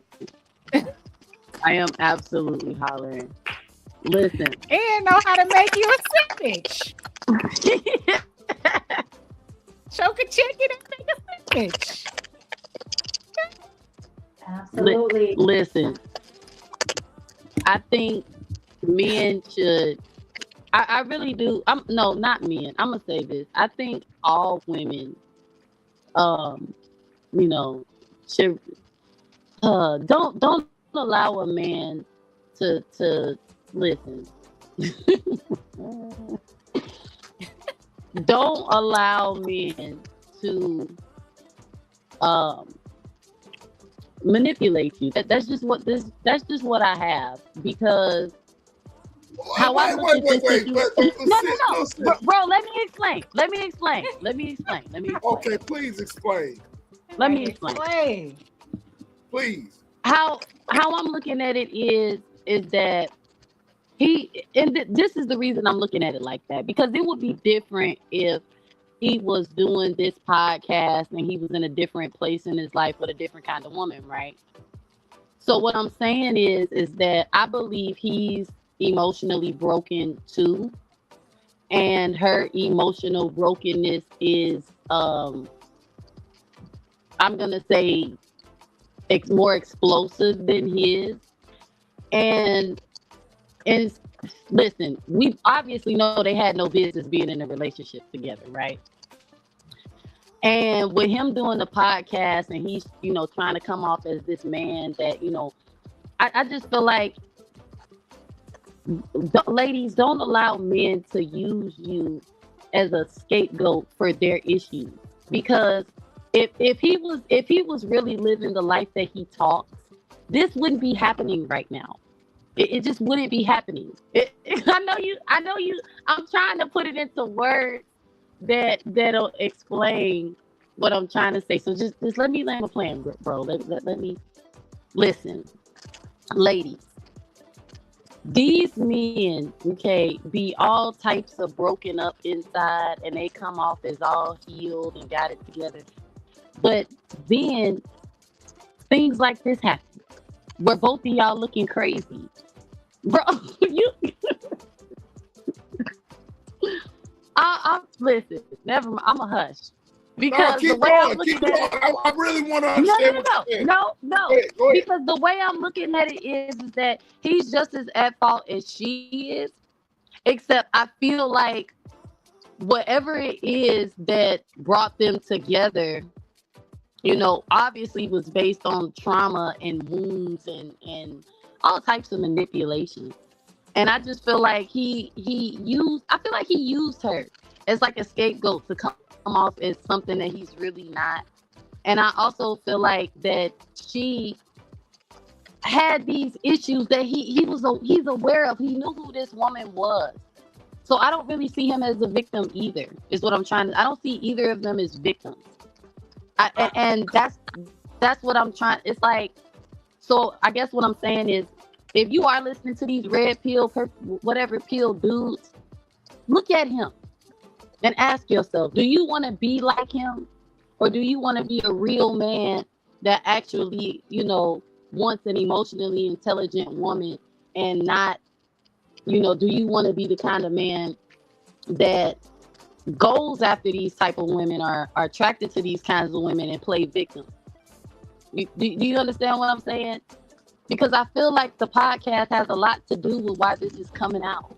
I really do. I believe that, you know, men probably looked at him as like the GOAT, or, you know, he got all the answers and he's all healed. And it's like, no, this is who y'all been listening to.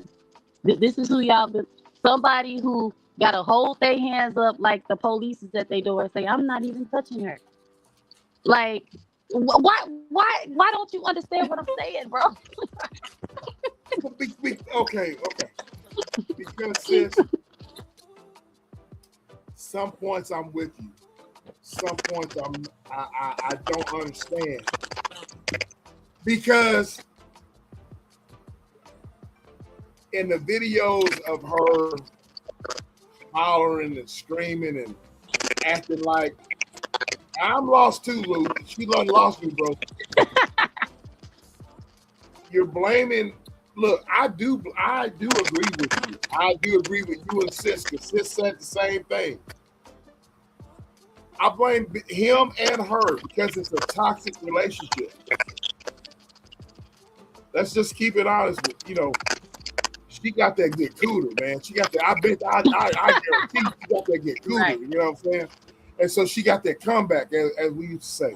So we stayed in there because of that. Sis made it a point to me that he was a red pill nigga. And you and I both know, Vaughn, that these red pill niggas are the biggest simps on this planet. They're the ones that have the horse and carriage. They're the ones that pay for cooter. They're the ones that sit there, man, and do everything for cooter and lie and cheat and perpetrate to be things that they're not in order for them to get cooter. Facts. You know what I'm saying? And they hate on other niggas. So yes, DR, and they usually have they're the bow tie niggas too. You know what I mean? No, you know what I'm talking about. So them niggas there can kiss my ass. You know what I mean? Because you talking on one side of your ass. You know what I mean? I ain't got no love for no niggas like that. But what I'm trying to say is, sis, is that just like Jen J was talking about, she used the word accountability. Mm-hmm. You know what I'm saying? Both parties have to take accountability. That woman ain't taking no accountability for shit. She's trying to perpetrate that she got her ass whooped. You know damn well that dude didn't get her. That dude didn't put hands on her. That's an accident. And then she's like, you know, ask my husband, ask him about what happened, why I got the scar on my face. That's bullshit. That's cap. You know what I mean? You get your ass whooped. And then you're training your yag ass son to be just like you. You know what I mean? So you lost me on kind of like,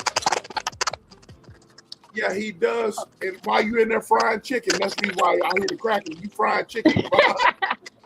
No. What I was trying to say towards the women is those kind of men will manipulate you into believing that you're solely the problem when they are the problem, because they are enabling your behavior by pretending that they are not also emotionally broken or intolerable of those kinds of things. And a lot of women look to men to be saviors for them when they really should be working on themselves. So when I say women, don't allow a man to manipulate you, you know, to a certain point where you're literally going on the internet and trying to manipulate, because it's like you have to recognize the manipulation from both of them. He's portraying to be something that he's not. A man who has control over his household, a man who won't tolerate, you know, this type of disrespect and that. And she's manipulating, controlling him all behind the scenes. You know, got like the thing that is crazy is that he literally was holding both his hands up like the police was at his door, like, I'm not even touching it. Right. I'm not even touching it. So, ladies, don't allow yourself to become a victim of that or of yourself, where you so crazy that, you know, it's like, oh, you know, it's like, no, both of y'all are the problem. Especially, and I'm not saying he's more wrong than her. Yeah, I'm not saying he's more wrong than her, because he's not. But it's like I can't see it just being his fault or her fault, especially because we know she's super diabolical. Now I get what you're saying, because you know how many times, little sis, have we seen niggas online here perpetrate? Yes. One minute beards on or whatever, they got beards, and the next minute they shave the beards off, and they become therapists. You know what I'm saying? I'm done. You know. Oh my God. And they both got exposed. Look, both of them were exposed. Yeah, the niggas get exposed. Can y'all, exactly. See, can y'all hear me now? I saw that I was spinning. Can y'all hear me now? Yes. Yeah. Okay, and you always get exposed. So just like in this situation, now I hear what you're talking about. Niggas get on here, and niggas in real life, they talk all this big game because, let's just be honest with you. You were a lame in high school. You're a lame in life. You're a lame, bro. That's the reason why you got, you know what I'm saying? So these niggas are lame. Exactly. Niggas get exposed. Yeah, you caught what I'm saying. You caught what I'm saying. Niggas get exposed. You know what I'm saying? These niggas come around here or whatever with these tongue twisted ass, gag ass niggas or whatever. They get on here and start talking about shit and start, you know, they hate on men like me. Cam back up, E. Cam back up. We want to see that face of yours laughing. You know I'm telling the truth. They get up on here or whatever, and they see a strong, dominant guy like myself, and they hate on me. Oh, the women love you because you're a simp. No, nigga. You know what I mean? The women don't like you because you're lame. You got to pay for it. You know what I mean? And I said it. Come punch me in my mouth. You won't do it because you niggas, you red pill niggas are lame. You know what I'm saying? You simp ass niggas are lame. You niggas, exactly, Lou. Those are the simp ass niggas. You know what I mean? Red pill niggas are really the simps. You know that, real, right? because they were simping and didn't work for them because you ain't got no teeth in your mouth. You talk like a yag, and women don't want you. You have no personality to get no cooter, and so you start. You are just trying to compensate on life. Period. That's a simple fact. Go ahead, Jen J. I know you got something to say. Go ahead. No, you are cooking. You are cooking. I have a just full disclosure. I have a personal vendetta on this topic because I got these niggas on here, but these niggas online or whatever, they are the most fraudulent niggas I've ever seen in my fucking life. You know what I mean? Because they get on here, man, and they disparage women and they disrespect women. You know what I mean? And these niggas, look. And then they married. And they're married. They're fucking married. Man, how the fuck are you gonna sit there and talk about women or whatever the way you do in a disparaging way and you're fucking married? You know what I'm saying? How the fuck did you get your wife? You're trying to tell us and people who are single or other married, anybody about sexual situations. Well, how are you keeping your wife then, nigga? Go ahead, Jen J. Yeah, you notice the inconsistencies. I think some people deal with insecurities or they're desperate, and so they're willing to almost believe anything and anyone who just sounds good. Sometimes they don't even need to sound good. That's a whole different story. But the point is, when desperate people do desperate things, and when somebody can get on a certain platform, let's say, and tell you this is how you're going to, reach peak fitness, peak nutrition, just eat Cheetos every single night, at least 10 bags. Don't eat anything else. Don't use any supplements. Don't drink water even. Just eat 10 bags of Cheetos and you're gonna get the body that I have. And if you're desperate enough, you might actually fall victim to that. While somebody else will be like, that doesn't sound right. I think I might I don't know about that. So the same thing happens is they prey on insecure, desperate people who are just looking for almost anything. My personal vendetta is with certain people in the red pill sector. They represent for me the guys that didn't want me when I was younger. And what I mean by that is they were the ones that would call you out for being boring, or you don't like to do this or that. And the things that they consider quote unquote boring or bad were things that included bettering yourself. If you were out doing 304 shit, they were your friend. They liked you. They wanted to get to know you. But if you're like, oh, I'm going home to go read a book, or I'm going home to, go watch TV or something. Oh, you're lame. You're boring. Then that same man then goes into this red pill sector and tells you he don't want somebody that's out there doing all this and that. He wants this kind of woman. It's like, well, where was that? Where you just flipped the script. Now you can't get that woman. So now you want a different type of woman. That's really what it is. You can't get the woman you really want. So you're playing this facade of this is the kind of woman that we all should have. Like, don't try to reverse psychology the situation. You can't get the woman that you are saying that these men should get. So you're kind of flipping the script and pointing them in a different direction. You really want the slut. You really want the 304. You really want the person with no standards. That's why Big Tigger's in the situation he's in. Yeah. He wouldn't be in the situation if he didn't. But the facade is they have to play it off like they want a good woman. They don't want that. They want the facade of that, but they don't really want that. They want anywhere, anytime, willing to do anything, do what I say. That's it. And the reason I know that is because their actions reflect that. They wouldn't be so angry with certain women if they didn't feel that way. Their actions reflect that. Can't do this, can't do that. That's what you getting ready to sing that, Jay. Shorty can't do this. Shorty can't do that. That's what it gives off. It's like you can't get. You're telling people to achieve something that you can't even achieve. You can't even get the woman of your dreams. So why are you encouraging everybody else to do that? See, I look at them. Okay, I think there's two types of red pillars.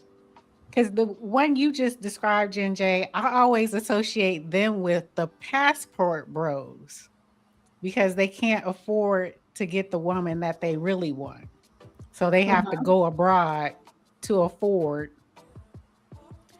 a woman that, looks a certain way and that will put up with their BS because they can't afford one here and they can't get the ones that look good. I didn't realize that that was a red pillar. I always associate red pillars with, okay, it's an overlap. Okay. I always associate red pillars with incels. More so. They are very reclusive. They don't really know how to date.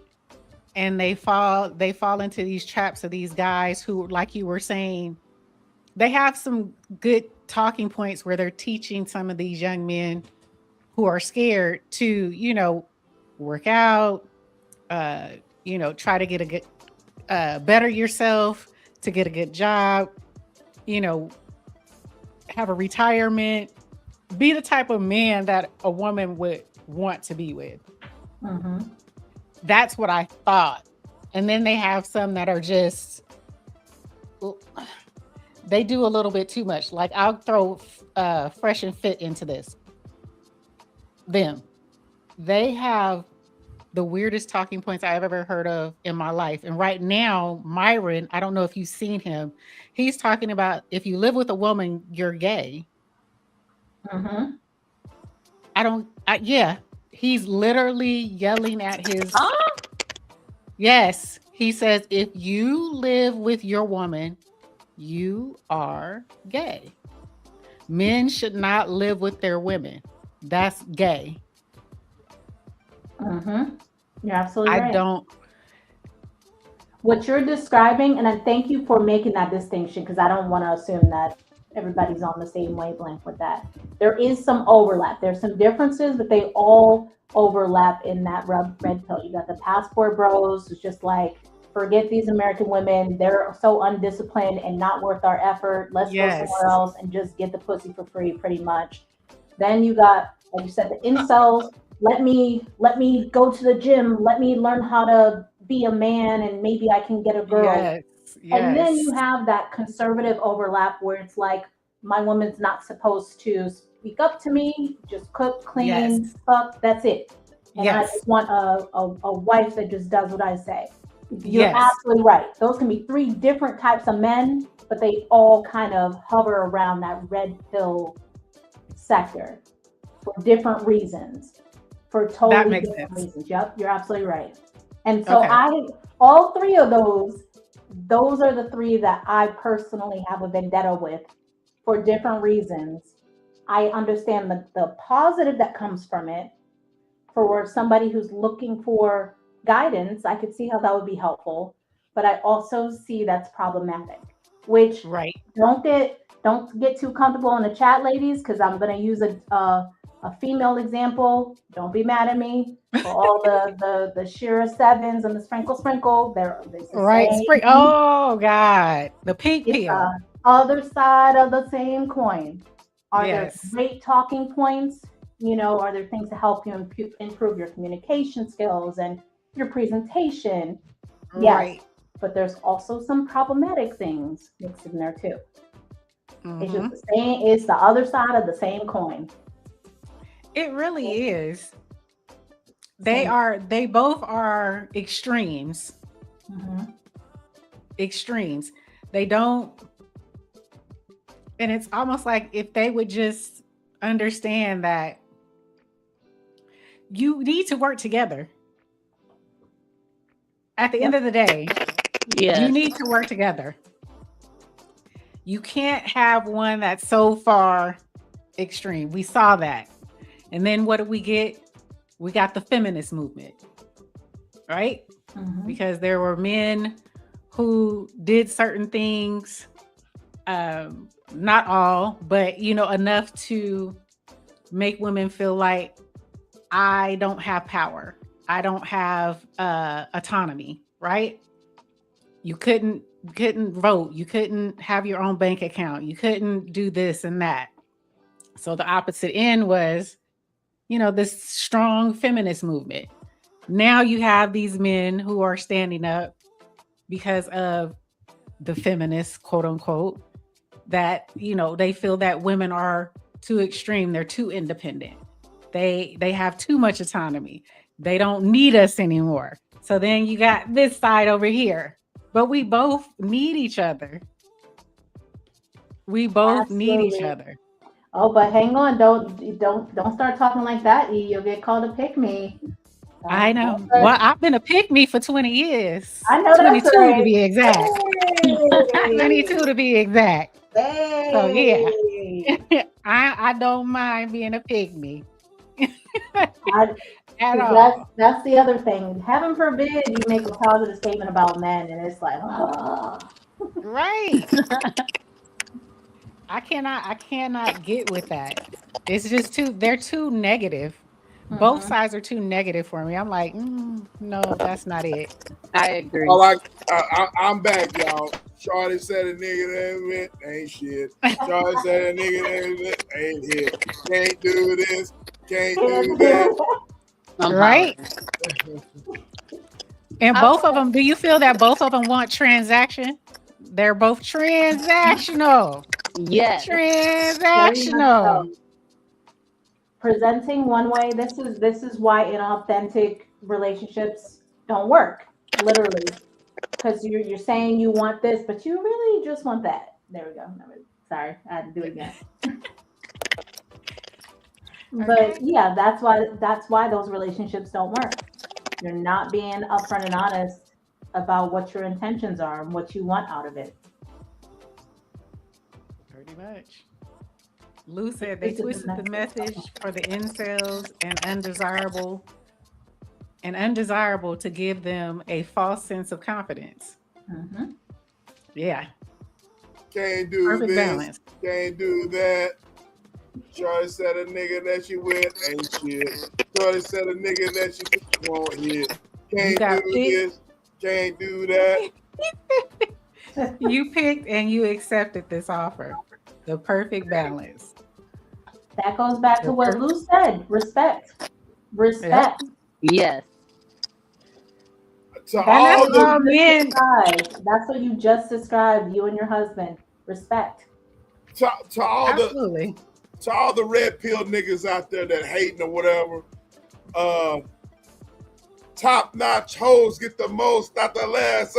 Top notch hoes get the most, not the less. City girls up. Okay, city girls up. Oh Lord. I'm gonna say this, y'all, and then I'm gonna drop because I've been fighting all night. I need a new phone because I ain't never had this many problems ever. You got that Obama phone. Little sis, you been frying chicken all night. All night. Look. All I'm gonna put you on mute. I'm talking right now and I hear it, but watch. There is no look. You see, I put her on mute. There is no chicken being fried right now. Go ahead, little sis. Listen, I used to laugh at people who had all these problems with their phone. Now I know it's time for me to upgrade because my entire YouTube career, I ain't never had these many problems ever. Man. But no, I believe that they are two of a kind. They are both perpetrators. And they were both exposed. At first I didn't understand why he got fired from his job. With the kidnapping charges, it's like, yes, that's understandable.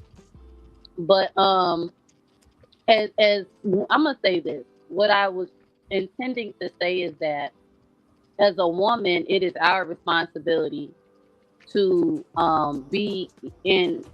have emotional intelligence. And when you are not emotionally intelligent, you know, you will come across men like him who portray to be emotionally intelligent, and you know, they're not self-aware, you know, they're not they haven't done the work to work on themselves. They're always hyper focused on women and how women should be and what a woman should give. And when things go wrong, they will use you as a scapegoat. You know, you're the distraction of what's wrong with the relationship. You're the distraction of what's wrong with the dynamic.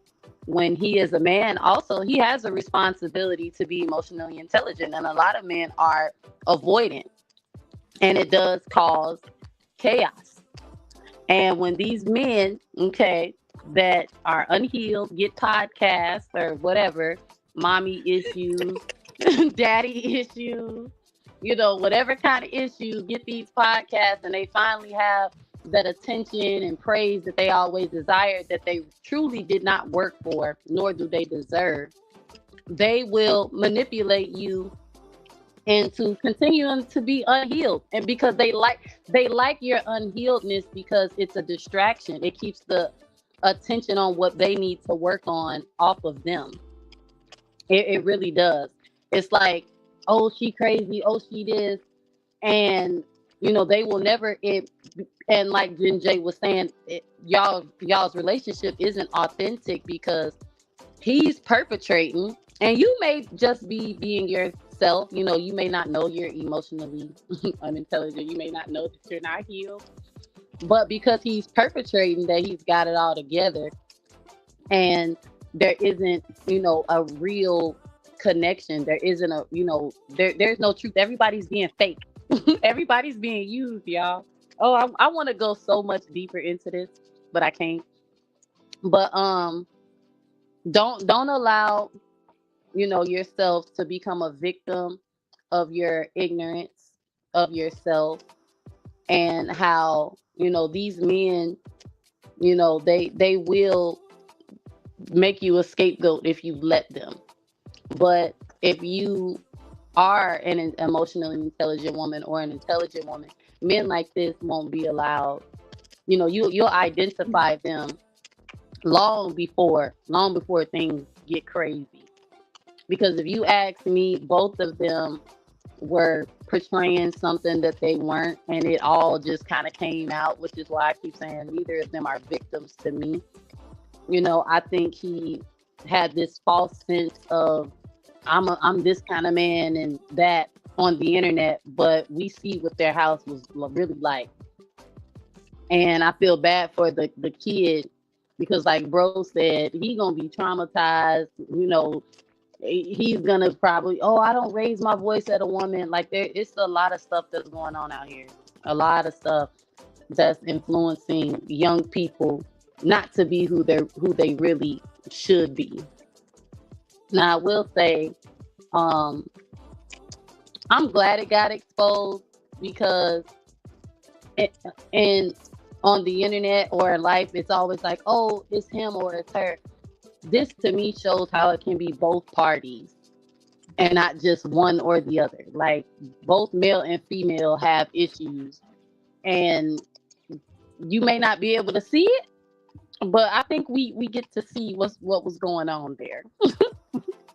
And if you ask me, you know, he was a fraud and she was a fraud, and they just both got exposed at the same time. It's crazy. It's just really crazy. That was deep. I know that was a lot, wasn't it, E? I was trying to keep it short. No, but I mean, I do understand where you're coming from, because some people, men and women, avoid dealing with their own issues and their own trauma, so they will pick up projects, or they'll pick up people who they feel they can, you know, control or mold, to keep from looking at their own situations, to keep from looking at dealing with their own problems. So what you said was deep. I didn't even think of it like that, but it makes sense what you just said, because I didn't say this, and it kind of plays into what you just said.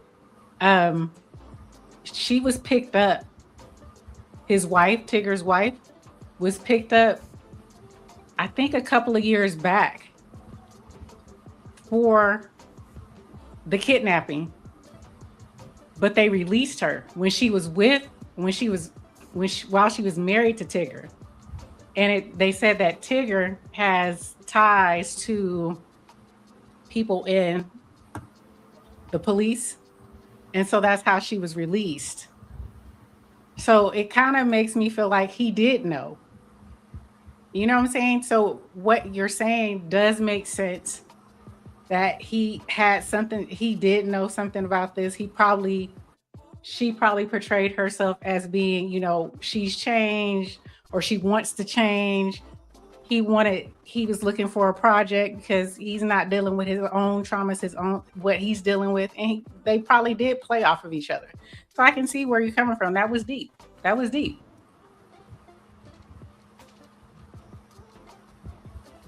You are wise. You got a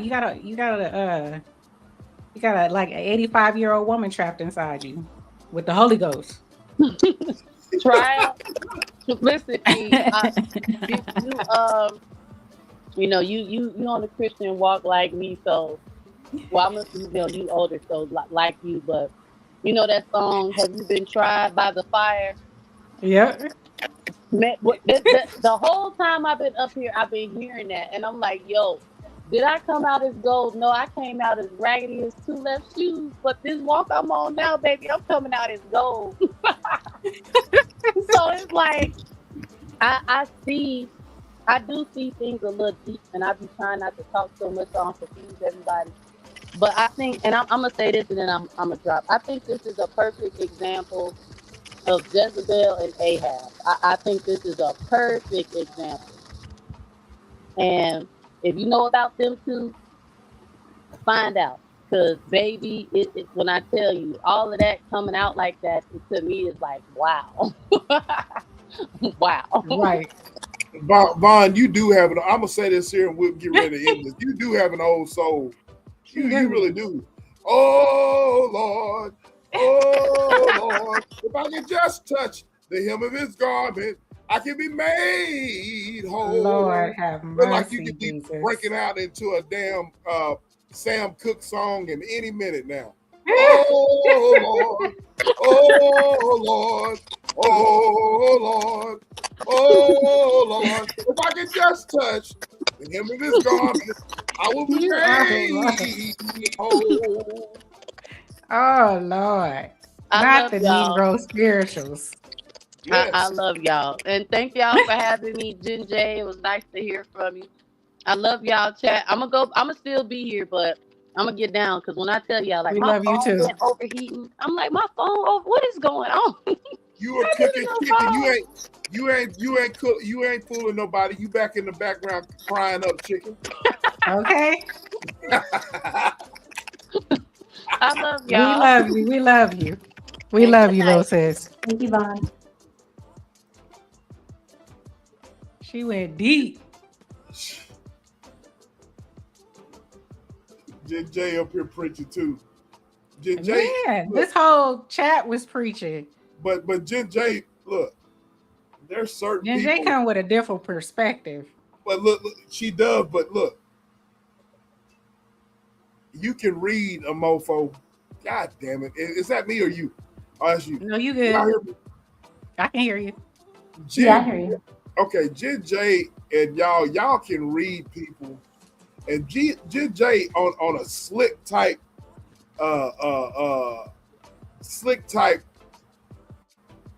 you know, she be reading me. She be reading me and be like saying slick shit, because don't get it twisted, y'all. This lady right here with the J right here. Let me see where are you at, JJ? I can't do it. You be reading the mofo. You be reading me or whatever, and because you be taking and listening to me on past lives, and I say stuff, but then you use it to be, hey, y'all thinking that these good girls out here, you know what I'm saying, that be doing what the bad girls do, and blah blah blah blah blah. Because I say certain stuff, and y'all you be doing it too, sis. What? I don't do nothing. That's a damn lie. That's a damn lie. You and oh, we know Joe does that in real life.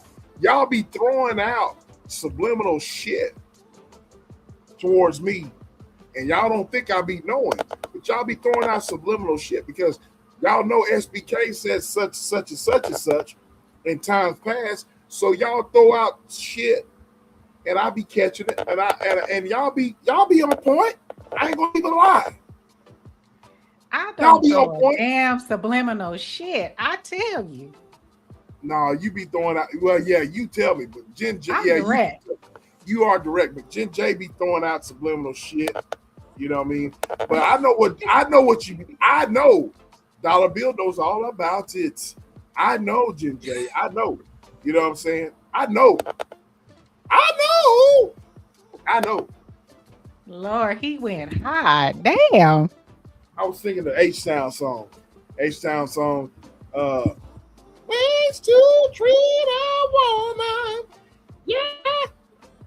I know. Okay. I'm sorry, JJ. Go ahead. Go ahead, JJ. Go ahead. No, I'm good. You're funny. I'm good. I just thank you guys for letting me. JJ, I know you back in the background on mute, just dying laughing. But I know you are. Yeah, thank you for having me up here and at least allowing us to express our opinion. But the pleasure was all ours. Yeah, I like listening to different perspectives. So I be everywhere and nowhere at the same time. And yeah, it's interesting. People are interesting. But I like calling out the contradictions and hypocrisies that I see in certain and you also, Jen J, you listen to everybody, and you also she does. You also be calling out shit. You call out a lot of shit. I respect that. You're welcome. Okay, you be lighting the chat up. If you're not up here, you should light the chat up. And I like, oh shit. She done caught somebody. Oh yeah. You know everybody. You know everybody done caught some strays, but I know all of y'all have been busting caps at me because of shit that I done said and shit that I done said. Oh, and JJ, don't think that I don't know. Cause, I don't know about that SBK because of love. I know, and I love it. I love it. You said you want all the smoke. I do. And, I do. I love it. I know. I love it. JJ, I appreciate you. That's the reason why I be tagging your ass. Come up here. Call the bullshit out. You know? If I can help in any way, if that's a contribution to society, that's all I can. That's all I can say. But JJ, before I leave, I let you go. We were talking about rap music and stuff. I can't be a hypocrite because I like, I think of stuff, 3-6 Mafia, ass and tit.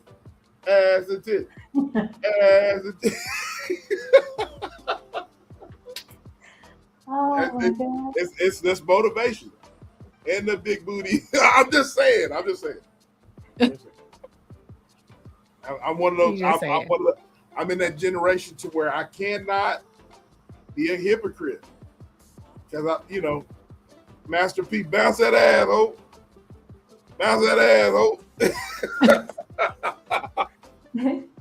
And Vaughn just said something there. I'll just say this and I'll drop down. But Vaughn made a good point. When I come up here, I'm usually just talking about the topic. I don't know when this would be. I'm not a specific date or anything. But I think it helps to give you guys some context because it probably would explain where a lot of my perspective comes from at some point, like just to kind of explain like where I'm coming from, because it's not from nowhere. Like I have my perspectives on certain things. They formed through different life experiences and things like that. Right. So I think sometimes it like seems like it's from nowhere. Like where, how? Or I didn't think she was gonna say that. Or if you knew certain things about me, you'd be like, oh yeah, okay, that makes sense. Right. So, but yeah, thank you for pointing that out, Vaughn. So it kind of seems like it's from everywhere and nowhere, but it's like, oh yeah, she lived here, or she was there, or she's been in this relationship. Okay, that makes sense why she feels that way. But Yeah, thank you guys. it don't. You're a Michigan State, a Wolverine, right? I'm a Michigan fan. Yeah, Michigan. Yeah, I don't know. Warriors. It don't make sense to me why you're a Michigan State. Go Blue! I will leave it right there. Let me drop it.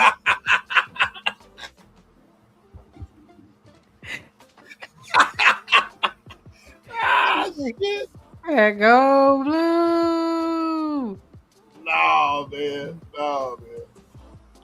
Woo! Lord, This was a long one, but much needed. Much needed. Very much needed. I agree. You going live tomorrow? I'm glad you spoke of that. I am not going live, but I have a premiere I want to share with y'all. That I have a premiere, and I will share with y'all right here. And sis, a lot of the stuff that you were talking about today, Lord have mercy. Hold on. This is what I will be discussing today. Hold on. I'm going to share the screen. I got a premiere scheduled tomorrow, ladies and gentlemen. And it is here. You got promo?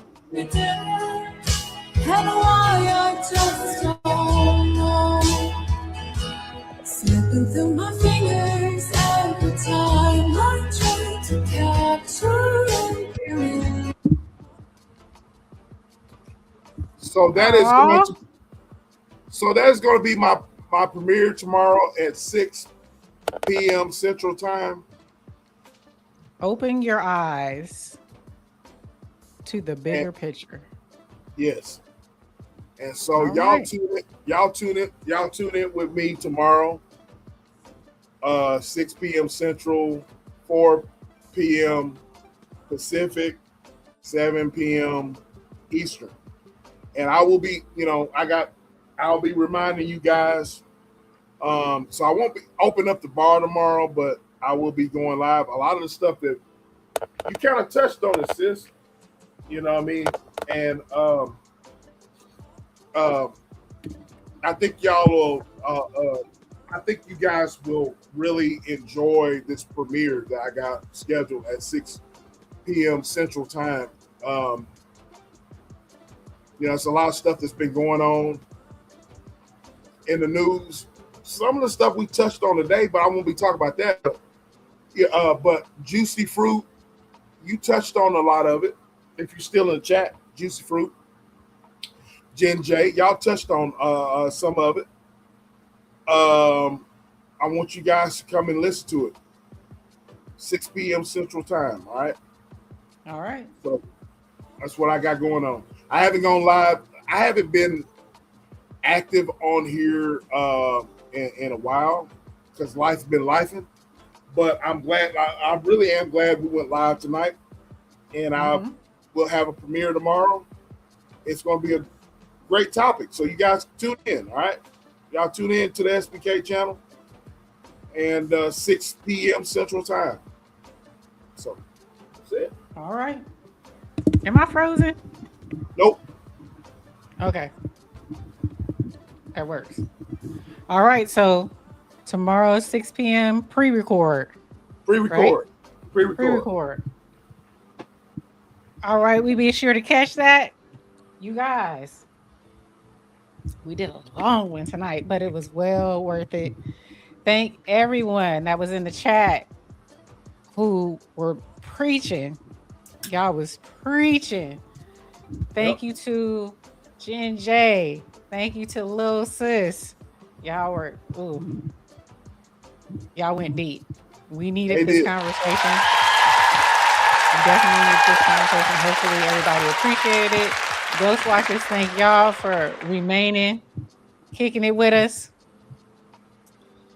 I'm going to go ahead and make this jungle juice and then take my butt to bed.